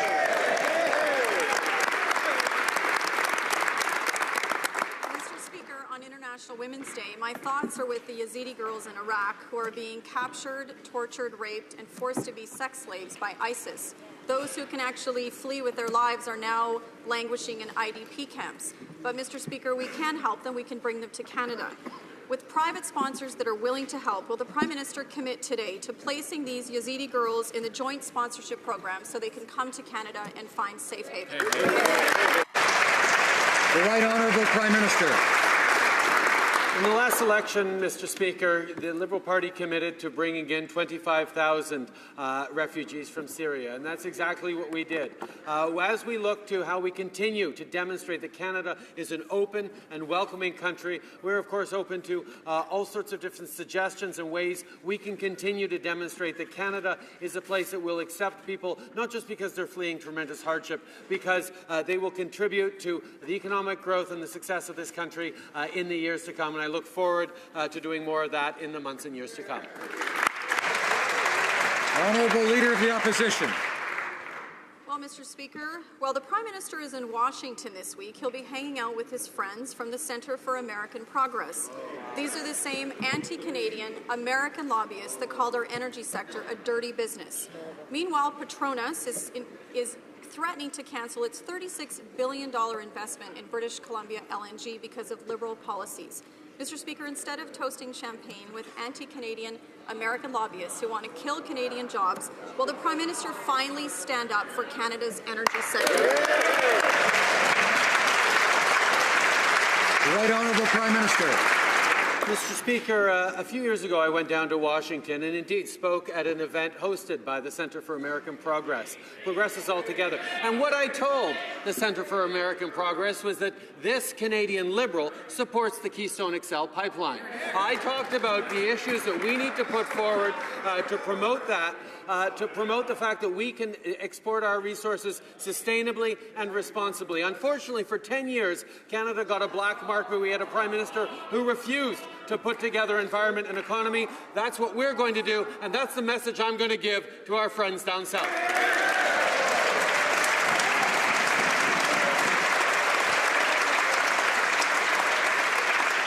The Honourable Leader of the Opposition. When the Prime Minister is in Washington, then he can ask President Obama to reverse his decision on Keystone and make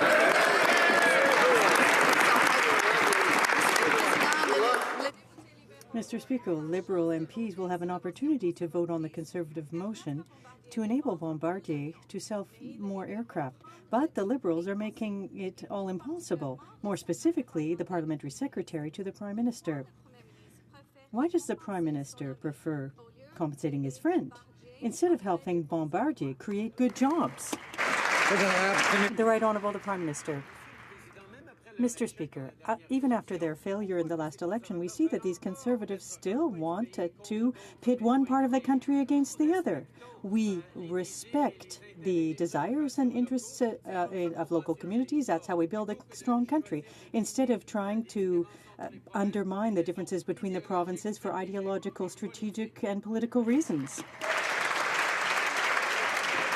The Honourable Member for Carleton Trail, Eagle Creek. Mr. Speaker, the Toronto Island Airport is a driver of jobs and economic growth. Allowing it to expand would create a multi-billion-dollar customer for the new Bombardier C-Series and create thousands of jobs in Toronto and Montreal.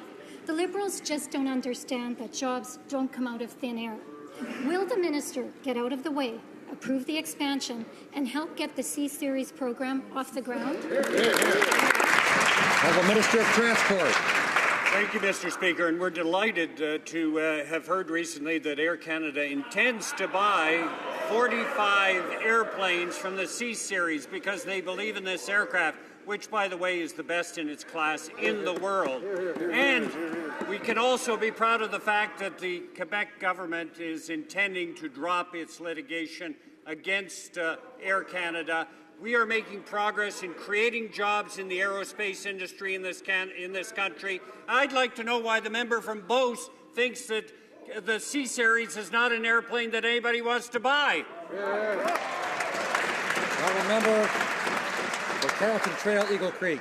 Well, Mr. Speaker, Bombardier's new plane is quieter than those allowed to land at the Toronto Island Airport when the tripartite agreement was signed in 1983. Rather than block the creation of good jobs, the minister should follow his own advice and use evidence-based decision-making to modernize the regulations governing the use of this airport. Will the minister accept the evidence consider the thousands of jobs created and allow the Toronto Island Airport to expand. Honourable Minister of Transport. As I said again, I had the opportunity this morning, Mr. Speaker, to make a 20-minute speech because obviously the official opposition has had difficulty in understanding the basis of our decision with respect to the tripartite agreement. We made it very clear that we were achieving the right balance between commercial interests and the interests of the community. We do care about local issues. Unfortunately, this opposition doesn't seem to share the same approach. Honourable député d'Outremont. The honourable member for Outremont. Speaker, a new report released yesterday proves that the pay gap for women in Canada is actually getting worse. Meanwhile, the costs of childcare are astronomical and rising, putting enormous strain on households that include young families and making it more difficult for women to participate in paid work. It's almost always women who wind up making sacrifices in their career when affordable childcare isn't there. The Liberals promised Canadians they would take action on a national childcare program within the first 100 days. Where is it? The Right Honourable Prime Minister. The Liberal Party was elected on a platform investing $20 billion over the next 10 years in social infrastructure, which includes social housing, seniors housing, and affordable childcare. And that approach is what exactly we're going to be put forward in the budget. But it's interesting to me that the member opposite would be talking about that, because right now, if he were government, he would be busy trying to figure out how to cut $18 billion of spending from this government so he could balance the books at every cost, which was the commitment that the NDP made in the election.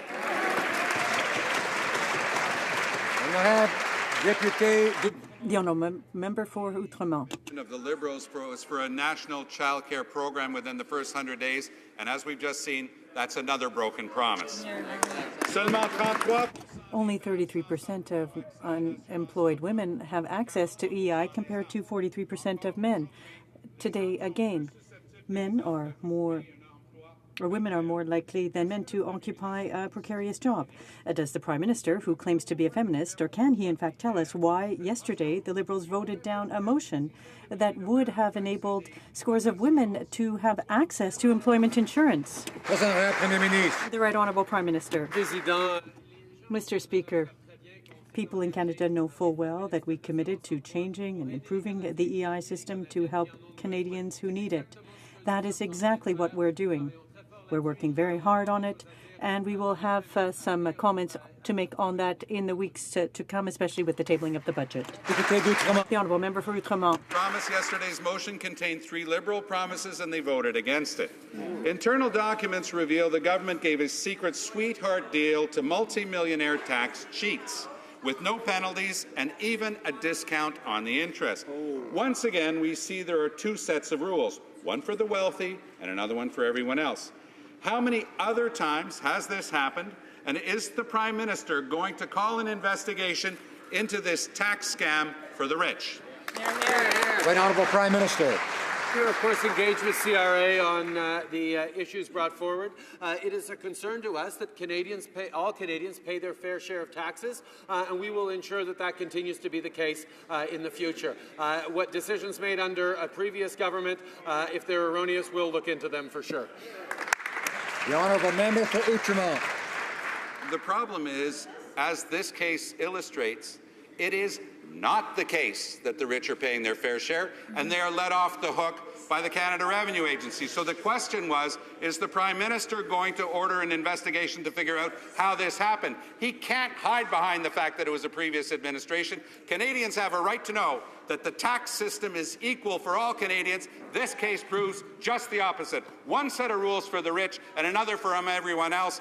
What is the Prime Minister going to do about investigating this case so that Canadians know that there's tax fairness in this country? Stop protecting the rich. Start protecting a tax system that's fair for all. The Right Honourable Prime Minister. One of the things at the heart of the campaign that led to us forming government was the idea that the previous government had successively given advantages and tax breaks to the wealthiest Canadians and not to middle class and those folks working hard to join the middle class. That's why we stood against the child benefit scheme that the previous government had put forward that was benefiting the wealthiest and not those who needed it the most. That's what we're looking forward to turning around, and it was disappointing to us to see that the NDP sided with the government in giving child benefits to millionaire families when it was other folks who needed it more. That's what we're going to do, and that's what we're elected to do. The honourable member for Portage-Lisgar. Mr. Speaker, mining is of vital importance to the Canadian economy. It provides hundreds of thousands of jobs, particularly in remote areas and for Aboriginal people. Yesterday, the Prospectors and Developers Association of Canada had their annual convention in Toronto. It's one of the world's largest gatherings on mining and mineral exploration.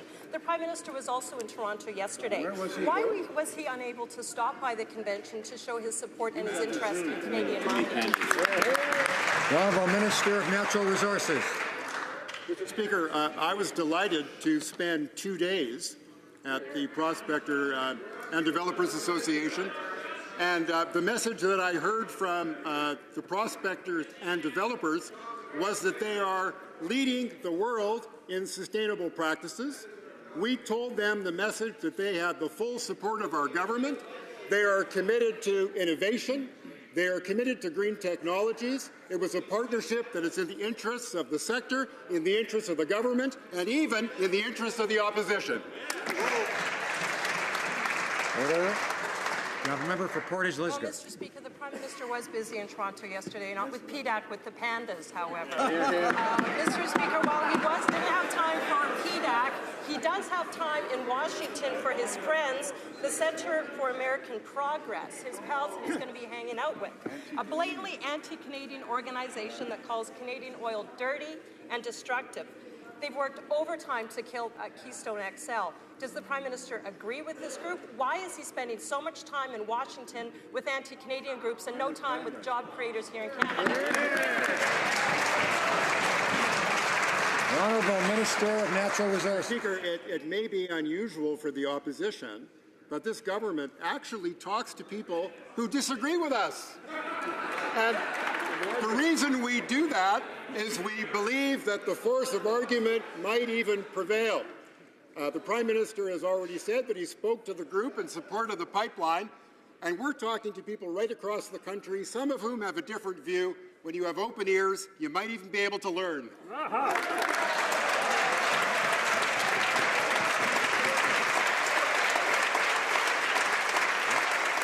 honourable member for South Surrey White Rock.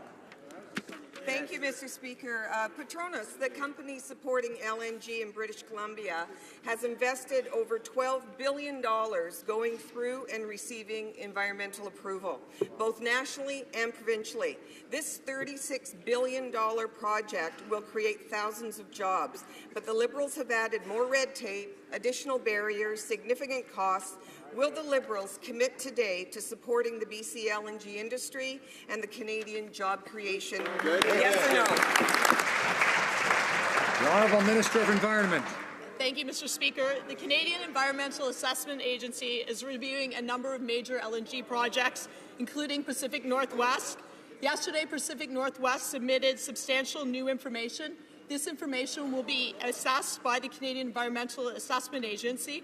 We will be evaluating new information submitted by the proponent in an efficient way that meets our obligations to Canadians, as we do for every major project. The honourable member for South Surrey White Rock.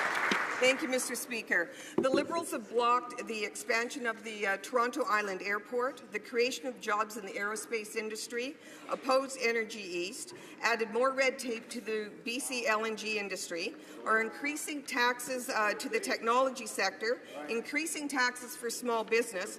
But, Mr. Speaker, we have two pandas named Hope and Joy. Mr. Speaker, is it the Liberals' intention to shut the entire country down?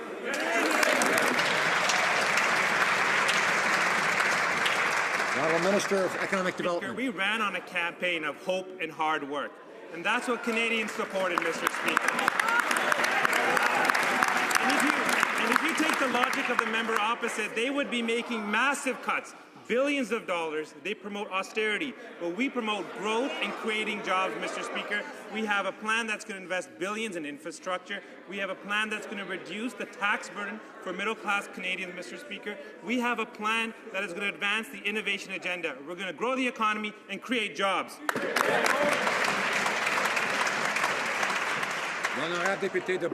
The honourable member for Beauport, Côte de Beaupré, Île d'Orléans, Charlevoix. Mr. Speaker, the government's turned on the taps and is promising excessive deficits. Canadian families know that it's difficult to make ends meet and that it's not by buying groceries on credit card that they'll do that. Mr. Speaker, can the government reassure us that they will stop using its credit card and mortgaging the future for our children? The Honourable Parliamentary Secretary. Mr. Speaker, I'd like to thank the honourable member opposite for her question. Mr. Speaker, the Conservatives left us with a lamentable economic record. On the 19th of October, Canadians made a different choice, Mr. Speaker. They chose to invest in families, to focus on economic growth. That is what we're doing. We're cutting taxes for the middle class. We're going to continue with our historic plan for Canadians, for the benefits for children. It will help thousands of children across the country and their families. And we're going to continue with our historic investment plan in infrastructure. That's what it means to work for Canadians, Mr. Speaker.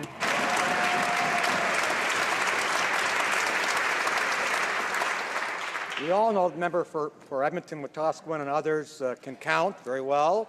We appreciate that, but let's not hear it when someone else is speaking. Let's show respect for one another. Honorable député de Beauport, Côte de Beaupré.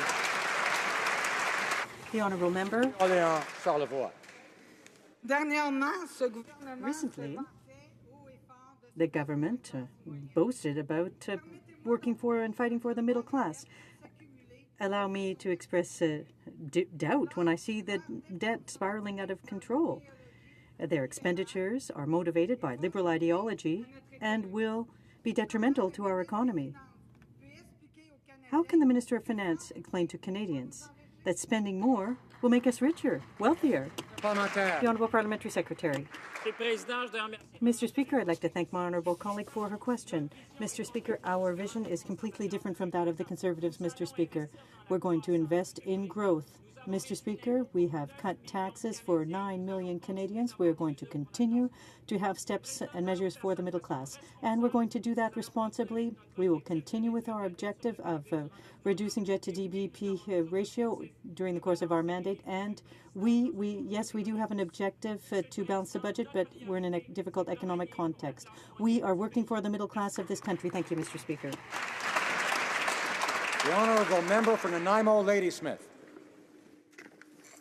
Access to safe abortion services is fundamental to a woman's right to choose. It must be equally available to all Canadian women. But women in places like PEI do not have access to abortion services, and they should. Commitment to women's rights must be more than talk and promises. It must mean concrete action. And so will this minister commit today to guaranteeing that every woman in every region of the country has access to abortion services? Minister of Health. Mr. Speaker, I will remind the honourable member that our government fully supports a woman's right to choose.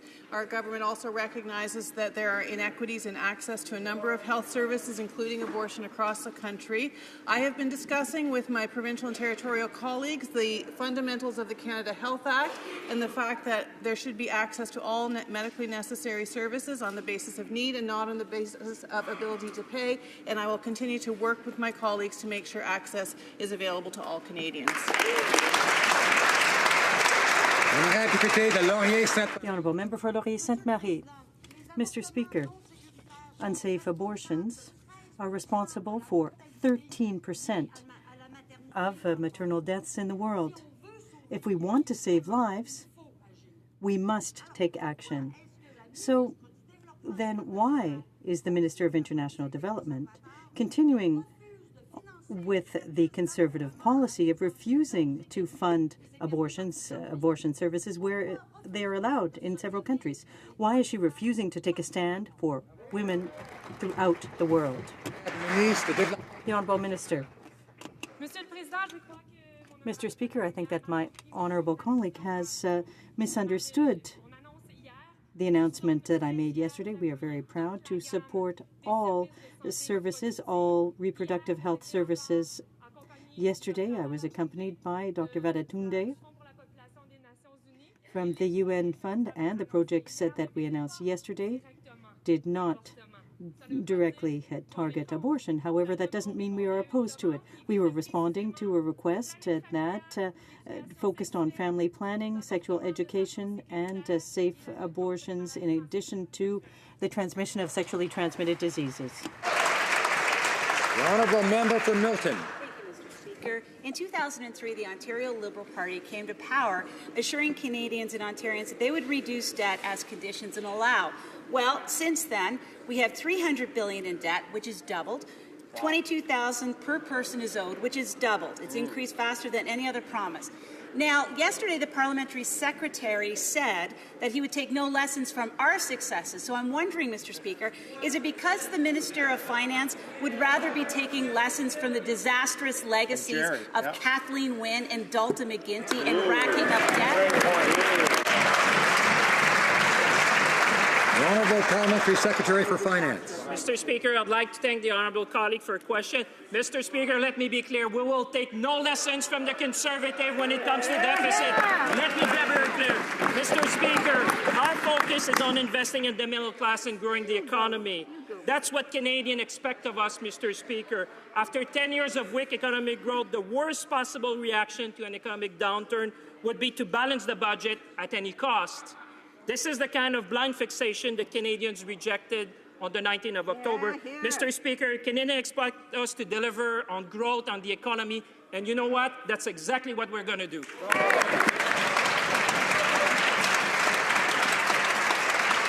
The honourable member for Richmond Centre. Mr. Speaker, for weeks, the Liberals have been giving mixed signals and dodging questions about small businesses and their job-killing startup tax. Some days they want to increase taxes for everybody, and some days they only want to raise taxes on small business owners. Shame. When will the Liberals abandon their job-killing startup tax? The Minister for Small Business and Tourism. Thank you, Mr. Speaker. Actually, the opposite, Mr. Speaker. This government supports small and medium-sized businesses. Right. We are committed to helping them grow. We're committed to helping them innovate, to become more productive, and to become export-oriented. We have launched the CAN Export Program, which has received a wonderful response. This morning, for International Women's Day, I was with Startup Canada for their Women's Day breakfast, and I met a young entrepreneur, a girl in grade 5 by the name of Frankie. Her and her friend have started up a business. The spirit of entrepreneurship is here. This government recognizes that small businesses are job creators and will grow the economy.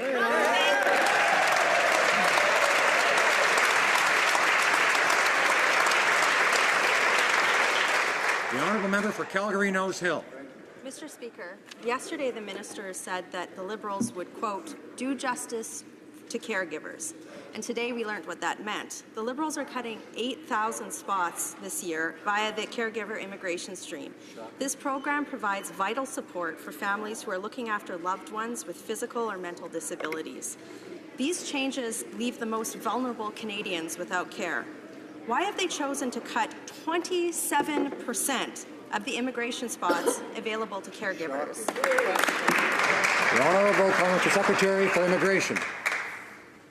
Thank you, Mr. Speaker. I thank my colleague for her question. In respect to caregivers, Mr. Speaker, this House and this government stands behind the significant contribution that caregivers make to Canadian society. We stand by our campaign commitments, which is to eliminate the LMIA fee of $1,000 that is required to hire a caregiver. We also stand behind our commitment to work with provinces and territories to facilitate the work and the hiring of caregivers. Caregivers represent a significant contribution to this country. We recognize that, and we're working on processing their claims expeditiously. Thank you, Mr. Speaker. The The honourable member for Calgary-Nose Hill. So recognizing a contribution means an 8,000-person cut.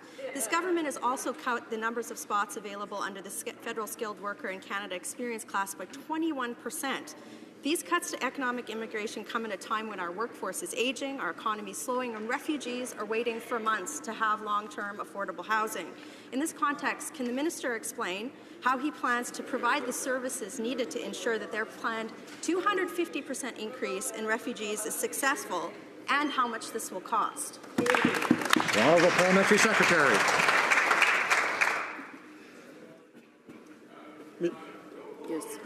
Mr. Speaker, I thank the honourable member for her question. In terms of our specifics that were announced today, let me elaborate on the plan. It considers the economic needs of this country, it considers the pressing needs for family reunification, and our humanitarian traditions, which are important vis-à-vis refugees and people coming in under the H&C category. With respect to the economic needs of this country, we hear these needs loud and clear. We are responding to them. The levels that we have announced are over 50% of the overall targets of immigrants that we are bringing to this country. That is responsive to Canadian industry, to Canadian business, and to making this country prosper and grow. Thank you.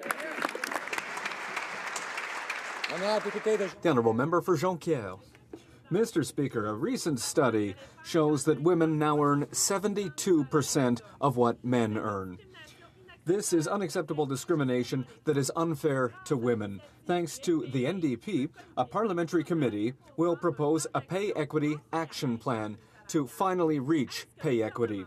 Will the government commit today to passing proactive pay equity legislation so that finally women will see equal pay for equal work? Thank you.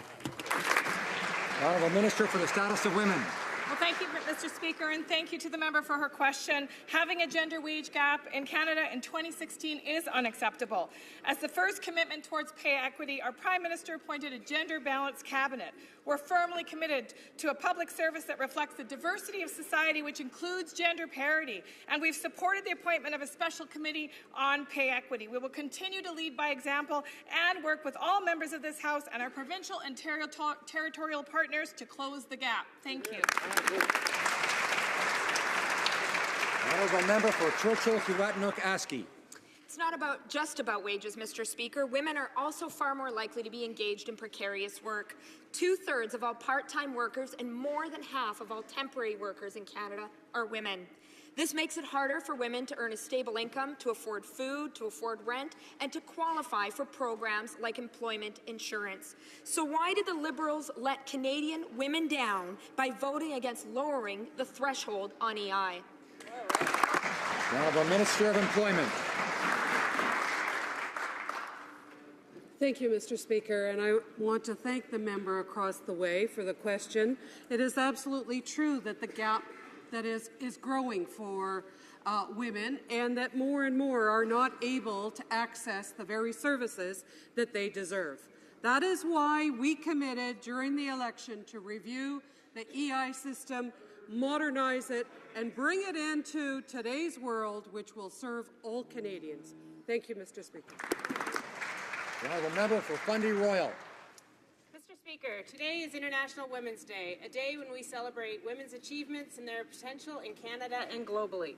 Speaking of achievements, we saw a record number of 88 women elected to this House in the last election. The Prime Minister appointed an equal number of women and men to Cabinet.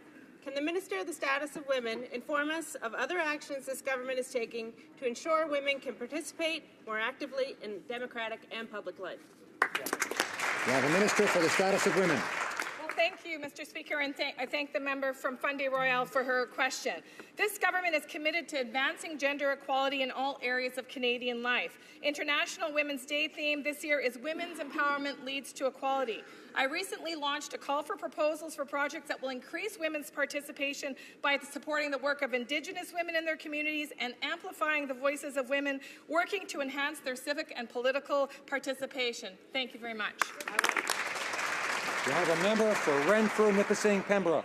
Mr. Speaker, Iceland has declared war on Canada, yet the Prime Minister responds to the women and men who died and fought in Afghanistan with the message that their efforts were worthless. by ending the CF-18 air cover? How many deaths overseas and here at home will it take for the Prime Minister to accept that some campaign promises are made to be broken? The Minister of National Defence. Mr. Speaker, I think we can agree upon and we share that ISIL is a horrible threat. We just have a different opinion on how we're going to achieve the defeat of this horrible entity.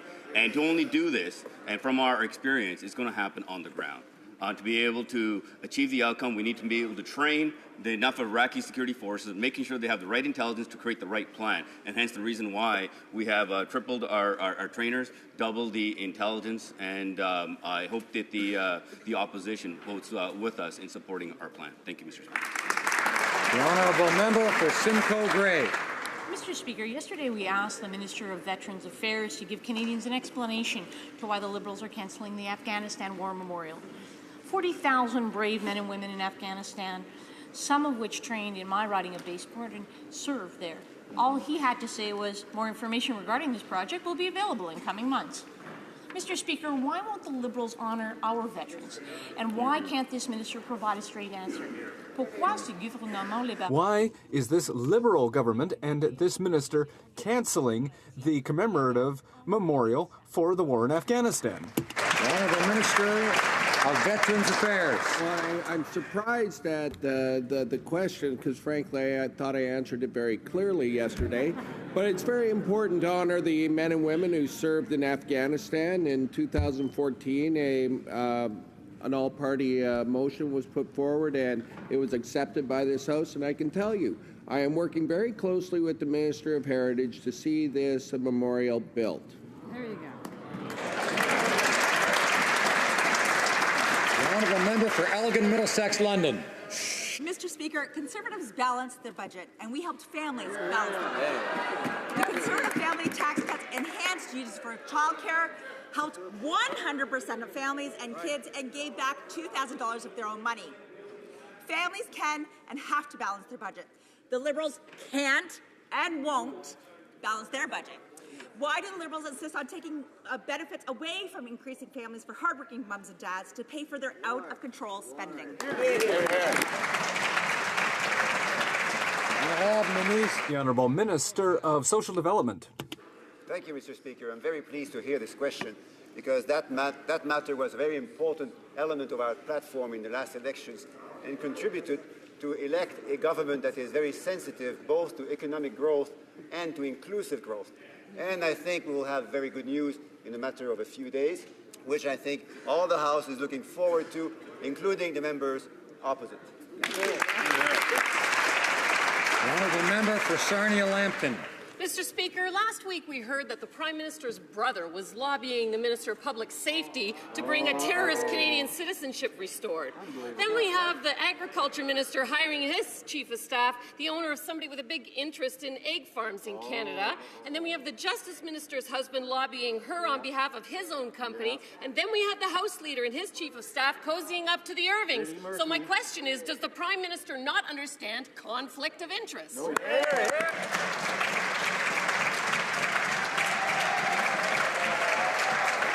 Honourable Government House Leader. Mr. Speaker, what the Prime Minister understands is the importance of raising the bar on accountability and transparency from the shabby record in front of us. And that's why when our government was elected, we took unprecedented steps to bring more openness and more transparency to government, and that includes always abiding by the Conflict of Interest and Ethics Commissioner's advice. That's what ministers in this government have done and will continue to do.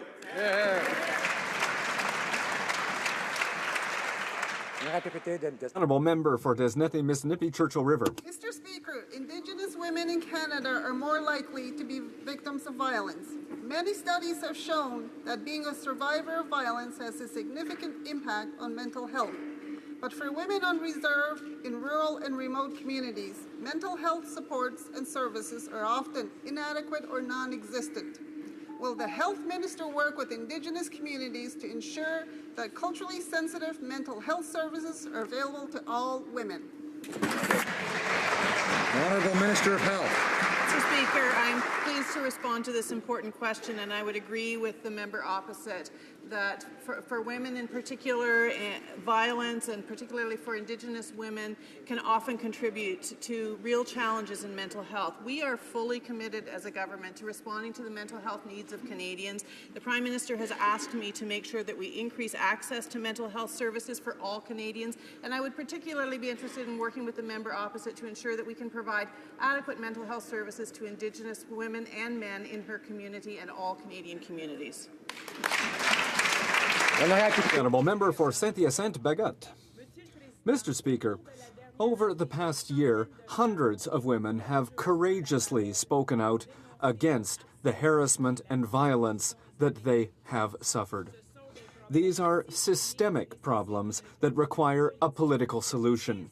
For years, women's groups have called for a national action plan and new investment for more spaces for shelters. Can the minister tell us when, and I say when, the government will finally listen to women and present a national action plan to finally end violence against women? Minister for the Status of Women. Thank you very much, Mr. Speaker, and I thank the member opposite for her passion on this issue. I'm extremely proud to lead the development of a federal gender-based violence strategy. I'm working closely with my provincial and territorial colleagues right now as we speak, consulting with NGOs who have spent a great amount of time working and exploring this issue, and we should have something to talk about near June. Thank you. The honourable member for Lakeland. Mr. Speaker, the Prime Minister is going to Washington this week to hang out with the Anti-Canadian Energy Centre for American Progress and the Liberal organization Canada 2020. Canada 2020's founders are Liberal lobbyists who are registered to lobby the PMO and other federal departments. At the same time, the Liberals have been raising money by promising a free trip to the Canada 2020 events in Washington. The Liberals have been told to quit doing this. Why are the Liberals still using their government positions to help out their Liberal lobbyist friends while fundraising on behalf of the same old Liberal Party? Good question. The Honourable Government House Leader. Mr. Speaker, as I've said in the House before, at all times the Liberal Party has complied and will continue to apply with the election financing legislation. It's somewhat ironic that members sitting on the other side raise people that don't respect election financing laws, because I can tell you, Mr. Speaker, nobody on this side has left in leg irons.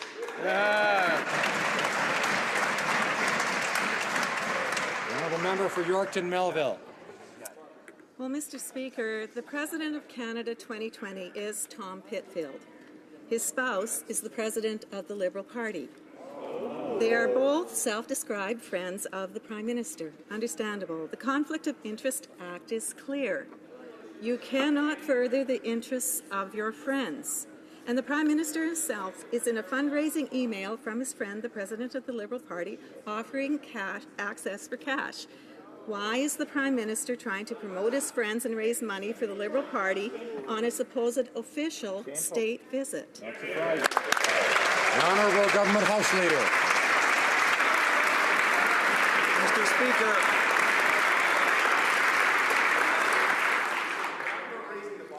Mr. Speaker, on this side of the House, we're very proud of what the Prime Minister and ministers will accomplish on the important state visit to Washington. It's an unprecedented honour for Canada, and substantive files will be advanced, and job creation will be a priority on this side of the House, and in discussions at the White House and with other secretaries in the American administration. At all times, we will keep the economic and social needs of Canadians at the forefront. And, Mr. Speaker, drive-by smears about phony fundraising events aren't, frankly, honourable in this House.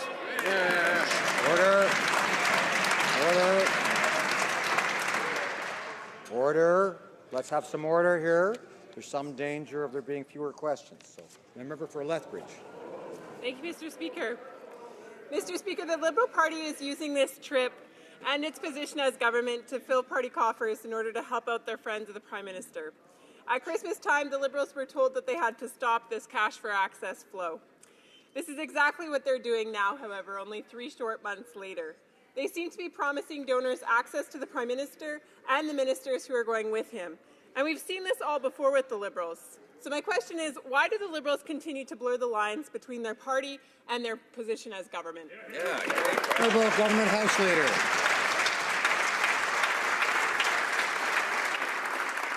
Mr. Speaker. Canadians will find it somewhat ironic that the other side of the House would be lecturing anybody about using government to advance partisan interest. What we can say, Mr. Speaker, is with respect to this particular event, the member knows very well that no donation was required. This is a normal social media competition that all parties have done. And, Mr. Speaker, at all times, the Liberal Party and members on this side of the House respect election financing legislation, something that colleagues on the other side have had considerable trouble doing.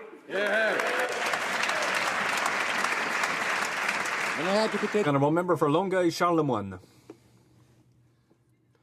Mr. Speaker, last week the Prime Minister and the Environment Minister participated in the Globe Conference in Vancouver. The conference focused particularly on clean energy solutions.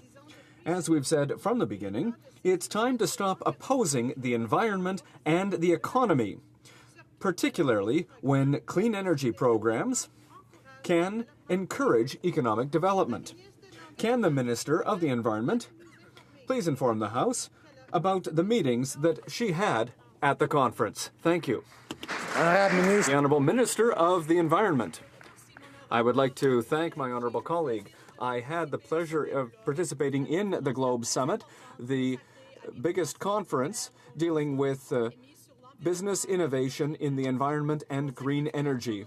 My parliamentary secretary, the member for North Vancouver as well, were with me in discussing how we can establish leadership in climate change, working in cooperation with the provinces and territories. The Government of Canada has committed to stimulating innovation, promote clean growth and energy efficiency. Thank you. The Honourable Member for Kamloops, Thompson Caribou. Mr. Speaker, there's a recent lawsuit by the SSN and it's looking to declare Aboriginal title over private property. The Premier of British Columbia responded that government must defend with conviction the sanctity of private land and private land rights. Furthermore, she told the people of Kamloops she's got their back. No such message from the federal government. Will the Justice Minister stand shoulder to shoulder with the province of BC and defend private property ownership? The Honourable Minister of Justice. Mr. Speaker, I thank the member for the question. Our government is committed to developing a substantive nation-to-nation relationship with Indigenous peoples in this country, sitting down and working jointly based on recognition and moving forward in order to ensure that Indigenous communities can have an improved quality of life, can settle ultimately the land question and do it based on respect and based on the United Nations Declaration on the Rights of Indigenous Peoples. The Honourable Member for London Fanshawe. Mr. Speaker, one of the best ways to achieve equality for women in Canada is to have the House of Commons actually reflect our population. Women make up over 50% of Canada's population, yet only 26% of parliamentarians are women. Now, the member for Burnaby South has proposed legislation that will help achieve gender equality in Parliament. Will the Minister of Democratic Institutions commit her government to supporting this very important legislation? The Honourable Minister of Democratic Institutions. Mr. Speaker, we intend to undertake a meaningful and inclusive conversation with all Canadians to bring our electoral system into the 21st century. We're doing this because here in Canada, we can do better. For us and for the next generation, we need to do this so that more 14-year-old girls like Veronica from my riding of Peterborough-Kawartha can feel compelled to be engaged in the democratic process. The Honourable Member for Scarborough Centre. Mr. Speaker, my riding of Scarborough Centre is one of the most diverse communities in Canada. The Prime Minister came to my campaign office during the election and promised to repeal the second-class citizenship provisions of Bill C-24, telling my constituents that a Canadian is a Canadian is a Canadian. Could the Parliamentary Secretary to the Minister of Immigration, Refugees and Citizenship update the House on his progress on this promise to restore the integrity of Canadian citizenship? Well, Parliamentary Secretary for Immigration. Mr. Speaker, I'm proud to inform this House that we are meeting this important campaign commitment. Bill C-24, enacted by the previous Conservative government, set a very dangerous precedent. It created 2 tiers of citizenship in this country, Mr. Speaker. Regardless of whether you were born here or whether you were born abroad, like myself and many members of this House, Mr. Speaker, you deserve a government that values and respects your citizenship. A Canadian is a Canadian is a Canadian, Mr. Speaker. The Liberal Party believes this, Canadians recognize this, and with Bill C-6, we will be implementing this and putting this important fundamental principle back into our immigration system. Thank you.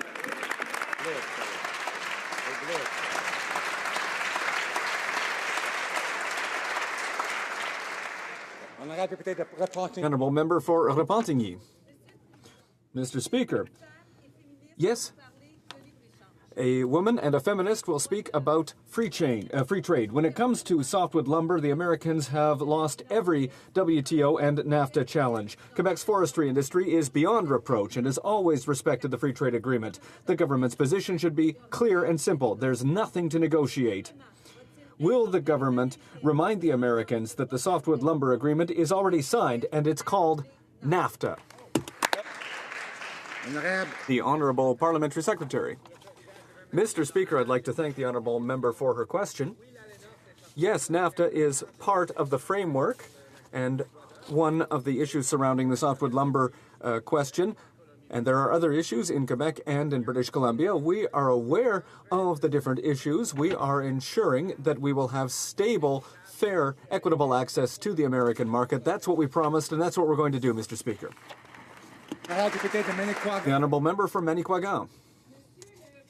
Mr. Speaker, while the Minister of Foreign Affairs is calling for the return of free trade in the softwood lumber agreement, the Minister of International Trade has been saying for weeks that we're negotiating a new agreement. However, Quebec's forestry sector is calling for the return to free trade as called for by NAFTA. Who is speaking on behalf of this government? The Minister of Foreign Affairs, who is calling for free trade, or the Minister of International Trade, who is negotiating an agreement that is not adapted to Quebec's forest industry? The Honourable Parliamentary Secretary. Mr. Speaker, the question is a priority for our government. Our position is still the same. It has not changed. Mr. Speaker, we want to ensure that we have stable, fair, and equitable access to the American market. We understand there are different positions across the country. We're working with our counterparts in the country and our American partners to ensure that we have a solution that is fair, equitable, and stable. It was wonderful today to see so many questions and many of the answers on this International Women's Day from women. How about a hand for them?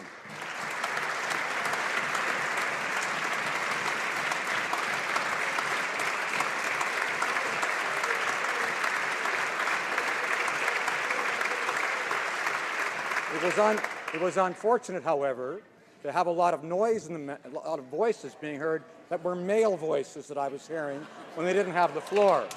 So let's try to have some decorum around here, show respect. I would like to draw attention to the attention of the honourable members. We'll get to points of order in a few minutes.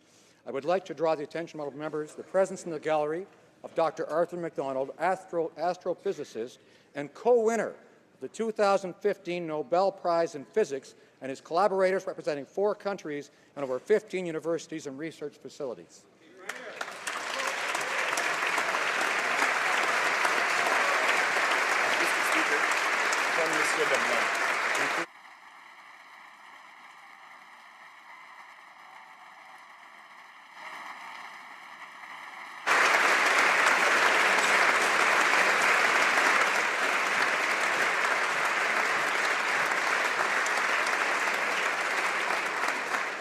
Point of order, honourable member for Brantford Brant. Mr. Speaker, notwithstanding Standing Order 32.2, I'd like to bring to the attention of the House the reported surplus of $2.2 billion at the end of December 2015, and ask for permission to table the documents proving this from the Department of Finance. Is unanimous consent for the member to table the documents? Apparently not. The honourable member for Simcoe Grey, a point of order. Mr. Speaker, as much as I do appreciate you commending all of us on International Women's Day, I would like to ask why you removed a woman from the speakers list today. I recognize that you do. Please let me finish. I'll let you finish. Recognize that you have a point of this, but I'm not sure why you would actually punish someone in this House who's a woman who has been here since, I think, 2004, doing outstanding service for Canadians because of the actions of what you claim were men in the House.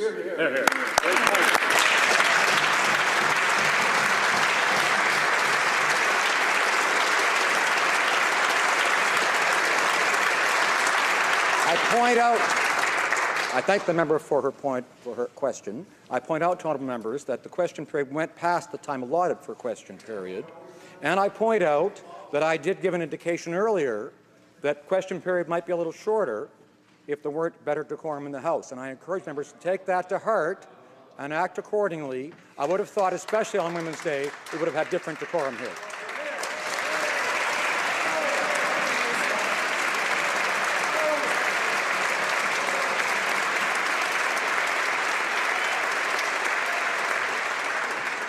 The honourable member for Calgary-Nose Hill has a different point of order, I hope. Yes, Mr. Speaker. While I respect your comments with regard to decorum in the House of Commons, I would be remiss if I didn't point out there are also women who heckle in this House. So rather than a focus on the gender of this, I would ask, Mr. Speaker, that you ask all of us to govern our own behaviour accordingly, rather than focus on gender.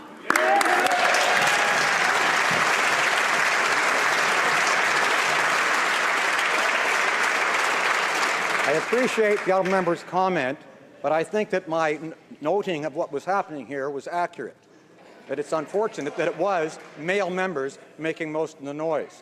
Some women, perhaps, but mostly men.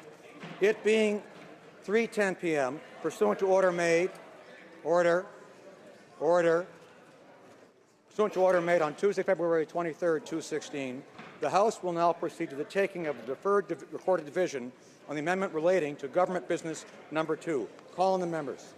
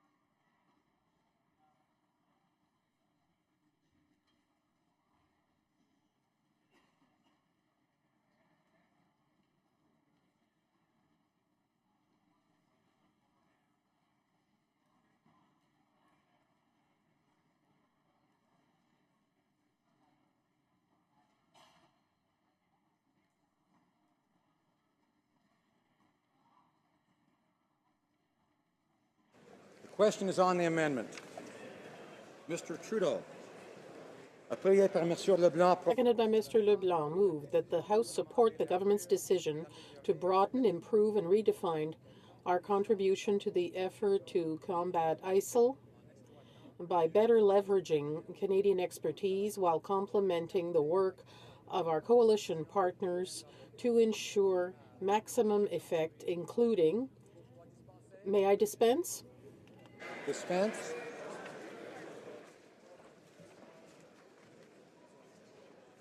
Got this and this, so we're dispensing with that. Do I go read the amendment now? Okay. Ms. Ambrose, seconded by Mr. Clement, move the following amendment. That the motion be amended by replacing all the words after the words that the House with the following. A, urge the government to re-establish Canada's influence within the international decision-making process in the fight. Shall I dispense? No.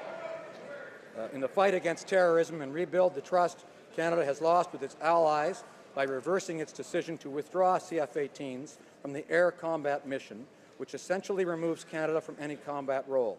B, ensure Canadian humanitarian relief does not directly or indirectly support jihadi terrorism. And C, express its appreciation and pride to all members of the Canadian Armed Forces, and in particular, Special Operation Forces and the RCF members in the Air Task Force, including CF-18 pilots, and thank them for their extraordinary efforts in the fight against terrorism and for protecting Canadians at home. All those in favour of the amendment will please rise. Ms. Ambrose. Ms. Ambrose. Mr. Harper. Mr. Harper. Mr. Nicholson. Mr. Nicholson. Ms. Finley. Ms. Finley. Mr. Ritz. Mr. Ritz. Mrs. Block. Mrs. Block. Ms. Leach. Ms. Leach. Monsieur Blaney, Bellechasse, Les Chemin-Lévis. Monsieur Blaney, Bellechasse, Les Chemin-Lévis. Mr. O'Toole. Mr. O'Toole. Ms. Raitt. Ms. Raitt. Mr. Scheer. Mr. Scheer. Monsieur Lebel. Monsieur Lebel. Ms. Watts. Ms. Watts. Mr. Clement. Mr. Clement. Ms. Rampel. Ms. Rampel. Ms. Bergen. Ms. Bergen. Monsieur Bernier. Monsieur Bernier. Mr. Van Loan. Mr. Van Loan. Mr. Straw. Mr. Straw. Monsieur Clark. Mr. Clark. Mr. O'Brien. Mr. O'Brien. Mr. Paulus. Mr. Paulus. Mr. Poilievre. Mr. Poilievre. Mr. Walkerton. Mr. Walkerton. Mr. Bazan. Mr. Bazan. Mrs. McLeod. Kamloops, Thompson, Caribou. Mrs. McLeod. Kamloops, Thompson, Caribou. Mr. Reid. Mr. Reid. Mr. Anderson. Mr. Anderson. Mr. Brown. Mr. Brown. Mrs. Vecchio. Mrs. Vecchio. Mr. Aboultaïf. Mr. Aboultaïf. Mrs. Wong. Mrs. Wong. Mr. Fast. Mr. Fast. Mr. Deltel. Mr. Deltel. Ms. Gladue. Ms. Gladue. Mr. Warawa. Mr. Warawa. Mr. Sorensen. Mr. Sorensen. Mrs. Gallant. Mrs. Gallant. Mr. Allison. Mr. Allison. Mr. Carey. Mr. Carey. Mr. Chong. Mr. Chong. Monsieur Lauzon, Stormont, Dundas, South Glengarry. Monsieur Lauzon, Stormont, Dundas, South Glengarry. Mr. Lukiski. Mr. Lukiski. Mr. Tilson. Mr. Tilson. Mr. Trost. Mr. Trost. Mr. McKenzie. Mr. McKenzie. Mr. Sweet. Mr. Sweet. Madame Boucher. Madame Boucher. Mr. Albrecht. Mr. Albrecht. Mr. Calkins. Mr. Calkins. Monsieur Gould. Mr. Gould. Mr. Lake. Mr. Lake. Mr. Shipley. Mr. Shipley. Mr. Van Kesteren. Mr. Van Kesteren. Mr. Stanton. Mr. Stanton. Mr. Dreeshen. Mr. Dreeshen. Mr. Hoback. Mr. Hoback. Mr. Kent. Mr. Kent. Mr. Lobb. Mr. Lobb. Mr. McColeman. Mr. McColeman. Mr. Richards. Mr. Richards. Monsieur Généreux. Monsieur Généreux. Mr. Sopa. Mr. Sopa. Mr. Albus. Mr. Albus. Mr. Zimmer. Mr. Zimmer. Mr. Falk. Mr. Falk. Mr. McGuire. Mr. McGuire. Mr. Barlow. Mr. Barlow. Mr. Yordega. Mr. Yordega. Mr. Eglinski. Mr. Eglinski. Mr. Arnold. Mr. Arnold. Mr. Berthold. Mr. Berthold. Mr. Broussard. Mr. Broussard. Mr. Cooper. Mr. Cooper. Mr. Diot. Mr. Diot. Mr. Doherty. Mr. Doherty. Mr. Jennis. Mr. Jennis. Mr. Godin. Mr. Godin. Ms. Harder. Ms. Harder. Mr. General. Mr. General. Mr. Kelly. Mr. Kelly. Mr. Kitchen. Mr. Kitchen. Mr. Kimmich. Mr. Kimmich. Mr. Leipert. Mr. Leipert. Mr. McCauley, Edmonton West. Mr. McCauley, Edmonton West. Mr. Nader. Mr. Nader. Mr. Nuttall. Mr. Nuttall. Mr. Soroya. Mr. Soroya. Mr. Schmale. Mr. Schmale. Mr. Shields. Mr. Shields. Mrs. Stubbs. Mrs. Stubbs. Mr. Vierson. Mr. Vierson. Mrs. Wagenthal. Mrs. Wagenthal. Mr. Waugh. Mr. Waugh. Mr. Weber. Mr. Weber. Tous ceux qui s'opposent à la motion. All those opposed will please rise. Monsieur Trudeau. Monsieur Trudeau. Mr. Hare. Mr. Hare. Ms. Qualtrough. Ms. Qualtrough. Mr. Sajjan. Mr. Sajjan. Mrs. Philpott. Mrs. Philpott. Mr. Goodale. Mr. Goodale. Madame Joly. Madame Joly. Monsieur Dion. Monsieur Dion. Ms. Wilson-Raybould. Ms. Wilson-Raybould. Monsieur Leblanc. Monsieur Leblanc. Ms. Foote. Ms. Foote. Mr. Morneau. Mr. Morneau. Mr. Bryson. Mr. Bryson. Ms. Mahichuk. Ms. Mahichuk. Mr. Macaulay Cardigan. Mr. Macaulay Cardigan. Madame Leboutillier. Madame Leboutillier. Madame Bibeau. Madame Bibeau. Ms. McKenna. Ms. McKenna. Mr. Baines. Mr. Baines. Ms. Bennett. Ms. Bennett. Ms. Fry. Ms. Fry. Mr. Nault. Mr. Nault. Monsieur Paradis. Monsieur Paradis. Mr. Easter. Mr. Easter. Ms. Groh. Ms. Groh. Monsieur Bélanger. Monsieur Bélanger. Mr. Bagnall. Mr. Bagnall. Mr. Casey Cumberland Colchester. Mr. Casey Cumberland Colchester. Mr. McGinty. Mr. McGinty. Mr. Scarpelagia. Mr. Scarpelagia. Mr. Iking. Mr. Iking. Monsieur Picard. Monsieur Picard. Monsieur Poisson. Monsieur Poisson. Ms. Goldsmith-Jones. Ms. Goldsmith-Jones. Mr. Algabra. Mr. Algabra. Ms. Haidou. Ms. Haidou. Mr. Duclos. Monsieur Duclos. Mr. Carr. Mr. Carr. Ms. Monsef. Ms. Monsef. Mr. Leslie. Mr. Leslie. Mr. Sohi. Mr. Sohi. Monsieur Garneau. Monsieur Garneau. Mr. Tutu. Mr. Tutu. Ms. Chager. Ms. Chager. Ms. Duncan Etobicoke North. Ms. Duncan Etobicoke North. Mr. Virani. Mr. Virani. Ms. Jones. Ms. Jones. Ms. Murray. Ms. Murray. Monsieur Fergus. Mr. Fergus. Mr. Beach. Mr. Beach. Ms. Hutchings. Ms. Hutchings. Monsieur Champagne. Mr. Champagne. Mr. Casey Charlottetown. Mr. Casey Charlottetown. Mr. Blair. Mr. Blair. Ms. Alice Lev. Ms. Alice Lev. Mr. Sims. Mr. Sims. Ms. Ratansi. Mr. Rota. Mr. Rota. Mr. Jesnevsky. Mr. Jesnevsky. Mr. Daliwal. Mr. Daliwal. Madame Mendez. Madame Mendez. Mr. Oliphant. Mr. Oliphant. Monsieur Lemedi. Mr. Lemedi. Ms. Kara. Ms. Kara. Mr. Duguid. Mr. Duguid. Ms. Young. Ms. Young. Ms. Gould. Ms. Gould. Ms. Rudd. Ms. Rudd. Monsieur Shifke.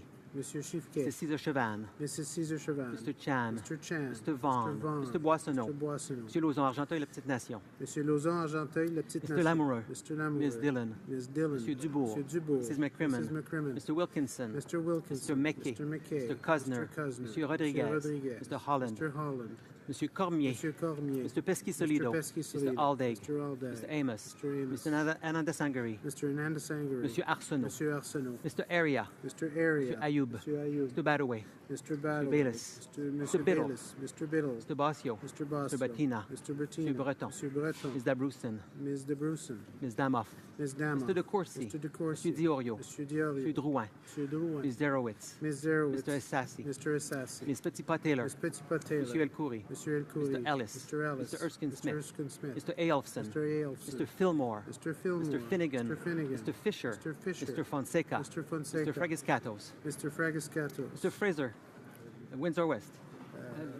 West Nova, sorry. Mr. Fraser, West Nova. Mr. Fraser, Central Nova. Mr. Fraser, Central Nova. Mr. Fewer. Mr. Fewer. Mr. Garrettson. Mr. Garrettson. Mr. Graham. Mr. Graham. Mr. Greywall. Mr. Greywall. Mr. Hardy. Mr. Hardy. Mr. Harvey. Mr. Harvey. Mr. Housefather. Mr. Housefather. Mr. Hussein. Mr. Hussein. Mr. Iacono. Mr. Iacono. Mrs.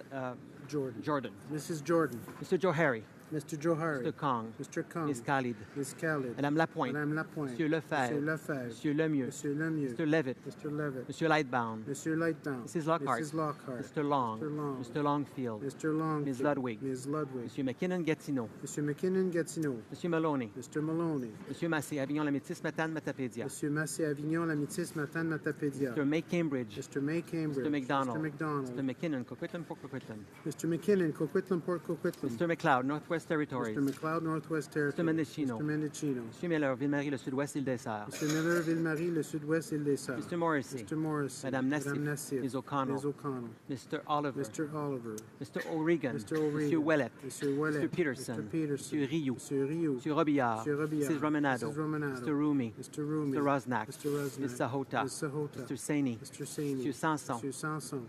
Mr. Sarai. Mr. Sarai. Mrs. Schultz. Mrs. Schultz. Monsieur Serré. Monsieur Serré. Madame Shanahan. Madame Shanahan. Mr. Sheehan. Mr. Sheehan. Mr. Sidhu, Mission Mascouy, Fraser Canyon. Mr. Sidhu, Mission Mascouy, Fraser Canyon. Ms. Sidhu, Brampton South. Ms. Sidhu, Brampton Mr. South. Sikan. Mr. Sikan. Mr. Sorbera. Mr. Sorbera. Mr. Spengelman. Mr. Spengelman. Mr. Tabera. Mr. Tabera. Mr. Tan. Mr. Tan. Ms. Tassi. Ms. Monsieur Tassi. Vandal. Mr. Vandal. Ms. Vanderbilt. Ms. Vanderbilt. Mrs. Zaid. Mrs. Zaid. Monsieur Mulcair. Monsieur Mulcair. Ms. Ashton. Ms. Ashton. Mr. Julian. Mr. Julian. Ms. Duncan Edmonton Strathcona. Ms. Duncan Edmonton Strathcona. Mr. Christopherson. Mr. Christopherson. Mr. Angus. Mr. Angus. Mr. Davies. Mr. Davies. Mr. Cullen. Mr. Cullen. Mr. Donnelly. Mr. Donnelly. Mr. Massey, Windsor West. Mr. Massey, Windsor West. Mr. Garrison. Mr. Garrison. Madame Boutin-Sweet. Madame Boutin-Sweet. Ms. Matheson. Ms. Matheson. Monsieur Dubé. Monsieur Dubé. Madame Laverdière. Madame Laverdière. Madame Brosseau. Madame Brosseau. Monsieur Boulris. Monsieur Boulris. Ms. Kwan. Ms. Kwan. Mr. Rankin. Mr. Rankin. Madame Moore. Madame Moore. Mr. Stewart. Mr. Stewart. Monsieur Aubin. Monsieur Aubin. Monsieur Nantel. Monsieur Nantel. Monsieur Caron. Monsieur Caron. Monsieur Saganache. Monsieur Saganache. Madame Quash. Madame Quash. Monsieur Dussault. Monsieur Dussault. Madame Sans Souci. Madame Sans Souci. Monsieur Choquette. Monsieur Choquette. Madame Trudel. Madame Trudel. Mr. Blakey. Mr. Blakey. Mr. Weir. Mr. Weir. Ms. Benson. Ms. Benson. Mr. Stetsky. Mr. Stetsky. Mr. Cannings. Mr. Cannings. Mr. Johns. Mr. Johns. Ms. Malcolmson. Ms. Malcolmson. Mr. McGregor. Mr. McGregor. Ms. Hardcastle. Ms. Hardcastle. Ms. Ramsey. Ms. Ramsey. Ms. Jolibois. Ms. Jolibois. Ms. Blaney, North Island, Powell River. Ms. Blaney, North Island, Powell River. Madame Hughes. Madame Hughes. Monsieur Fortin. Monsieur Fortin. Monsieur Plamondon. Monsieur Plamondon. Monsieur Sainte-Marie. Monsieur Sainte-Marie. Monsieur Marcil. Monsieur Marcil. Madame Posé. Madame Posé. Monsieur Thériault. Monsieur Thériault. Madame Gill. Madame Gill. Monsieur Boudria. Monsieur Boudria. Ms. May, Saanich, Gulf Islands. Ms. May, Saanich, Gulf Islands.